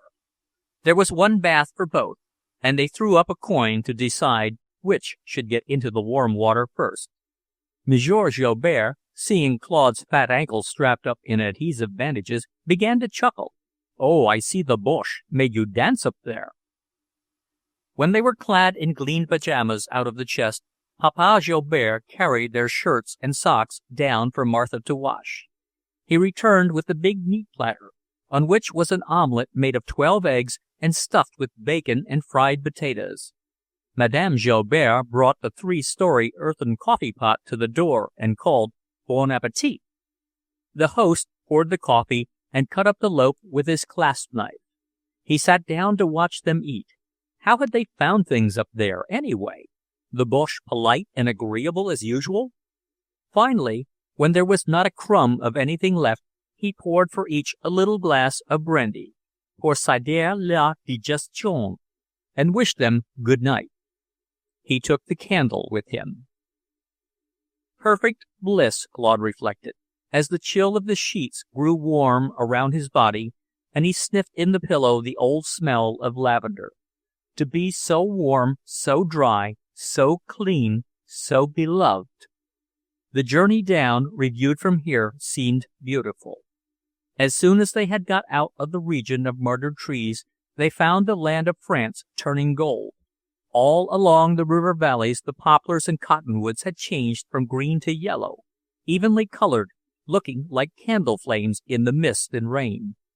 Across the fields, along the horizon they ran, like torches passed from hand to hand, and all the willows by the little streams had become silver. The vineyards were green still, thickly spotted with curly, blood-red branches. It all flashed back beside his pillow in the dark. This beautiful land, this beautiful people, this beautiful omelette. Gold poplars, blue-green vineyards, wet scarlet vine leaves, rain dripping into the court, fragrant darkness, sleep, stronger than all. Chapter 13. The woodland path was deep in leaves. Claude and David were lying on the dry, springy heather among the flint boulders. Gerhardt, with his Stetson over his eyes, was presumably asleep. They were having fine weather for their holiday. The forest rose about this open glade like an amphitheater, in golden terraces of horse chestnut and beech. The big nuts dropped velvety and brown, as if they had been soaked in oil and disappeared in the dry leaves below. Little black yew trees that had not been visible in the green of summer stood out among the curly yellow brakes. Through the gray netting of the beech twigs, stiff holly bushes glittered. It was the Wheeler way to dread false happiness, to feel cowardly about being fooled. Since he had come back, Claude had more than once wondered whether he took too much for granted and felt more at home here than he had any right to feel. The Americans were prone, he observed, to make themselves very much at home, to mistake good manners for goodwill. He had no right to doubt the affection of the Jouberts, however. That was genuine and personal, not a smooth surface under which almost any shade of scorn might lie and laugh, was not, in short, the treacherous French politeness by which one must not let oneself be taken in. Merely having seen the season change in a country gave one the sense of having been there for a long time. And anyway, he wasn't a tourist. He was here on legitimate business. Claude's sprained ankle was still badly swollen. Madame Joubert was sure he ought not to move about on it at all, begged him to sit in the garden all day and nurse it. But the surgeon at the front had told him that if he once stopped walking, he would have to go to the hospital. So, with the help of his host's best Hollywood cane, he limped out into the forest every day. This afternoon he was tempted to go still farther. Madame Joubert had told him about some caves at the other end of the wood, underground chambers where the country people had gone to live in times of great misery, long ago in the English wars. The English wars. He could not remember just how far back they were, but long enough to make one feel comfortable. As for him, perhaps he would never go home at all. Perhaps when this great affair was over, he would buy a little farm and stay here for the rest of his life. That was a project he liked to play with. There was no chance for the kind of life he wanted at home, where people were always buying and selling, building and pulling down.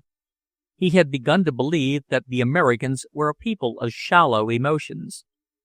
That was the way Gerhardt had put it once. And if it was true, there was no cure for it. Life was so short that it meant nothing at all unless it were continually reinforced by something that endured, unless the shadows of individual existence came and went against a background that held together. While he was absorbed in his daydream of farming in France, his companion stirred and rolled over on his elbow. "You know we are to join the battalion at A. They'll be living like kings there. Hicks will get so fat he'll drop over on the march. Headquarters must have something particularly nasty in mind. The infantry is always fed up before a slaughter. But I've been thinking. I have some old friends at A. Suppose we go on there a day early and get them to take us in. It's a fine old place, and I ought to go to see them. The son was a fellow student of mine at the conservatoire. He was killed the second winter of the war. I used to go up there for the holidays with him. I would like to see his mother and sister again. You've no objection?" Claude did not answer at once. He lay squinting off at the beech trees without moving. "You always avoid that subject with me, don't you?" he said presently. "What subject?" "Oh, anything to do with the conservatoire, or your profession." "I haven't any profession at present. I'll never go back to the violin." "You mean you couldn't make up for the time you'll lose?" Gerhardt settled his back against a rock and got out his pipe. "That would be difficult, but other things would be harder. I've lost much more than time." Couldn't you have got exemption one way or another?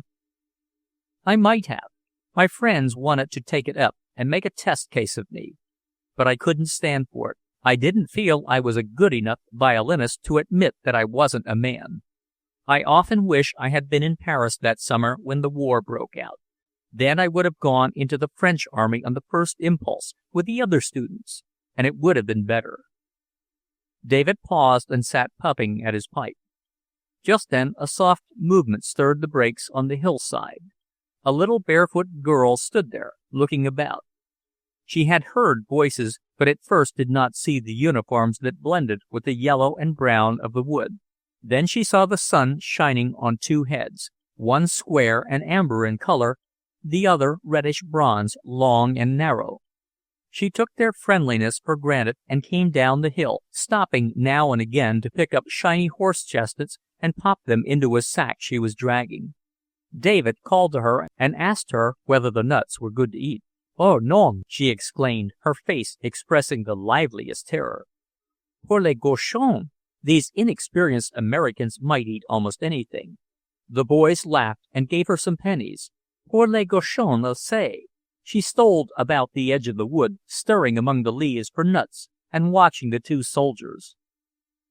Gerhardt knocked out his pipe and began to fill it again.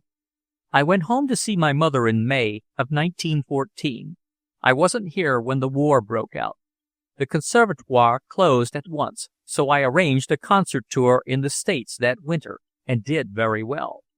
That was before all the little Russians went over, and the field wasn't so crowded. I had a second season, and that went well. But I was getting more nervous all the time. I was only half there."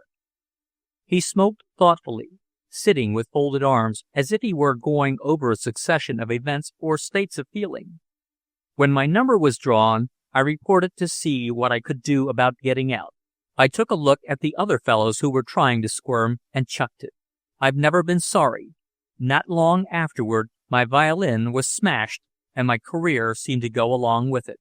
Claude asked him what he meant. "While I was at Camp Dix, I had to play at one of the entertainments. My violin, a Stradivarius, was in a vault in New York. I didn't need it for that concert any more than I need it at this minute, yet I went to town and brought it out. I was taking it up from the station in a military car, and a drunken taxi driver ran into us. I wasn't hurt, but the violin, lying across my knees, was smashed into 1,000 pieces. I didn't know what it meant then, but since I've seen so many beautiful old things smashed, I've become a fatalist." Claude watched his brooding head against the gray flint rock. "You ought to have kept out of the whole thing. Any army man would say so." David's head went back against the boulder, and he threw one of the chestnuts lightly into the air. "Oh, one violinist more or less doesn't matter. But who is ever going back to anything? That's what I want to know." Claude felt guilty, as if David must have guessed what apostasy had been going on in his own mind this afternoon. "You don't believe we are going to get out of this war what we went in for, do you?" he asked suddenly. "Absolutely not," the other replied with cool indifference. "Then I certainly don't see what you're here for." "Because in 1917 I was 24 years old, and able to bear arms. The war was put up to our generation. I don't know what for. The sins of our fathers, probably. Certainly not to make the world safe for democracy, or any rhetoric of that sort. When I was doing stretcher work, I had to tell myself over and over that nothing would come of it, but that it had to be. Sometimes, though, I think something must. Nothing we expect, but something unforeseen." He paused and shut his eyes. "You remember in the old mythology tales how, when the sons of the gods were born, the mothers always died in agony? Maybe it's only Semele I'm thinking of. At any rate, I've sometimes wondered whether the young men of our time had to die to bring a new idea into the world, something Olympian. I'd like to know. I think I shall know. Since I've been over here this time, I've come to believe in immortality. Do you?" Claude was confused by this quiet question. I hardly know. I've never been able to make up my mind. Oh, don't bother about it. If it comes to you, it comes. You don't have to go after it. I arrived at it in quite the same way I used to get things in art, knowing them and living on them before I understood them. Such ideas used to seem childish to me. Gerhardt sprang up. Now, have I told you what you want to know about my case? He looked at Claude with a curious glimmer of amusement and affection. I'm going to stretch my legs. It's 4 o'clock. He disappeared among the red pine stems where the sunlight made a rose-colored lake as it used to do in the summer, as it would do in all the years to come when they were not there to see it, Claude was thinking. He pulled his hat over his eyes and went to sleep. The little girl on the edge of the beech wood left her sack and stole quietly down the hill. Sitting in the heather and drawing her feet up under her, she stayed still for a long time and regarded with curiosity the relaxed, deep-breathing body of the American soldier. The next day was Claude's 25th birthday, and in honor of that event, Papa Joubert produced a bottle of old Burgundy from his cellar, one of the few dozens he had laid in for great occasions when he was a young man. During that week of idleness at Madame Joubert's, Claude often thought that the period of happy youth about which his old friend Mrs. Erlich used to talk, and which he had never experienced, was being made up to him now. He was having his youth in France. He knew that nothing like this would ever come again. The fields and woods would never again be laced over this hazy enchantment. As he came up the village street in the purple evening, the smell of wood smoke from the chimneys went to his head like a narcotic, opened the pores of his skin, and sometimes made the tears come to his eyes. Life had, after all, turned out well for him, and everything had a noble significance. The nervous tension in which he had lived for years now seemed incredible to him, absurd and childish when he thought of it at all. He did not torture himself with recollections. He was beginning over again. One night he dreamed that he was at home, out in the plowed fields, where he could see nothing but the furrowed brown earth stretching from horizon to horizon. Up and down it moved a boy with a plow and 2 horses. At first he thought it was his brother Ralph, but on coming nearer he saw it was himself, and he was full of fear for this boy. Poor Claude, he would never get away. He was going to miss everything. While he was struggling to speak to Claude and warn him, he awoke. In the years when he went to school in Lincoln, he was always hunting for someone whom he could admire without reservations, someone he could envy, emulate, wish to be. Now he believed that even then he must have had some faint image of a man like Gerhardt in his mind. It was only in war times that their paths would have been likely to cross, or that they would have had anything to do together. Any of the common interests that make men friends. Chapter 14. Gerhardt and Claude Wheeler alighted from a taxi before the open gates of a square-roofed, solid-looking house, where all the shutters on the front were closed and the tops of many trees showed above the garden wall. They crossed the paved court and rang at the door. An old valet admitted the young men and took them through a wide hall to the salon, which opened on the garden. Madame and Mademoiselle would be down very soon. David went to one of the long windows and looked out. They have kept it up, in spite of everything. It was always lovely here. The garden was spacious, like a little park. On one side was a tennis court, on the other a fountain, with a pool and water lilies. The north wall was hidden by ancient yews. On the south, 2 rows of plane trees cut square made a long arbor. At the back of the garden there were fine old lindens. The gravel walks wound about beds of gorgeous autumn flowers. In the rose garden, small white roses were still blooming, though the leaves were already red. 2 ladies entered the drawing-room. The mother was short, plump, and rosy, with strong, rather masculine features and yellowish white hair. The tears flashed into her eyes as David bent to kiss her hand, and she embraced him and touched both his cheeks with her lips. "Et vous aussi," she murmured, touching the coat of his uniform with her fingers. There was but a moment of softness. She gathered herself up like an old general, Claude thought, as he stood watching the group from the window, drew her daughter forward, and asked David whether he recognized the little girl with whom he used to play. Mademoiselle Claire was not at all like her mother. Slender, dark, dressed in a white costume de tennis and an apple-green hat with black ribbons, she looked very modern and casual and unconcerned. She was already telling David she was glad he had arrived early, as now they would be able to have a game of tennis before tea. Maman would bring her knitting to the garden and watch them. This last suggestion relieved Claude's apprehension that he might be left alone with his hostess. When David called him and presented him to the ladies, Mademoiselle Claire gave him a quick handshake and said she would be very glad to try him out on the court as soon as she had beaten David. They would find tennis shoes in their room, a collection of shoes for the feet of all nations. Her brothers, some that his Russian friend had forgotten when he hurried off to be mobilized, and a pair lately left by an English officer who was quartered on them. She and her mother would wait in the garden. She rang for the old valet.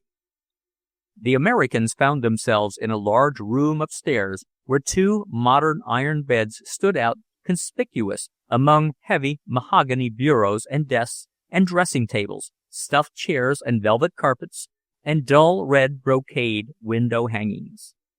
David went at once into the little dressing room and began to array himself for the tennis court. 2 suits of flannels and a row of soft shirts hung there on the wall.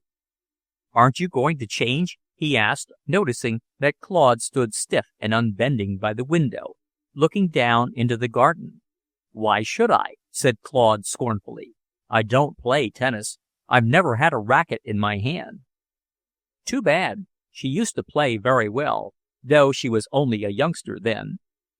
Gerhardt was regarding his legs in trousers 2 inches too short for him. How everything has changed, and yet how everything is still the same. It's like coming back to places in dreams. "They don't give you much time to dream, I should say," Claude remarked. "Fortunately." "Explain to the girl that I don't play, will you? I'll be down later." "As you like." Claude stood in the window, watching Gerhardt's bare head and Mademoiselle Claire's green hat and long brown arm go bounding about over the court. When Gerhardt came to change before tea, he found his fellow officer standing before his bag, which was open but not unpacked. "What's the matter? Feeling shell-shock again?" "Not exactly," Claude bit his lip. "The fact is, Dave, I don't feel just comfortable here. Oh, the people are all right, but I'm out of place. I'm going to pull out and get a billet somewhere else, and let you visit your friends in peace. Why should I be here? These people don't keep a hotel." "They very nearly do, from what they've been telling me. They've had a string of Scotch and English quartered on them. They like it, too, or have the good manners to pretend they do. Of course, you'll do as you like, but you'll hurt their feelings and put me in an awkward position. To be frank, I don't see how you can go away without being distinctly rude." Claude stood looking down at the contents of his bag in an irresolute attitude. Catching a glimpse of his face in one of the big mirrors, Gerhardt saw that he looked perplexed and miserable. His flash of temper died, and he put his hand lightly on his friend's shoulder. "Come on, Claude. This is too absurd. You don't even have to dress, thanks to your uniform, and you don't have to talk, since you're not supposed to know the language. I thought you'd like coming here. These people have had an awfully rough time. Can't you admire their pluck?" "Oh, yes, I do. It's awkward for me, though." Claude pulled off his coat and began to brush his hair vigorously. "I guess I've always been more afraid of the French than of the Germans. It takes courage to stay, you understand. I want to run." "But why?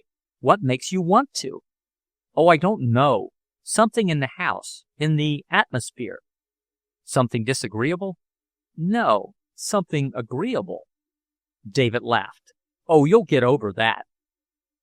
They had tea in the garden, English fashion.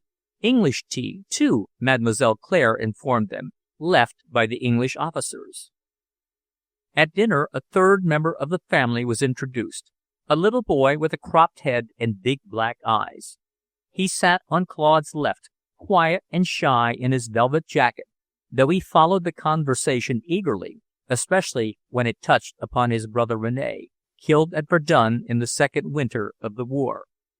The mother and sister talked about him as if he were living, about his letters and his plans, and his friends at the Conservatoire and in the army.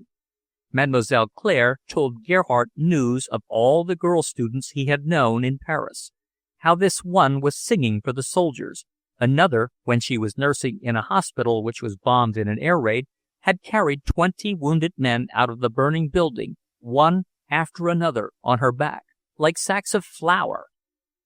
Alice, the dancer, had gone into the English Red Cross and learned English. Odette had married a New Zealander, an officer who was said to be a cannibal. It was well known that his tribe had eaten 2 Auvergnat missionaries. There was a great deal more that Claude could not understand, but he got enough to see that for these women the war was France, the war was life, and everything that went into it. To be alive, to be conscious and have one's faculties, was to be in the war. After dinner, when they went into the salon, Madame Fleury asked David whether he would like to see René's violin again, and nodded to the little boy. He slipped away and returned carrying the case, which he placed on the table. He opened it carefully and took off the velvet cloth, as if this was his peculiar office, then handed the instrument to Gerhardt. David turned it over under the candles, telling Madame Fleury that he would have known it anyway, René's wonderful Amate, almost too exquisite in tone for the concert hall, like a woman who is too beautiful for the stage. The family stood round and listened to his praise with evident satisfaction. Madame Fleury told him that Lucien was très sérieux with his music, that his master was well pleased with him, and when his hand was a little larger he would be allowed to play upon René's violin. Claude watched the little boy as he stood looking at the instrument in David's hands. In each of his big black eyes a candle flame was reflected, as if some steady fire was actually burning there. "What is it, Lucien?" his mother asked. "If Monsieur David would be so good as to play before I must go to bed," he murmured entreatingly. "But, Lucien, I am a soldier now. I have not worked at all for 2 years. The Amate would think it had fallen into the hands of a Boche." Lucien smiled. "Oh, no, it is too intelligent for that. A little, please." And he sat down on a footstool before the sofa in confident anticipation. Mademoiselle Claire went to the piano. David frowned and began to tune the violin. Madame Fleury called the old servant and told him to light the sticks that lay in the fireplace. She took the armchair at the right of the hearth and motioned Claude to a seat on the left. The little boy kept his stool at the other end of the room. Mademoiselle Claire began the orchestral introduction to the Saint-Saëns concerto. "Oh, not that!" David lifted his chin and looked at her in perplexity. She made no reply, but played on, her shoulders bent forward. Lucien drew his knees up under his chin and shivered. When the time came, the violin made its entrance. David had put it back under his chin mechanically, and the instrument broke into that suppressed, bitter melody. They played for a long while. At last David stopped and wiped his forehead. "I'm afraid I can't do anything with the third movement, really. Nor can I." But that was the last thing René played on it, the night before he went away after his last leave. She began again, and David followed. Madame Fleury sat with half-closed eyes, looking into the fire. Claude, his lips compressed, his hands on his knees, was watching his friend's back. The music was a part of his own confused emotions. He was torn between generous admiration and bitter, bitter envy. What would it mean to be able to do anything as well as that, to have a hand capable of delicacy and precision and power? If he had been taught to do anything at all, he would not be sitting here tonight, a wooden thing amongst living people. He felt that a man might have been made of him, but nobody had taken the trouble to do it. Tongue-tied, foot-tied, hand-tied. If one were born into this world like a bear cub or a bull calf, one could only paw and upset things, break and destroy, all one's life. Gerhardt wrapped the violin up in its cloth. The little boy thanked him and carried it away.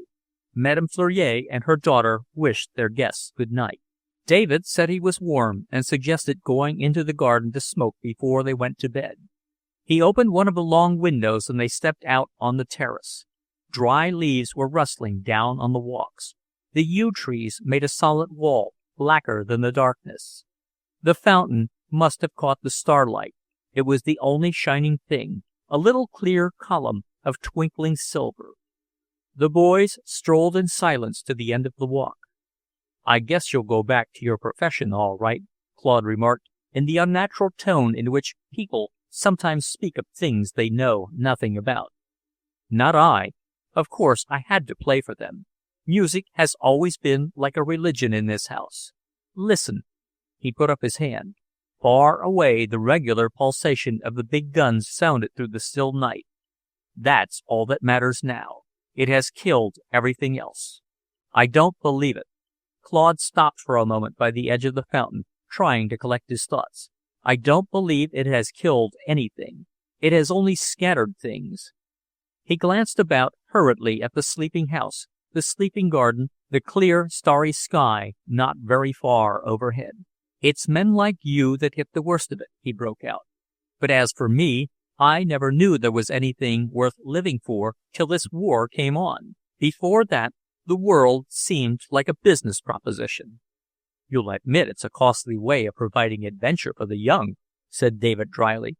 "Maybe so.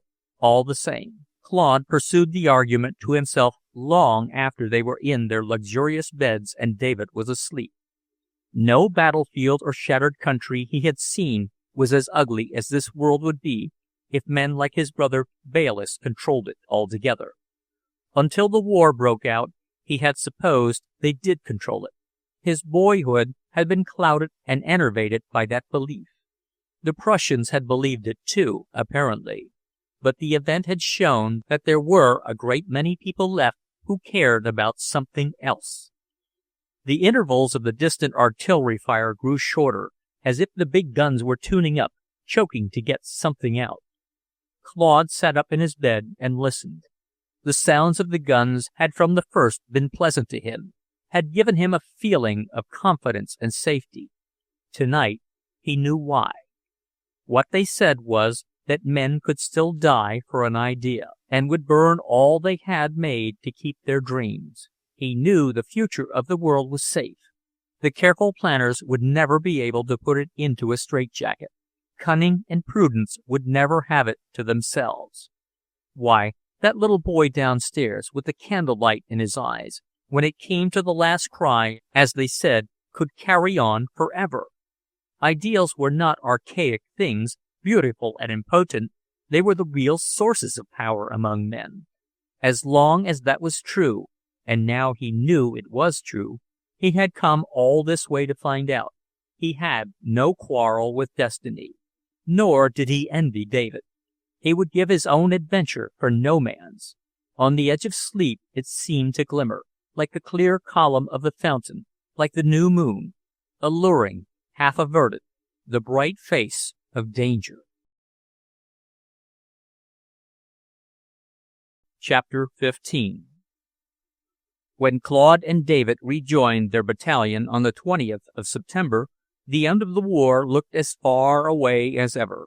The collapse of Bulgaria was unknown to the American army, and their acquaintance with European affairs was so slight that this would have meant very little to them had they heard of it. The German army still held the north and east of France, and no one could say how much vitality was left in that sprawling body. The battalion entrained at Arras. Lieutenant Colonel Scott had orders to proceed to the railhead and then advance on foot into the Argonne. The cars were crowded, and the railway journey was long and fatiguing. They detrained at night, in the rain, at what the men said seemed to be the jumping-off place.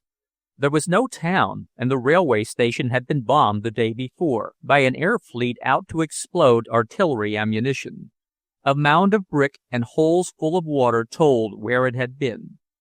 The colonel sent Claude out with a patrol to find some place for the men to sleep. The patrol came upon a field of straw stacks, and at the end of it found a black farmhouse. Claude went up and hammered on the door. Silence. He kept hammering and calling. "The Americans are here!" A shutter opened. The farmer stuck his head out and demanded gruffly what was wanted. "What now?" Claude explained in his best French that an American battalion had just come in. Might they sleep in his field if they did not destroy his stacks? "Sure," replied the farmer, and shut the window. That one word, coming out of the dark in such an unpromising place, had a cheering effect upon the patrol and upon the men, when it was repeated to them. "Sure, eh?" They kept laughing over it as they beat about the field and dug into the straw. Those who couldn't burrow into a stack lay down in the muddy stubble. They were asleep before they could feel sorry for themselves. The farmer came out to offer his stable to the officers, and to beg them not on any account to make a light. They had never been bothered by air raids until yesterday, and it must be because the Americans were coming and were sending in ammunition. Gerhardt, who was called to talk to him, told the farmer the colonel must study his map, and for that the man took them down into the cellar, where the children were asleep. Before he lay down on the straw bed his orderly had made for him, the colonel kept telling names and kilometers off on his fingers. For officers like Colonel Scott, the names of places constituted one of the real hardships of the war. His mind worked slowly, but it was always on his job, and he could go without sleep for more hours together than any of his officers. Tonight he had scarcely lain down when a sentinel brought in a runner with a message. The colonel had to go into the cellar again to read it. He was to meet Colonel Harvey at Prince Joachim Farm as early as possible tomorrow morning. The runner would act as guide. The colonel sat with his eye on his watch and interrogated the messenger about the road and the time it would take to get over the ground. "What's Fritz's temper up here, generally speaking?" "That's as it happens, sir. Sometimes we nab a night patrol of a dozen or 15 and send them to the rear under a one-man guard. Then again, a little bunch of heinies will fight like the devil. They say it depends on what part of Germany they come from. The Bavarians and Saxons are the bravest." Colonel Scott waited for an hour and then went about shaking his sleeping officers. "Yes, sir." Captain Maxey sprang to his feet as if he had been caught in a disgraceful act. He called his sergeants, and they began to beat the men up out of the straw stacks and puddles. In half an hour they were on the road. This was the battalion's first march over really bad roads, where walking was a question of pulling and balancing. They were soon warm at any rate. It kept them sweating. The weight of their equipment was continually thrown in the wrong place. Their wet clothing dragged them back. Their packs got twisted and cut into their shoulders. Claude and Hicks began wondering to each other what it must have been like in the real mud, up about Ypres and Pichon d'El 2 years ago. Hicks had been training at Arras last week, where a lot of the Tommies were resting in the same way, and he had tales to tell. The battalion got to Joachim Farm at 9 o'clock. Colonel Harvey had not yet come up, but old Julius Caesar was there with his engineers, and he had a hot breakfast ready for them. At 6 o'clock in the evening they took the road again, marching until daybreak with short rests. During the night they captured 2 Hun patrols, a bunch of 30 men. At the halt for breakfast the prisoners wanted to make themselves useful, but the cook said they were so filthy the smell of them would make a stew go bad. They were herded off by themselves a good distance from the grub line. It was Gerhardt, of course, who had to go over and question them. Claude felt sorry for the prisoners. They were so willing to tell all they knew, and so anxious to make themselves agreeable, began talking about their relatives in America, and said brightly that they themselves were going over at once after the war. Seemed to have no doubt that everybody would be glad to see them. They begged Gerhardt to be allowed to do something. Couldn't they carry the officers' equipment on the march? No, they were too buggy. They might relieve the sanitary squad. Oh, that they would gladly do, Herr Offizier. The plan was to get to Rubrecht Trench and take it before nightfall. It was easy taking. Empty of everything but vermin and human discards. A dozen crippled and sick, left for the enemy to dispose of, and several half-witted youths who ought to have been locked up in some institution. Fritz had known what it meant when his patrols did not come back. He had evacuated it, leaving behind his hopelessly diseased and as much filth as possible. The dugouts were fairly dry, but so crawling with vermin that the Americans preferred to sleep in the mud in the open. After supper, the men fell on their packs and began to lighten them, throwing away all that was not necessary and much that was. Many of them abandoned the new overcoats that had been served out at the railhead. Others cut off the skirts and made the coats into ragged jackets. Captain Maxey was horrified at these depredations, but the colonel advised him to shut his eyes. They've got hard going before them. Let them travel light. If they'd rather stand the cold, they've got a right to choose. Chapter 16. The battalion had 24 hours rest at Rubrecht Trench, and then pushed on for 4 days and nights, stealing trenches, capturing patrols, with only a few hours' sleep snatched by the roadside while their food was being prepared. They pushed hard after a retiring foe, and almost outran themselves. They did outrun their provisions. On the fourth night, when they fell upon a farm that had been a German headquarters, the supplies that were to meet them there had not come up, and they went to bed supperless. This farmhouse, for some reason called by the prisoners Frau Hulda Farm, was a nest of telephone wires. Hundreds of them ran out through the walls in all directions. The colonel cut those he could find, and then put a guard over the old peasant who had been left in charge of the house, suspecting that he was in the pay of the enemy. At last, Colonel Scott got into the headquarters bed, large and lumpy, the first one he had seen since he left Arras. He had not been asleep more than 2 hours when a runner arrived with orders from the regimental colonel. Claude was in a bed in the loft between Gerhardt and Brugger. He felt somebody shaking him, but resolved that he wouldn't be disturbed and went on placidly sleeping. Then somebody pulled his hair, so hard that he sat up. Captain Maxey was standing over the bed. "Come along, boys. Orders from regimental headquarters. The battalion is to split here. Our company is to go on 4 kilometers tonight and take the town of Beaufort." Claude rose. "The men are pretty well beat out, Captain Maxey, and they had no supper." "That can't be helped. Tell them we are to be in Beaufort for breakfast." Claude and Gerhardt went out to the barn and roused Hicks and his pal, Del Abel. The men were asleep in dry straw for the first time in 10 days. They were completely worn out, lost to time and place. Many of them were already 4,000 miles away, scattered among little towns and farms on the prairie. They were a miserable-looking lot as they got together, stumbling about in the dark. After the colonel had gone over the map with Captain Maxey, he came out and saw the company assembled.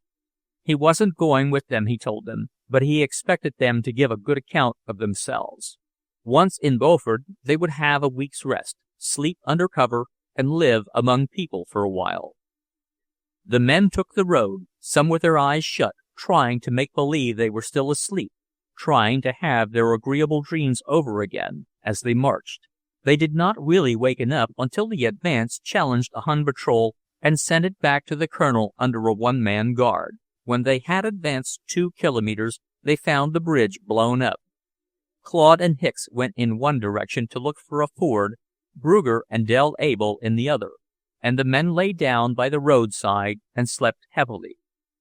Just at dawn, they reached the outskirts of the village, silent and still. Captain Maxey had no information as to how many Germans might be left in the town. They had occupied it ever since the beginning of the war and had used it as a rest camp.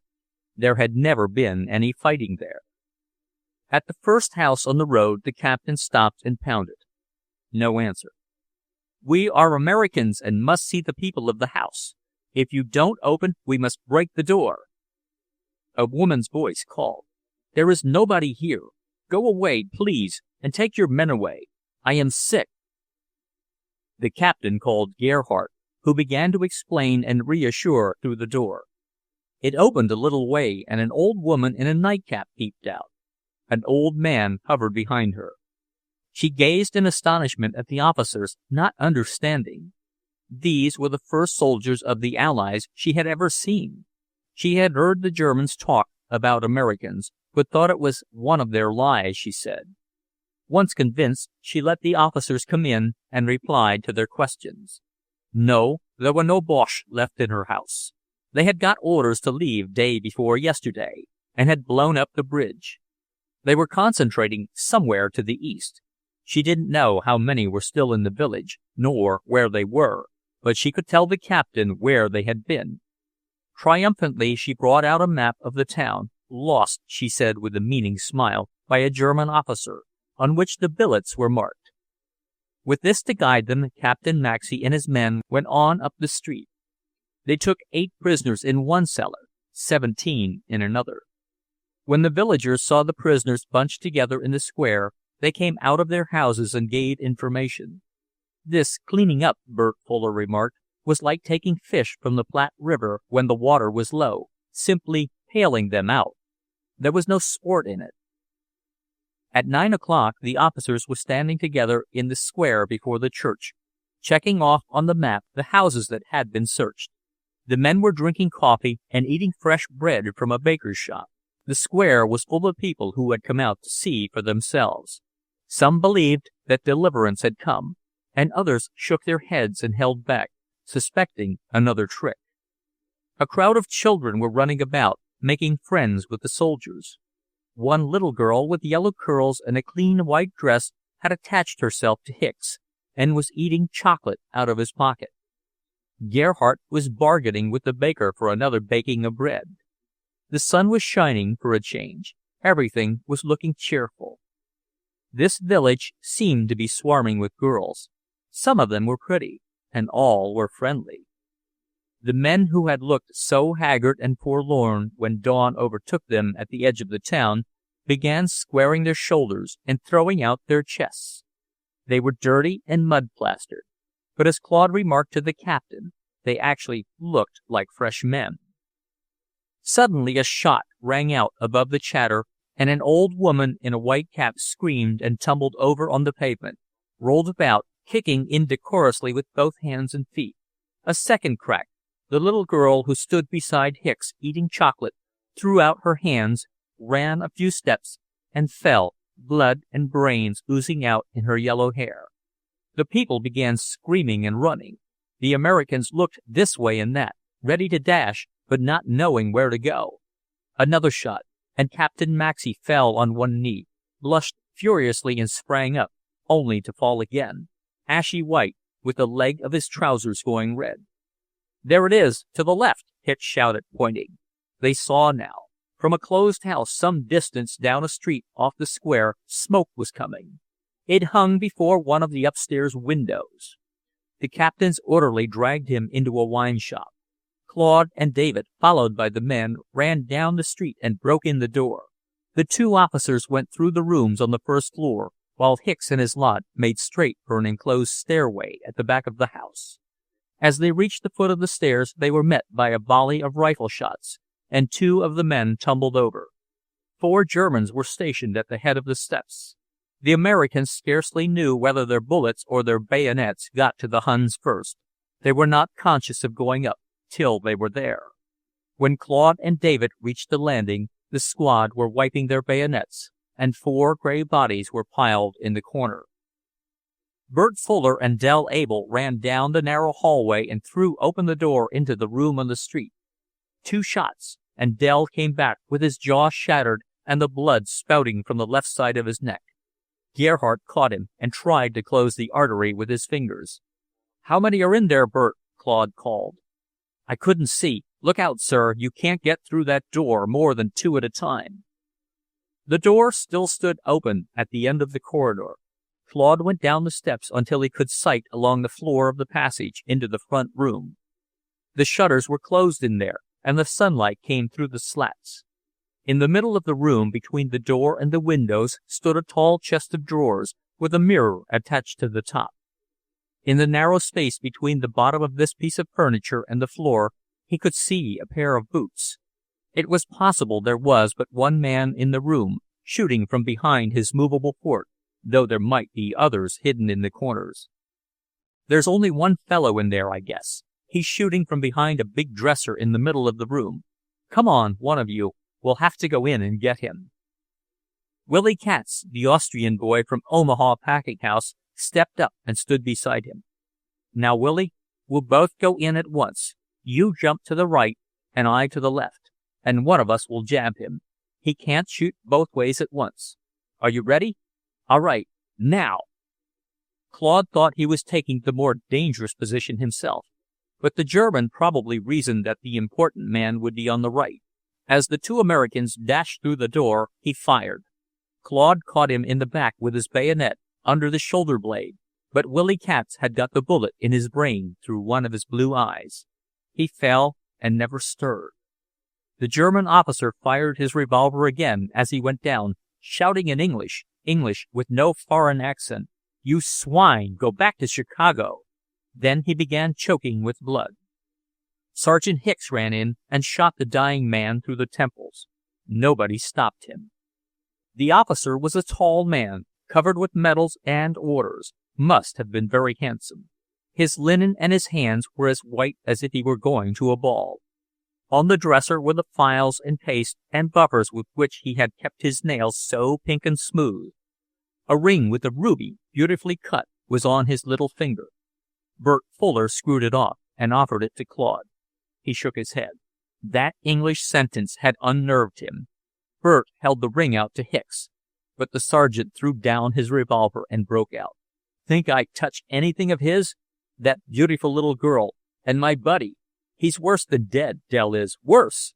He turned his back on his comrade so that they wouldn't see him cry. "Can I keep it myself, sir?" Bert asked. Claude nodded. David had come in and was opening the shutters. This officer, Claude was thinking, was a very different sort of being from the poor prisoners they had been scooping up like tadpoles from the cellars. One of the men picked up a gorgeous silk dressing gown from the bed. Another pointed to a dressing case full of hammered silver. Gerhardt said it was Russian silver.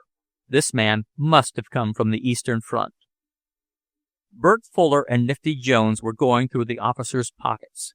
Claude watched them, and thought they did about right. They didn't touch his medals, but his gold cigarette case and the platinum watch still ticking on his wrist. He wouldn't have further need for them. Around his neck, hung by a delicate chain, was a miniature case, and in it was a painting, not, as Bert romantically hoped when he opened it, of a beautiful woman, but of a young man, pale as snow, with blurred forget-me-not eyes. Claude studied it, wondering. It looks like a poet or something, probably a kid brother killed at the beginning of the war.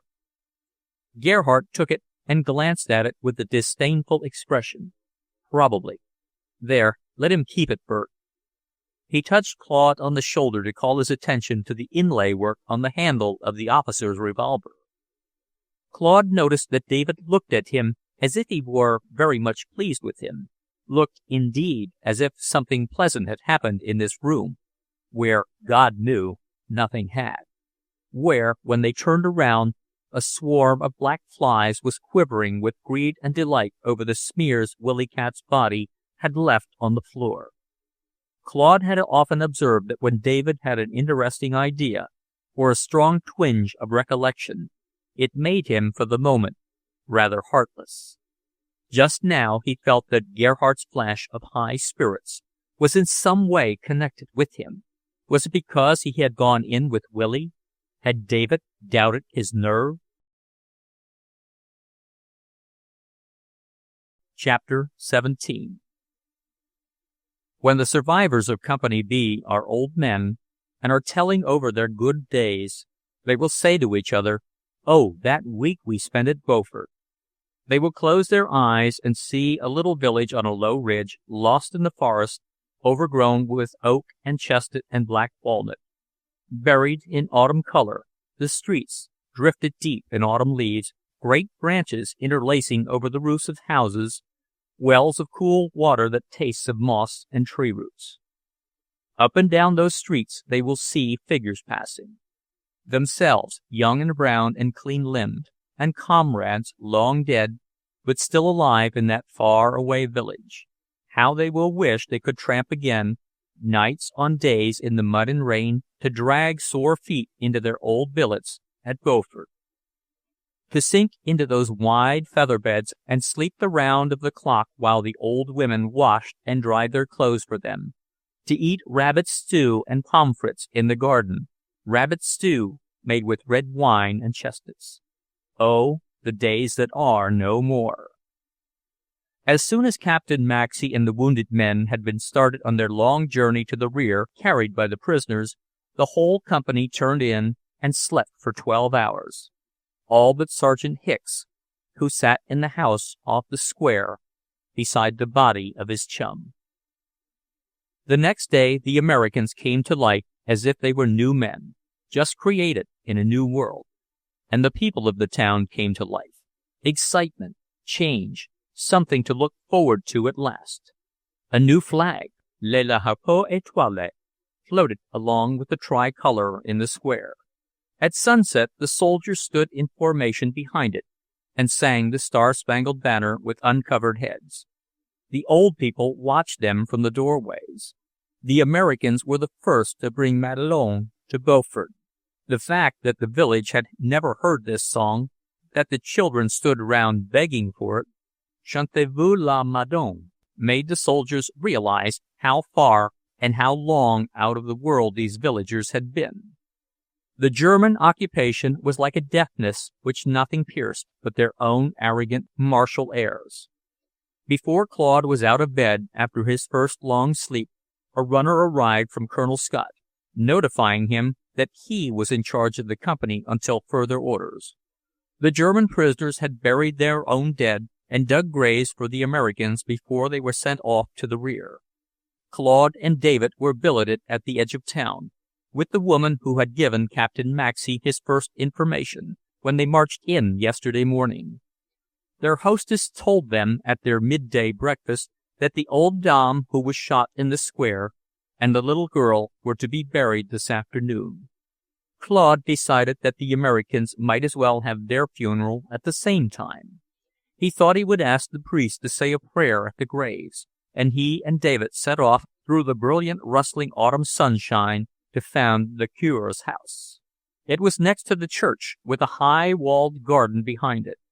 Over the bell pull in the outer wall was a card on which was written "Très fort."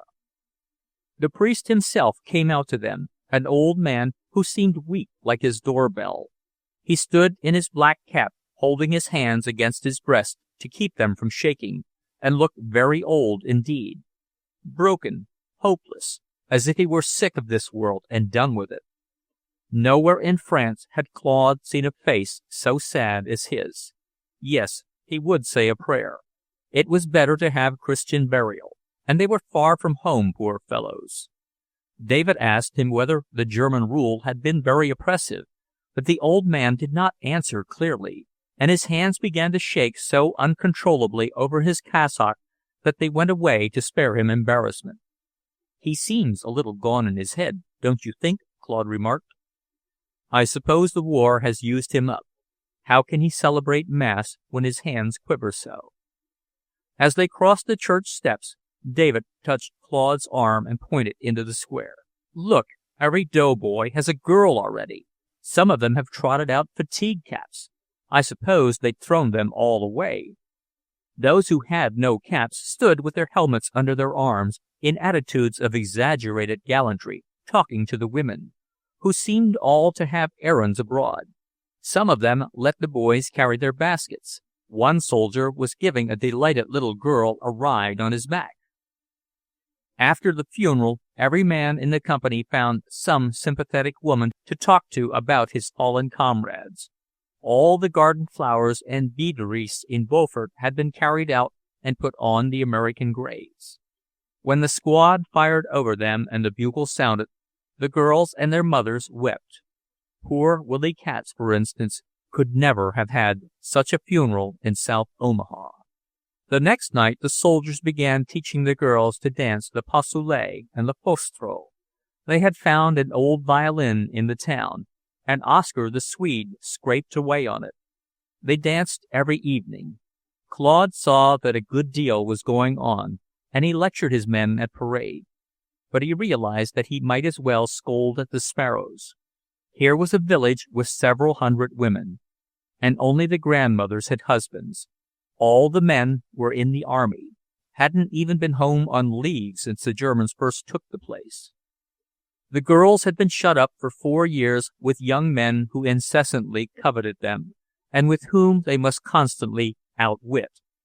The situation had been intolerable and prolonged. The Americans found themselves in the position of Adam in the garden. "Did you know, sir," said Bert Fuller breathlessly as he overtook Claude in the street after parade, "that these lovely girls had to go out in the fields and work, raising things for those dirty pigs to eat? Yes, sir, had to work in the fields under German sentinels, marched out in the morning and back at night like convicts. It's sure up to us to give them a good time now." One couldn't walk out of an evening without meeting loitering couples in the dusky streets and lanes. The boys had lost all their bashfulness about trying to speak French. They declared they could get along in France with 3 verbs, and all happily in their first conjugation. Manger, aimer, payer. Quite enough. They called Beaufort our town, and they were called our Americans. They were going to come back after the war and marry the girls, and put in waterworks. "Chez moi, sir," Bill Gates called to Claude, saluting with a bloody hand, as he stood skinning rabbits before the door of his billet. "Bunny casualties are heavy in town this week." "You know, Wheeler," David remarked one morning as they were shaving, "I think Maxie would come back here on one leg if he knew about these excursions into the forest after mushrooms." "Maybe." "Aren't you going to put a stop to them?"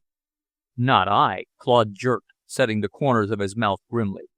"If the girls or their people make complaint to me, I'll interfere. Not otherwise. I've thought the matter over." "Oh, the girls," David laughed softly. "Well, it's something to acquire a taste for mushrooms. They don't get them at home, do they?" When after 8 days the Americans had orders to march, there was mourning in every house. On their last night in town, the officers received pressing invitations to the dance in the square. Claude went for a few moments and looked on. David was dancing every dance, but Hicks was nowhere to be seen. The poor fellow had been out of everything. Claude went over to the church to see whether he might be moping in the graveyard. There, as he walked about, Claude stopped to look at the grave that stood off by itself under a privet hedge with withered leaves and a little French flag on it. The old woman with whom they stayed had told them the story of this grave. The Curie's niece was buried there. She was the prettiest girl in Beaufort, it seemed, and she had a love affair with a German officer and disgraced the town. He was a young Bavarian, quartered with this same old woman who told them the story, and she said he was a nice boy, handsome and gentle, and used to sit up half the night in the garden with his head in his hands, homesick, lovesick.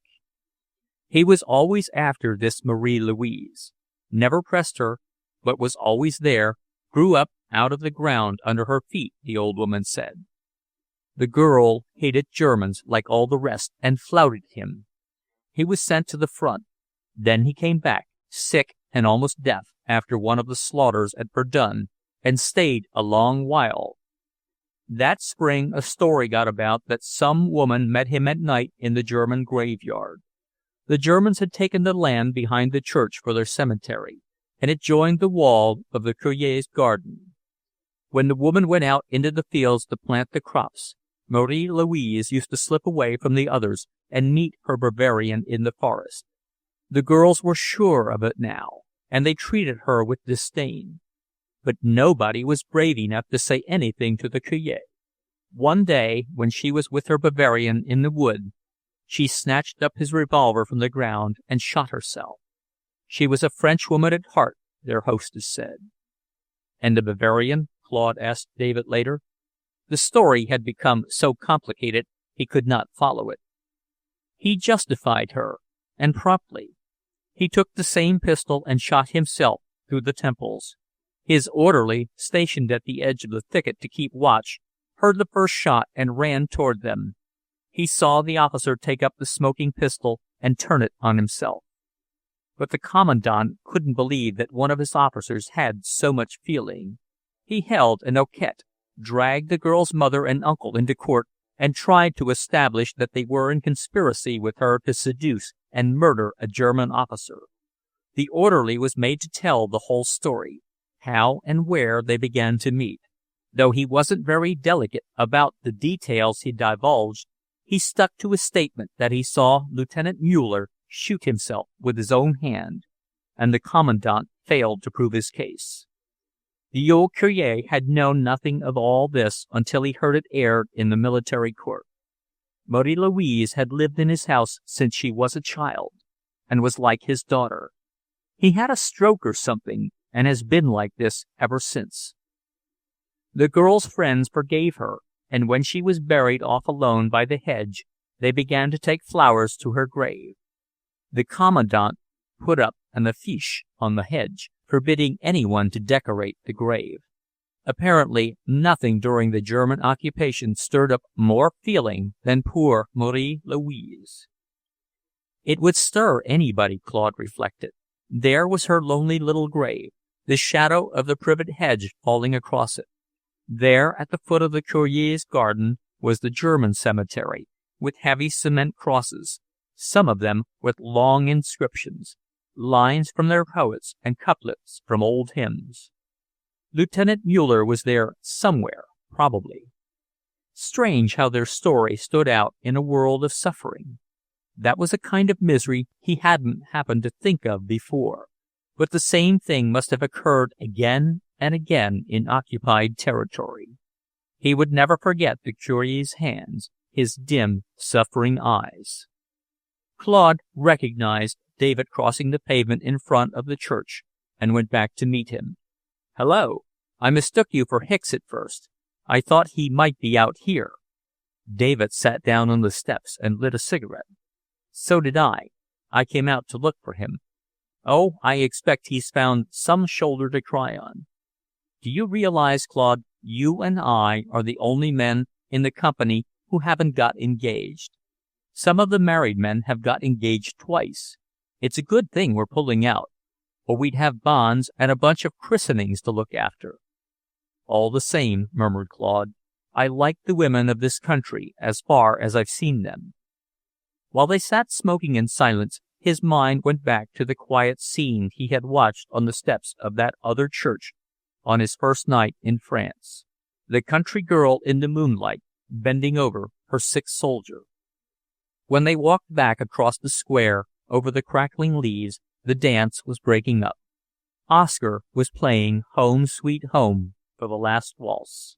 "La dernière baiser," said David. "Well, tomorrow we'll be gone, and the chances are we won't come back this way." Chapter 18. "With us, it's always a feast or a famine," the men groaned, when they sat down by the road to munch dry biscuit at noon. They had covered 18 miles that morning, and had still 7 more to go. They were ordered to do the 25 miles in 8 hours. Nobody had fallen out, yet, but some of the boys looked pretty well wilted. Nifty Jones said he was done for. Sergeant Hicks was expostulating with the faint-hearted. He knew that if one man fell out, a dozen would. "If I can do it, you can. It's worse on a fat man like me. This is no march to make a fuss about. Why, At Arras, I talked with a little Tommy from one of those PAL battalions that got slaughtered on the Somme. His battalion marched 25 miles in 6 hours in the heat of July into certain death. They were all kids out of school, not a man of them over 5'3". Called them the Bantams. You've got to hand it to them, fellows. I'll hand anything to anybody. But I can't go no further on these, Jones muttered, nursing his sore feet. Oh, you? We're going to heave you onto the only horse in the company. The officers, they can walk. When they got into battalion lines, there was food ready for them, but very few wanted it. They drank and lay down in the bushes. Claude went at once to headquarters and found Barclay Owens of the engineers with the colonel, who was smoking and studying his maps as usual. Glad to see you, Wheeler. Your men ought to be in good shape after a week's rest. Let them sleep now. We've got to move out of here before midnight to relieve 2 Texas battalions at Moltke Trench. They've taken the trench with heavy casualties and are beat out. Couldn't hold it in case of counterattack. As it's an important point, the enemy will try to recover it.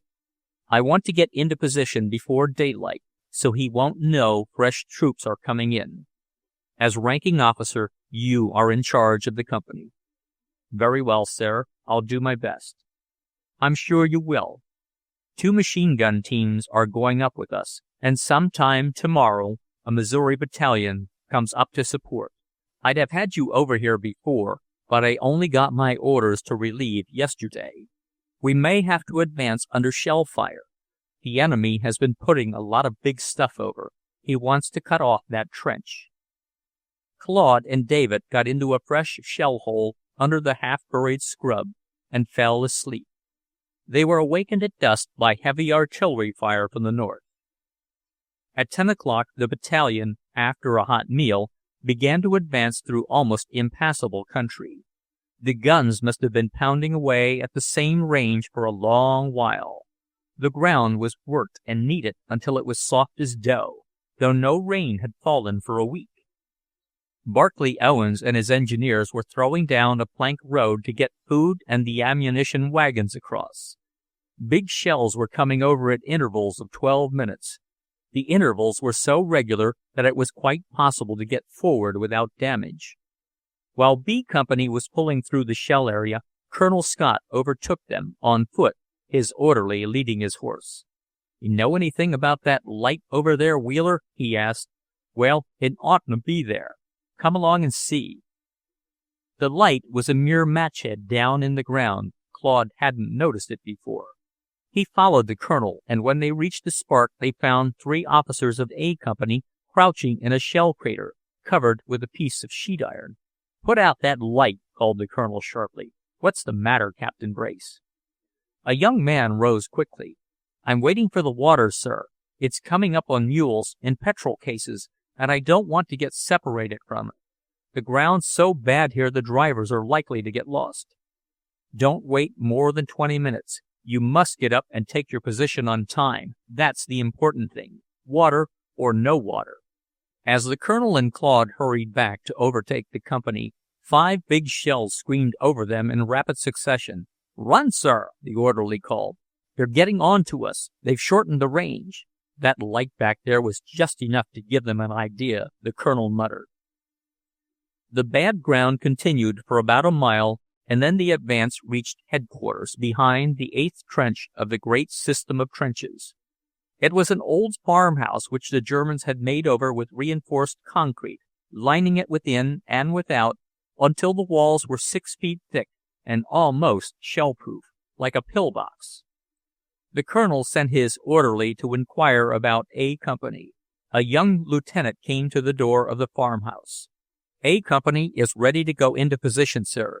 I brought them up." "Where is Captain Brace, Lieutenant?" "He and both our first lieutenants were killed, Colonel. Back in that hole. A shell fell on them not 5 minutes after you were talking to them." "That's bad. Any other damage?" "Yes, sir. There was a cook wagon struck at the same time. The first one coming along Julius Caesar's new road. The driver was killed, and we had to shoot the horses. Captain Owens, he near got scalded with the stew. The colonel called in the officers one after another and discussed their positions with them. "Wheeler," he said when Claude's turn came, "you know your map? You've noticed that sharp loop in the front trench, in H2, the Boar's Head, I believe they call it. It's sort of a spear point that reaches out toward the enemy, and it will be a hot place to hold. If I put your company in there, do you think you can do the battalion credit in case of a counterattack?" Claude said he thought so.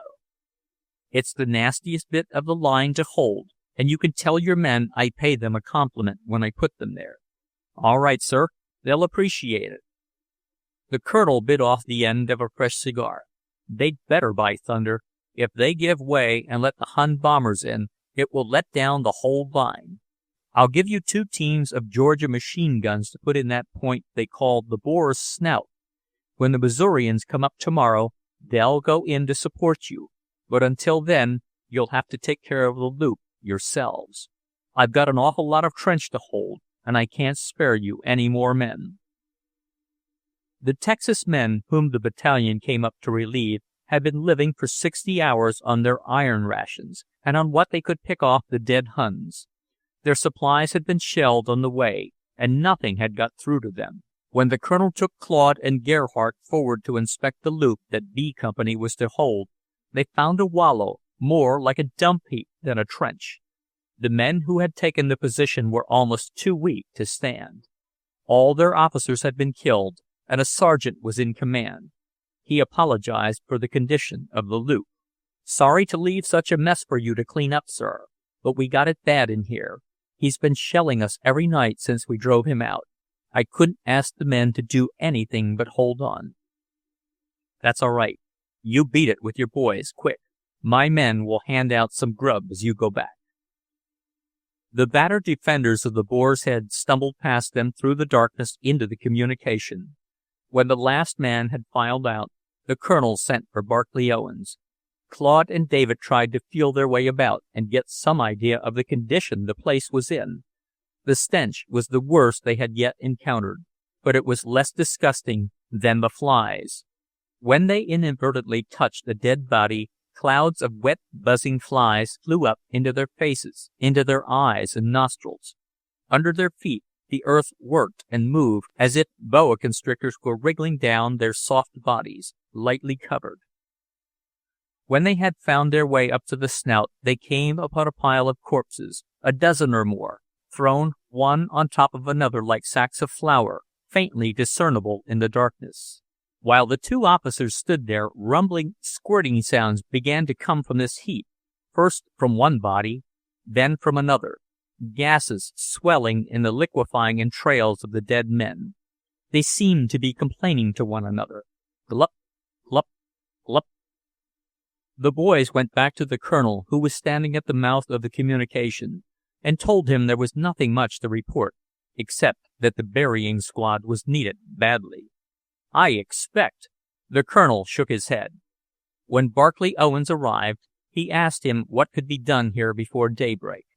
The doughty engineer felt his way about as Claude and Gerhardt had done. They heard him coughing and beating off the flies. But when he came back, he seemed rather cheered than discouraged. "Give me a gang to get the casualties out, and with plenty of quicklime and concrete, I can make this loop all right in 4 hours, sir," he declared. "I've brought plenty of lime, but where'll you get your concrete?" "The Hun left about 50 sacks of it in the cellar under your headquarters. I can do better, of course, if I have a few hours more for my concrete to dry." "Go ahead, Captain." The colonel told Claude and David to bring their men up to the communication before light and hold them ready. "Give Owens' cement a chance, but don't let the enemy put over any surprise on you." The shelling began again at daybreak.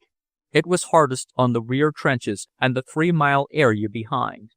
Evidently, the enemy felt sure of what he had in Moltke Trench.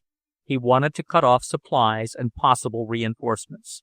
The Missouri battalion did not come up that day, but before noon a runner arrived from their colonel with information that they were hiding in the wood. 5 Boche planes had been circling over the wood since dawn, signaling to the enemy headquarters back on Dauphin Ridge. The Missourians were sure they had avoided detection by lying close in the underbrush. They would come up in the night. Their linemen were following the runner, and Colonel Scott would be in telephone communication with them in half an hour. When B Company moved into the Boar's Head at 1 o'clock in the afternoon, they could truthfully say that the prevailing smell was now that of quicklime. The parapet was evenly built up, the firing step had been partly restored, and in the snout there were good emplacements for the machine guns. Certain unpleasant reminders were still to be found if one looked for them. In the snout, a large fat boot stuck stiffly from the side of the trench. Captain Owens explained that the ground sounded hollow in there, and the boot probably led back into a dugout where a lot of Hun bodies were entombed together. As he was pressed for time, he had thought it best not to look for trouble. In one of the curves of the loop, just at the top of the earth wall, under the sandbags, a dark hand reached out. The 5 fingers, well apart, looked like the swollen roots of some noxious weed. Hicks declared that this object was disgusting, and during the afternoon he made Nifty Jones and Oscar scrape down some earth and make a hump over the paw. But there was shelling in the night, and the earth fell away. "Look," said Jones when he wakened his sergeant. "The first thing I seen when daylight come was his old fingers wiggling in the breeze. He wants air, Heine does. He won't stay covered." Hicks got up and reburied the hand himself, but when he came around with Claude on inspection before breakfast, there were the same 5 fingers sticking out again. The sergeant's forehead puffed up and got red, and he swore that if he found the man who played dirty jokes, he'd make him eat this one. The colonel sent for Claude and Gerhardt to come to breakfast with him. He had been talking by telephone with Missouri officers, and had agreed that they should stay back in the bush for the present. The continual circling of planes over the wood seemed to indicate that the enemy was concerned about the actual strength of Moltke Trench. It was possible their air scouts had seen the Texas men going back. Otherwise, why were they holding off? While the colonel and the officers were at breakfast, a corporal brought in 2 pigeons he had shot down at dawn. One of them carried a message under its wing. The colonel unrolled a strip of paper and handed it to Gerhardt. "Yes, sir. It's in German, but it's code stuff. It's a German nursery rhyme. Those reconnoitering planes must have dropped scouts on our rear, and they are sending in reports. Of course, they can get more on us than the airmen can. Here, do you want these birds, Dick?" The boy grinned. "You bet I do, sir. I may get a chance to fry 'em later on." After breakfast, the colonel went to inspect B Company in the Boar's Head. He was especially pleased with the advantageous placing of the machine guns in the snout. "I expect you'll have a quiet day," he said to the men, "but I wouldn't like to promise you a quiet night. You have to be very steady in here. If Fritz takes this loop, he's got us, you understand?" They had, indeed, a quiet day. Some of the men played cards, and Oscar read his Bible. That night, too, began well. But at 4:15, everybody was roused by the gas alarm. Gas shells came over for exactly half an hour. Then the shrapnel broke loose. Not the long, whizzing scream of solitary shells, but drum fire, continuous and deafening. 100 electrical storms seemed raging at once in the air and on the ground. Balls of fire were rolling all over the place. The range was a little long for the Boar's Head. They were not getting the worst of it, but 30 yards back, everything was torn to pieces. Claude didn't see how anybody could be left alive back there. A single twister had killed 6 of his men at the rear of the loop, where they were shoveling to keep the communication clear. Captain Owens' neat earthworks were being badly pounded. Claude and Gerhardt were consulting together when the smoke and darkness began to take on the livid color that announced the coming of daybreak. A messenger ran in from the colonel. The Missourians had not yet come up, and his telephone communication with them was cut off. He was afraid they had got lost in the bombardment. "The colonel says you are to take 2 men back to bring them up. 2 men who can take charge if they're stampeded." When the messenger shouted this order, Gerhardt and Hicks looked at each other quickly and volunteered to go. Claude hesitated. Hicks and David waited for no further consent. They ran down the communication and disappeared. Claude stood in the smoke that was slowly growing grayer and looked after them with the deepest stab of despair he had ever known. Only a man who was bewildered and unfit to be in command of other men would have let his best friend and his best officer take such a risk. He was standing there under shelter, and his two friends were going back through that curtain of flying steel toward the square from which the lost battalion had last reported. If he knew them, they would not lose time following the maze of trenches. They were probably even now out on the open, running straight through the enemy barrage, vaulting trench tops. Claude turned and went back into the loop. Well, whatever happened, he had worked with brave men. It was worth having lived in this world to have known such men. Soldiers, when they were in a tight place, often made secret propositions to God. And now he found himself offering terms. If they would see to it that David came back, they could take the price out of him. He would pay. Did they understand? An hour dragged by, hard on the nerves waiting. Up the communication came a train with ammunition and coffee for the loop. The men thought headquarters did pretty well to get hot food to them through that barrage. A message came up in the colonel's hand. Be ready when the barrage stops. Claude took this up and showed it to the machine gunners in the Snout. Turning back, he ran into Hicks, stripped to his shirt and trousers, as wet as if he had come out of the river and splashed with blood. His hand was wrapped up in a rag. He put his mouth to Claude's ear and shouted, "We found them. They were lost. They're coming. Send word to the colonel." "Where's Gerhardt?" "He's coming, bringing them up." "God, it's stopped." The bombardment ceased with a suddenness that was stupefying. The men in the loop gasped and crouched as if they were falling from a height. The air, rolling black with smoke and stifling with the smell of gases and burning powder, was still as death. The silence was like a heavy anesthetic. Claude ran back to the Snout to see that the machine gun teams were ready. "Wake up, boys. You know why we're here." Bert Fuller, who was up in the lookout, dropped back into the trench beside him. "They're coming, sir." Claude gave the signal to the machine guns. Fire opened all along the loop. In a moment a breeze sprang up, and the heavy smoke clouds drifted to the rear. Mounting to the fire step, he peered over. The enemy was coming on 8 deep on the left of the Boar's Head, in long, waving lines that reached out toward the main trench. Suddenly the advance was checked. The files of running men dropped behind a wrinkle in the earth 50 yards forward, and did not instantly reappear. It struck Claude that they were waiting for something. He ought to be clever enough to know for what. But he was not. The colonel's line man came up to him. "Headquarters has a runner from the Missourians. They'll be up in 20 minutes. The colonel will put them in here at once. Till then, you must manage to hold." "We'll hold. Fritz is behaving queerly. I don't understand his tactics." While he was speaking, everything was explained. The Boar's snout spread apart with an explosion that split the earth and went up in a volcano of smoke and flame.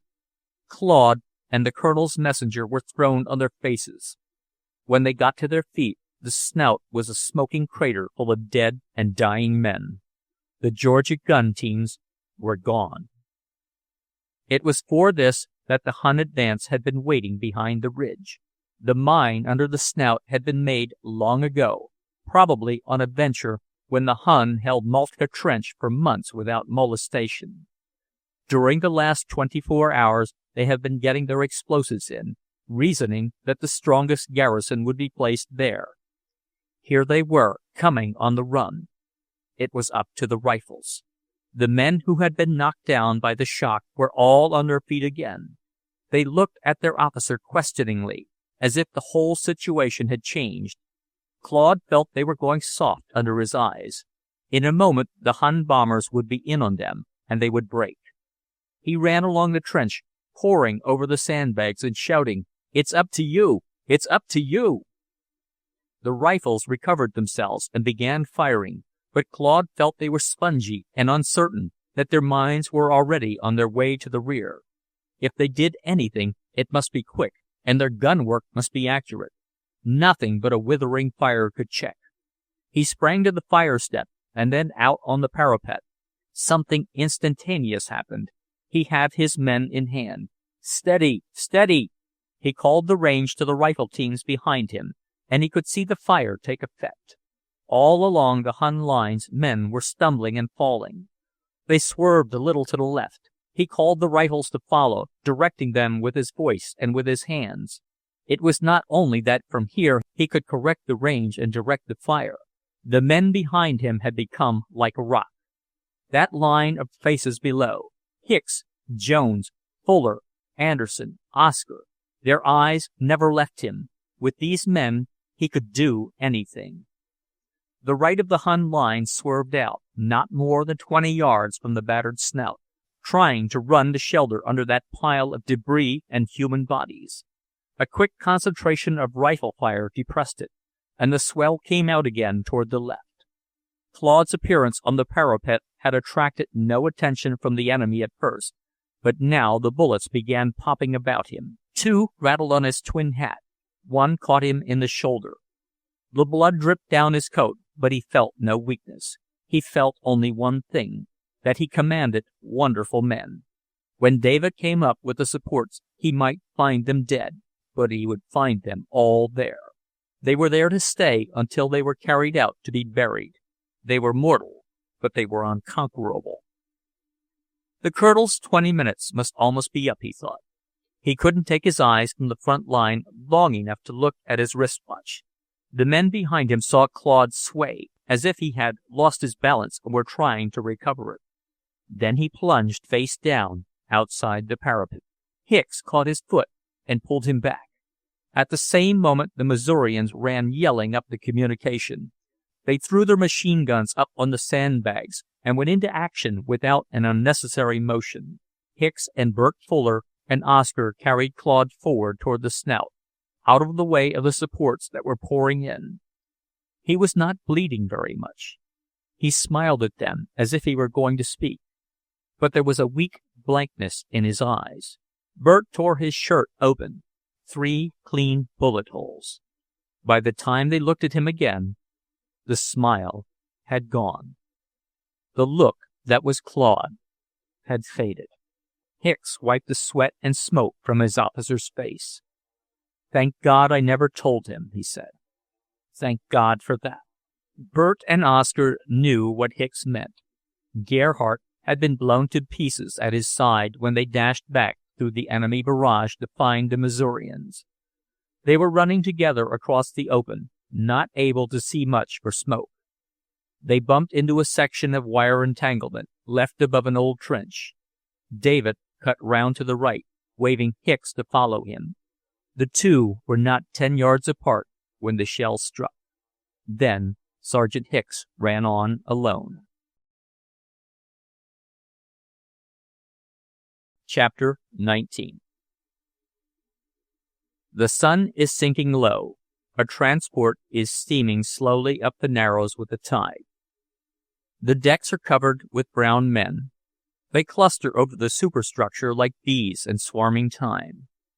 Their attitudes are relaxed and lounging. Some look thoughtful, some well-contented, some are melancholy, and many are indifferent as they watch the shore approaching. They are not the same men who went away. Sergeant Hicks was standing in the stern, smoking, reflecting, watching the twinkle of the red sunset upon the cloudy water. He is more than a year since he sailed for France. The world has changed in that time, and so has he. Bert Fuller elbowed his way up to the sergeant. "The doctor says Colonel Maxey is dying. He won't live to get off the boat, much less to ride in the parade in New York tomorrow."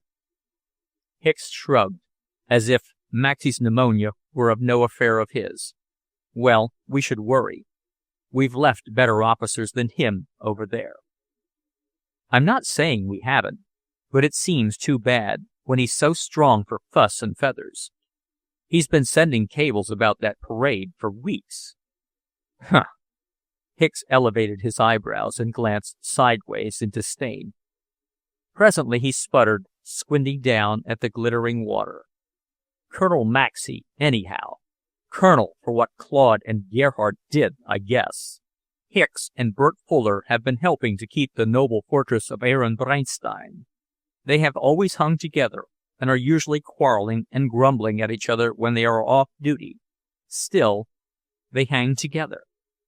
They are the last of their group. Nifty Jones and Oscar, God only knows why, have gone on to the Black Sea." During the year they were in the Rhine Valley, Bert and Hicks were separated only once, and that was when Hicks got a 2 weeks' leave and, by dint of persevering and fatiguing travel, went to Venice. He had no proper passport, and the consuls and officials to whom he had appealed in his difficulties begged him to content himself with something nearer. But he said he was going to Venice because he had always heard about it. Bert Fuller was glad to welcome him back to Koblenz, and gave him a wine party to celebrate his return. They expect to keep an eye on each other. Though Bert lives on the Platte and Hicks on the Big Blue, the automobile roads between those two rivers are excellent. Bert is the same sweet-tempered boy he was when he left his mother's kitchen. His gravest troubles have been frequent betrothals. But Hicks' round, chubby face has taken on a slightly cynical expression, a look quite out of place there. The chances of war have hurt his feelings. Not that he ever wanted anything for himself.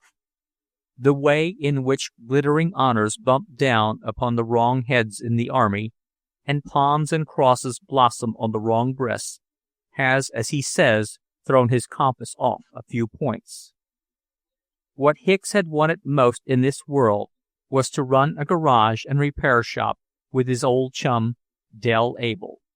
Beaufort ended all that. He means to conduct a sort of memorial shop, anyhow, with Hicks and Able over the door.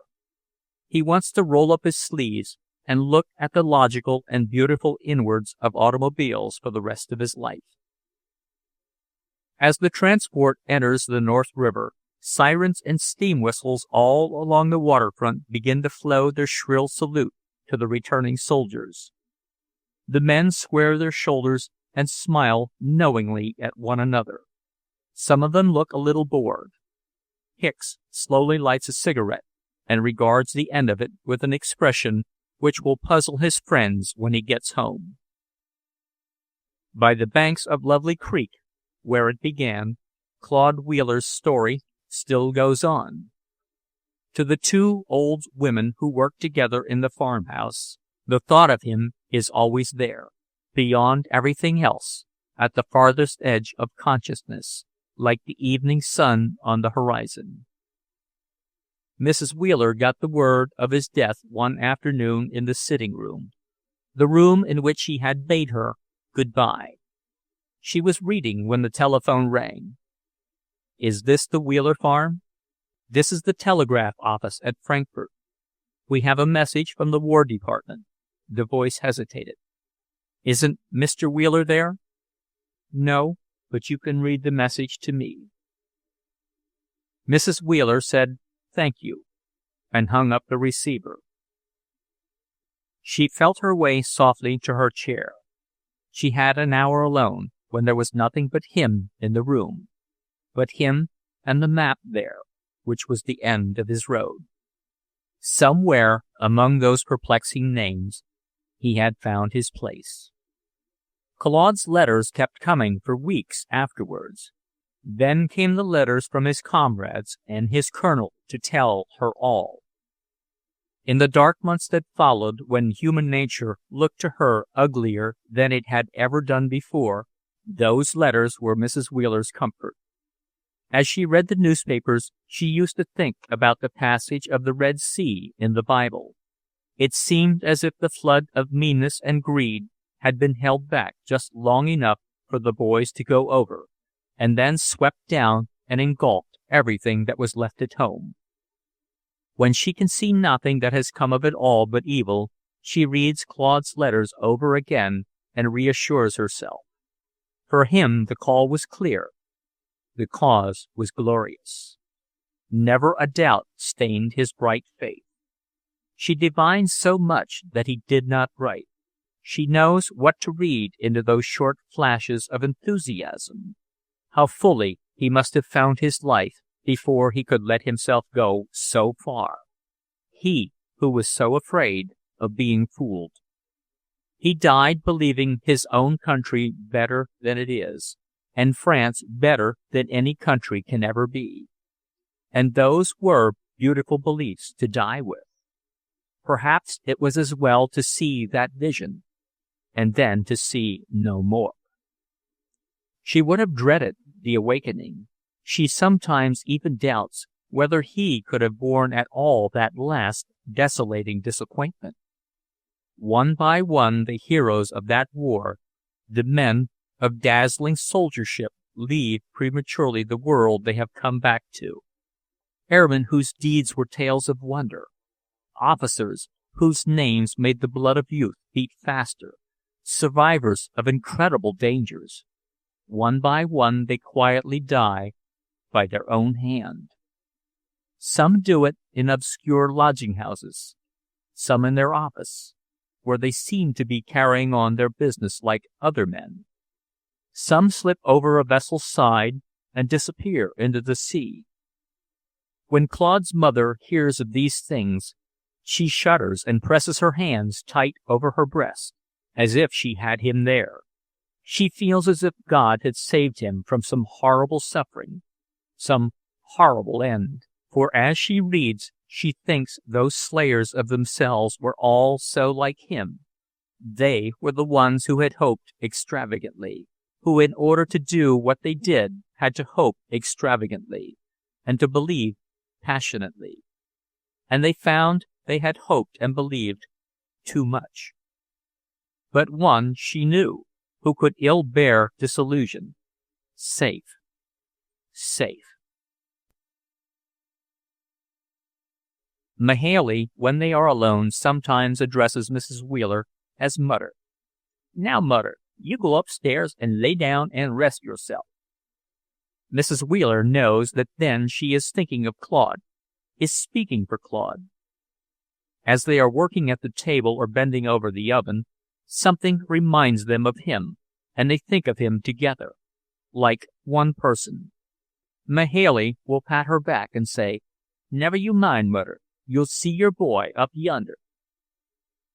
Mrs. Wheeler always feels that God is near, but Mahaley is not troubled by any knowledge of interstellar spaces, and for her he is nearer still, directly overhead, not so very far above the kitchen stove. This is the end of One of Ours by Willa Cather.